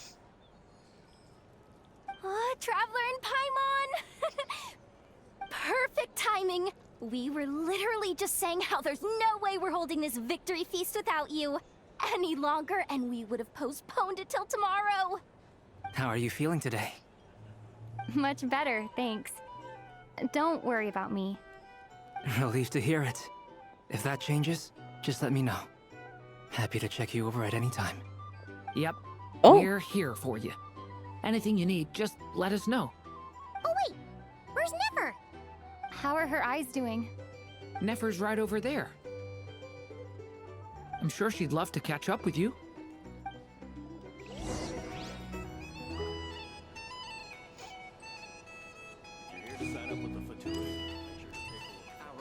No, she's by herself. No. Traveler, Paimon, are you recovering well? You see, that's what they always do. So why was she Turns out talking that when she was over Moon there? has some real talent after all. My eyes were mostly recovered after just a couple days rest. I can actually open them again now.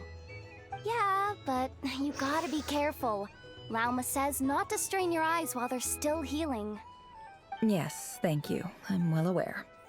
Yehoda, could I borrow you for a moment? I could do with an extra pair of hands. Oh, sure. Coming. Did you hear that? I gotta go help Lauma for a second. You guys chat among yourselves. I'll grab us some drinks on the way back. Paimon, you still like 'em sweet? You bet. Make it extra sweet, because Paimon's earned it. Sure thing.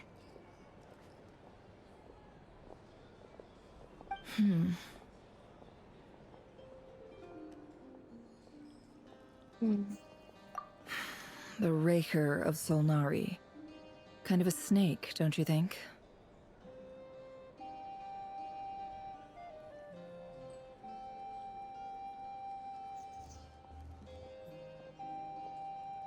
No, definitely a snake. A poisonous one who spewed his venomous hatred everywhere. Anyone who seeks revenge out of hatred for other people has become a snake. That's something my dad used to say.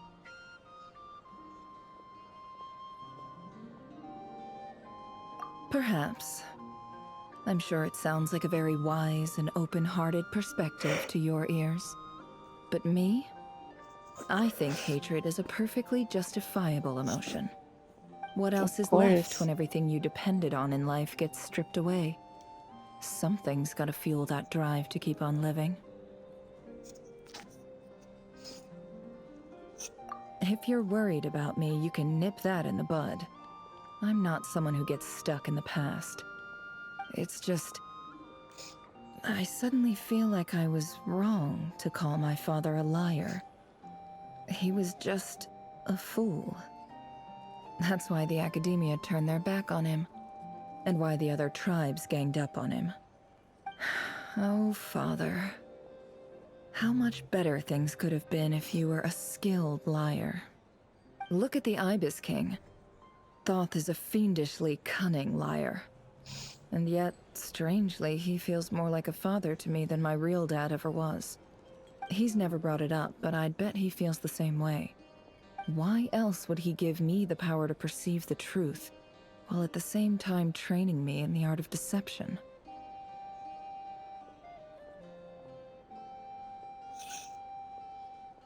Well, King Deshret banished him to Aru, which is essentially a prison, and posed 3 questions to him.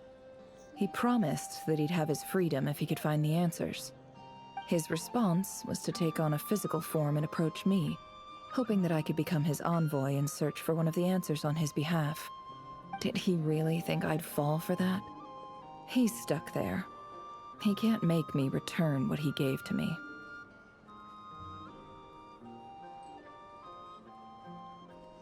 So that's enough for you to decide he's nice, is it? He's a prisoner, and he was scared. So he decided to perform some good deeds to win people's approval. He lives in fear because he's a deceiver. How is Rerir any different? You can't work as a spy your whole life and expect a happy ending. It's preposterous. Yet I can't say I don't understand it. Liars live in the darkness of their own making, but it's still human nature to want to go on living. They say that a liar's soul is the most worthless thing in the world. What do you think? Oh, really? Well, it takes a very kind person to find compassion even for liars. If you ask me, the soul of a liar really is worth nothing, because all they care about is themselves. For example, when something good falls into my lap, I don't go sharing the news around. Stops other people trying to steal it from me.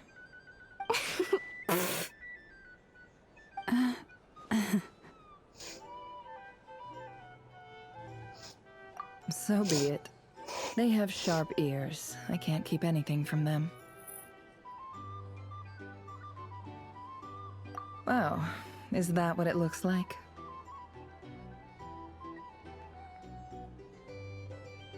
Well, you all know my past now, and I can't simply eliminate everyone who knows too much. So I guess I just have to put up with you, for the foreseeable future at least. When you find yourself in a situation you can't control, the safest play is to keep calm and start monitoring everyone involved like a hawk. In the intelligence world, you need to have a sense of perspective and play your hand accordingly. If you understand what's at stake, please ensure my secret is safe with you. I trust you'll respect my wishes as a friend. But don't forget, I will also be watching you like a hawk. Very good. Oh, wait! Now that the panic's over and we've all calmed down, Paimon suddenly remembered something. After all that build-up, our mystery ally never showed up even once.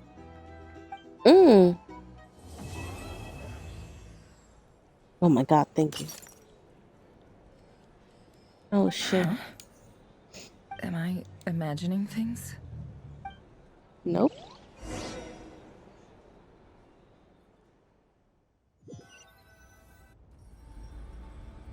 So, that close colleague who stayed behind with you? What's he been up to recently? Don't know, don't care. I get more normal human interaction from hanging out with Bosco 2 than him. Although, now you mention it, he hasn't bothered me in a while. I wonder if... If he's disappeared without a trace, it's the biggest gift he ever gave to the world. But I somehow doubt that's what's going on. He won't lie low forever. So we'd better stay on guard.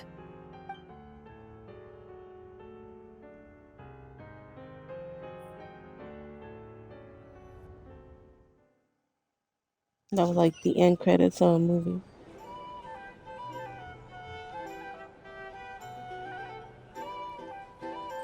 Nah, we're gonna end that here.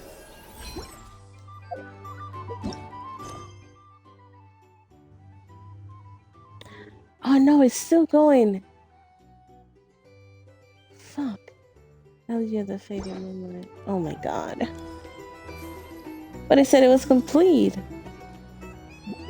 They lied to me. How have you been holding up? Any adverse reactions? If you start to take a turn for the worse, make sure you tell me right away. You don't need to worry about me, Grandmaster. I'm fine. I mean, I barely did anything, so... What?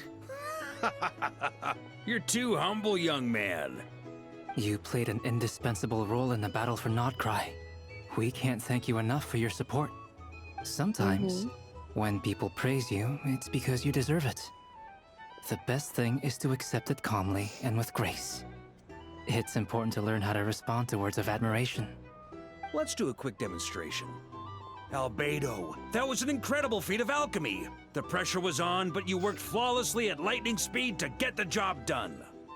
Thank you. I can't take all the credit, though. Durin played a big part in forming the alchemical array. See? Did you catch that? A masterclass in how to take a compliment. Okay, yeah. I did work pretty hard to help prepare for the battle. No point denying that.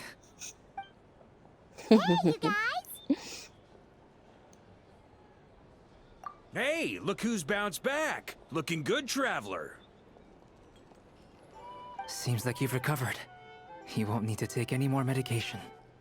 Can I get you a drink? Huh? You know how to order at a bar now? You've sure learned a lot recently. Handling a drinks order is ridiculously simple compared to alchemy. Don't worry, I'll blend into society yet. Paimon believes it. You're clearly a fast learner, just like your brother. To be totally honest, though, Paimon didn't quite follow all the details when you first explained the plan to us. Don't worry, that's completely understandable. Unless you're a student of alchemy, it's hard to grasp the principle and how the process works. To put it in the simplest terms, we saw how our enemy stole the power of Kuvaki. And that gave us the idea of stealing his power to turn it against him. When facing an enemy you have no hope of defeating, it's best not to engage them in battle. So, instead of looking for a way to overpower him, we decided to help Columbina get strong enough to at least stand up to him in a fight. For this to work, we had to analyze his modes of attack, confirm who his main target was, and make sure that he wouldn't go beyond the range of the alchemical array. For added security, we prepared a total of 4 arrays. But to mitigate the impact of the battle, we identified one location in particular as the ideal spot, which is where the confrontation took place. The alchemical array absorbed his abyssal power. Then Durin processed it to render it usable by Columbina. That power enabled her to do what would otherwise have been nigh on impossible. What surprised me was that Dainsleif actually agreed to join us. Given his history with Rerir, he had every right to sit this one out. But we're extremely grateful for the decision he made.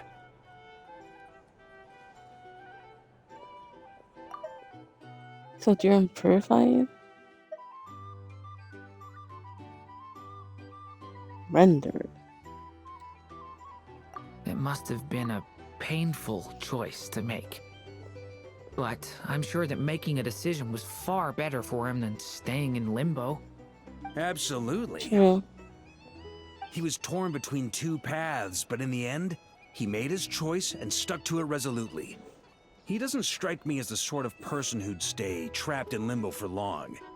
Anyway, however you cut it, everyone gave a stellar performance. And now, it's time to kick back and celebrate.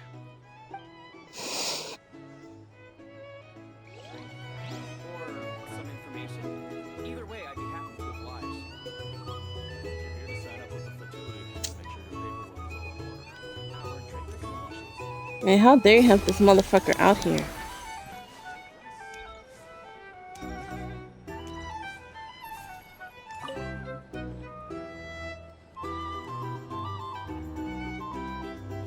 Ah, Lord Sangama Bay. How lovely to see you. I must thank you for the device you provided. It was an enormous help. Would I be right in thinking that it was developed by the Academia?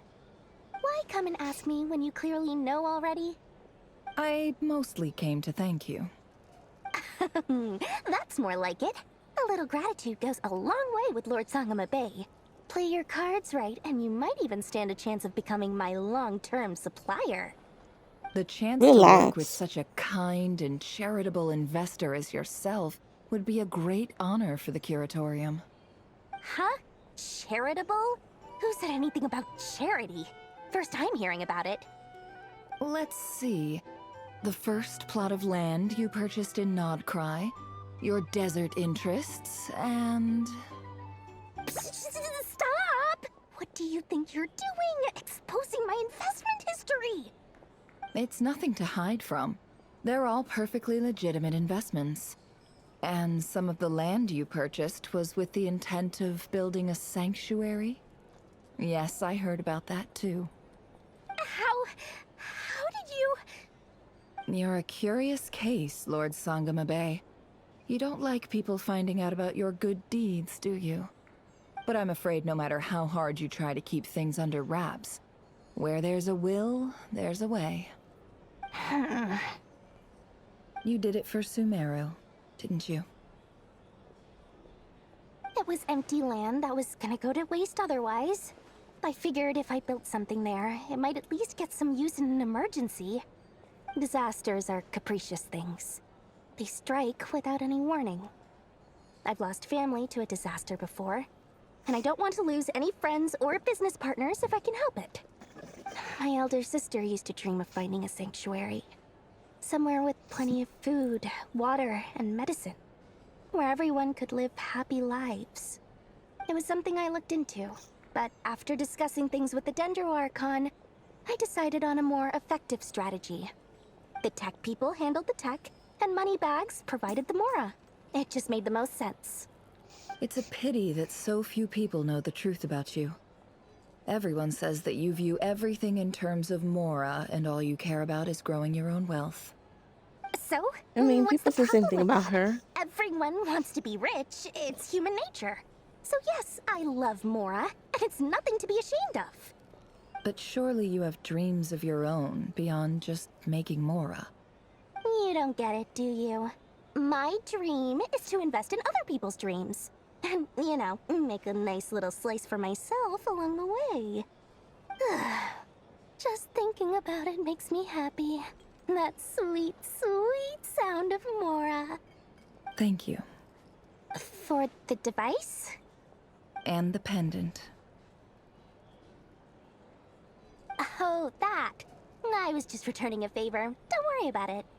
Seems like we've both been away from home for a very long time. Yeah. So long that I barely remember what my family even looked like. That would be your mother, father, and sister? Yeah, though it's been years since my sister passed away.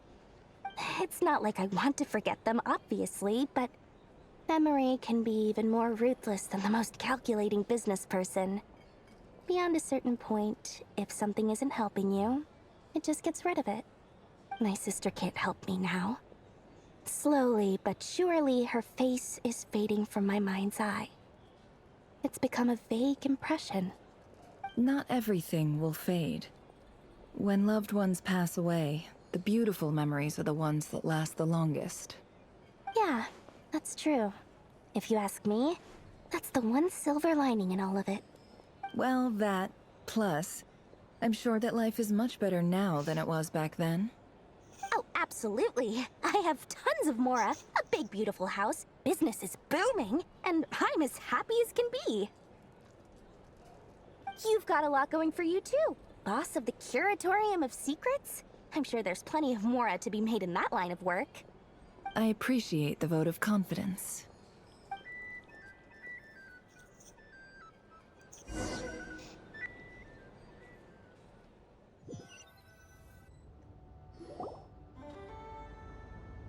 Might end after this. That's the only reason you're here. Yes. I've thought a lot about it. And I've realized that you, me, and Arlecchino should be friends. I think this is very important. So I felt I had to come and tell you. Well, this is a new one. I'm so moved. I can't even hold my teacup. If that's all, you can leave now. Do you not want to be friends with me? Or is it that you prefer being co-workers? What is this, Columbina? Are you deliberately testing my patience threshold? Right now, my politeness module is active. But if you say another word, I swear I'll shut it down. If your politeness module was active, wouldn't you say the word please at some point? Polonia. Funny. Please see Lady Columbina to the door. Will you still invite me to your next tea party? What? Yes, I think you will. Bye-bye, dear Sandrone.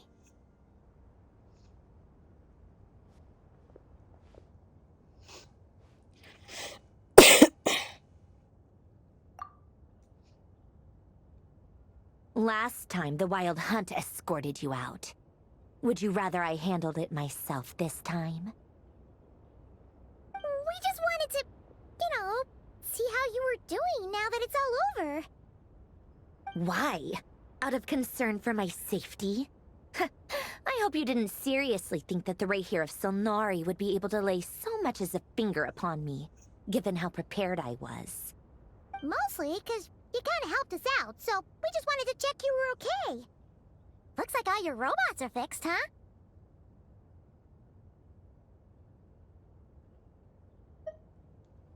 Oh, don't you worry about that. Tea time is already a write-off. The visitor before you managed to kill my appetite. If you're in the mood for tea, go ahead and help yourself. Otherwise, it's going to waste.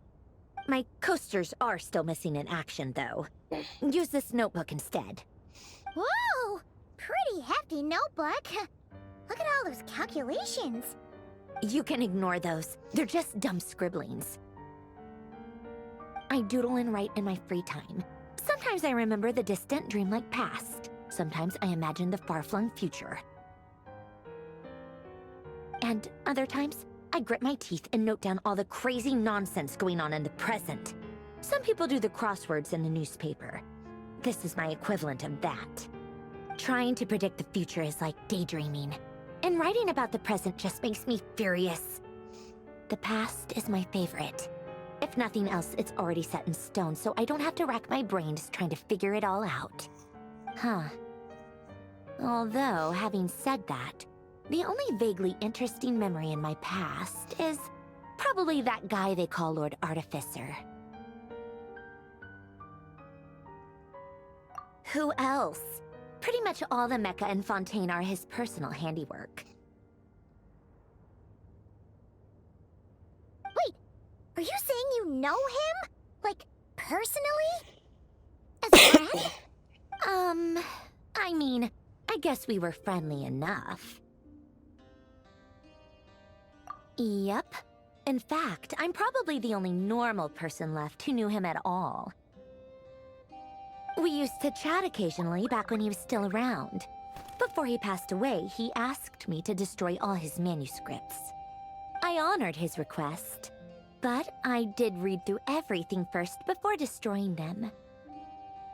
I mean, I couldn't let the genius of Lord Artificer Alain Guillotin disappear like that. Would have been such a waste. So, that's where the formulas in your notebook are from? I just told you, those are my equivalent of crossword puzzles. They're just dumb formulas that I solve for fun when I'm bored. Alain's work was like epic poetry. The formulas in my notebook are just silly little riddles in comparison. Not that there's anything bad about them. I mean, at least, solving those riddles isn't going to hurt anyone. Except me, 'cause I lose a few brain cells in the process. Anyway, while we're on the topic, I might as well tell you about what happened to him and his friends. Alain Guillotin had two close buddies, Renee and Jacob. They spent their childhood years together in the Narzissenkreuz Institute. They were all quite competitive, so there was some rivalry between them, but it was a friendly rivalry. But beneath the friendship and the rivalry ran something deeper, a sense of nostalgia for the past. Unfortunately, childhood would end, the prophecy would come true, the apocalypse would arrive, and the future would never be. A mad dream that would normally only capture the minds of lunatics begin to take root in their hearts. A dream of saving the world. And if Renee and Alain had been people of lesser wits, that dream would probably have ended up as something for them to joke about in their older years. But alas, they were some of the sharpest minds around. They nurtured that dream with the full power of their intellect, and it grew into something that ate away at their souls. The first of them to fall under its spell was Renee. Against Alain's wishes, he persisted in experimenting on a mutual friend of theirs to try and save their life. Alain did not approve and parted ways with Renee. It's complicated. Alain wanted to believe that Renee only did what he did for the sake of their friendship. But when he told me about what happened, I could tell he still had some suspicions about Renee's motives. Perhaps the seed that would grow into a nightmare had already sprouted in Renee's mind. Even then, the next time they met, Renee's soul had been completely engulfed by the dream of salvation. His futile attempt to change the tide of fate only resulted in a wave that swallowed up the world, even before the apocalypse came. And although that wave died down eventually, I hear that it just recently came back with a vengeance. As I understand, Renee wanted to live out his dream of salvation once more. But I'm told that the attempted resurgence finally died out for good. At long last, Renee awoke from his deluded dream. Though of course by then it was far too late. What do you think of Renee? Do you admire his transcendent genius? His view that any price was worth paying to achieve the lofty goal of saving the world? Or do you despise him? Dismiss him as an evil madman who wrought havoc on the lives of everyone around him as he pursued his delusional dream? Same difference, really. Just a matter of perspective. What a cop-out. But I suspect you'd have a more incisive and insightful answer if we dug into it further. I don't like fanatics who give up their whole lives for their ideology. Nor do I like fools who let their delusions take control. Maybe I could understand if Renee had just been an ordinary person. But he had a sage-like intellect. And still managed to get himself lost in the labyrinth of his own desires. Anyway, that's enough about Renee. Now, moving on to Alain Guillotin, the Lord Artificer. He managed to put a stop to the first storm whipped up by Renee. But after that, Alain lost his friends and family. To his credit, I suppose, the loss of his family and friends was purely a tragic accident. It's not like Alain sacrificed them for his cause or anything. After that, the only thing supporting his work was the same dream that had dragged his closest friend down to the abyss. But although the desire to save Fontaine drove him to found the Fontaine Research Institute, Alain continued to reject any form of transcendental knowledge or power. He was suspicious and fearful of it, having seen the way it had affected his closest friend. I think that formulas and machines derived solely from human intellect were the only thing that gave him a sense of spiritual comfort. Yet Alain's intellect was simply too great. It barely left him space to breathe in his lifetime. Once he realized that the end of his life was approaching, he finally accepted the truth. The Nazissenkreuz Institute needed someone, and a human being, to see its story through to the end. He quit working on his formulas, trading them in for the fairy tales that had played such a formative role in his childhood, but which he'd barely touched in his adult life. He told me that the director of the Nazissenkreuz Institute used to read those fairy tales to the children as bedtime stories. Apparently, they worked wonders at sending kids off to sleep. I think that all he wanted at that time in his life was to be able to sleep deeply without being plagued by depression. By that point, nothing else really mattered.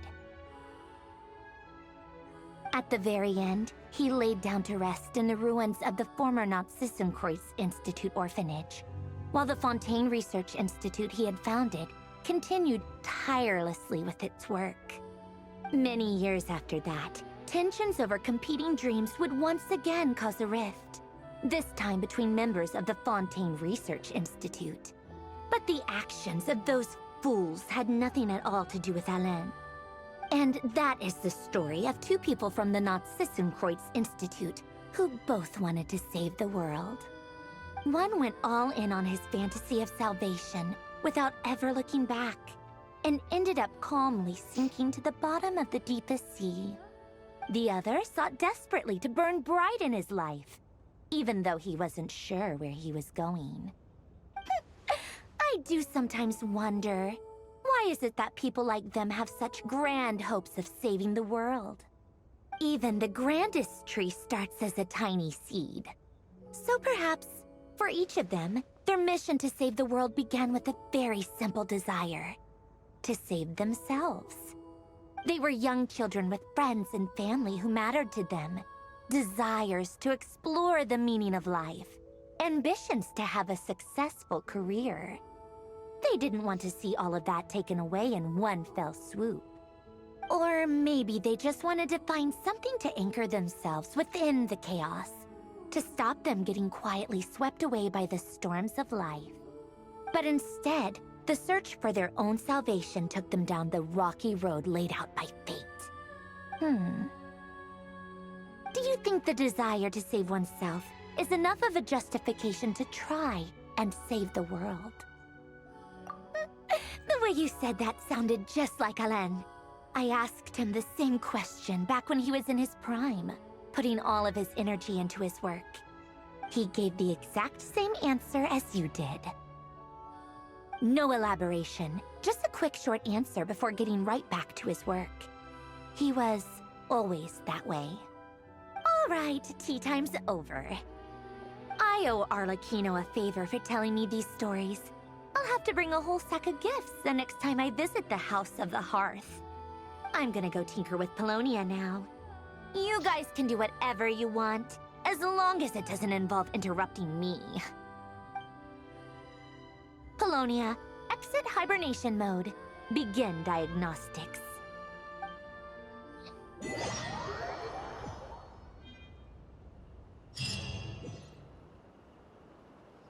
I'm gonna end this right here.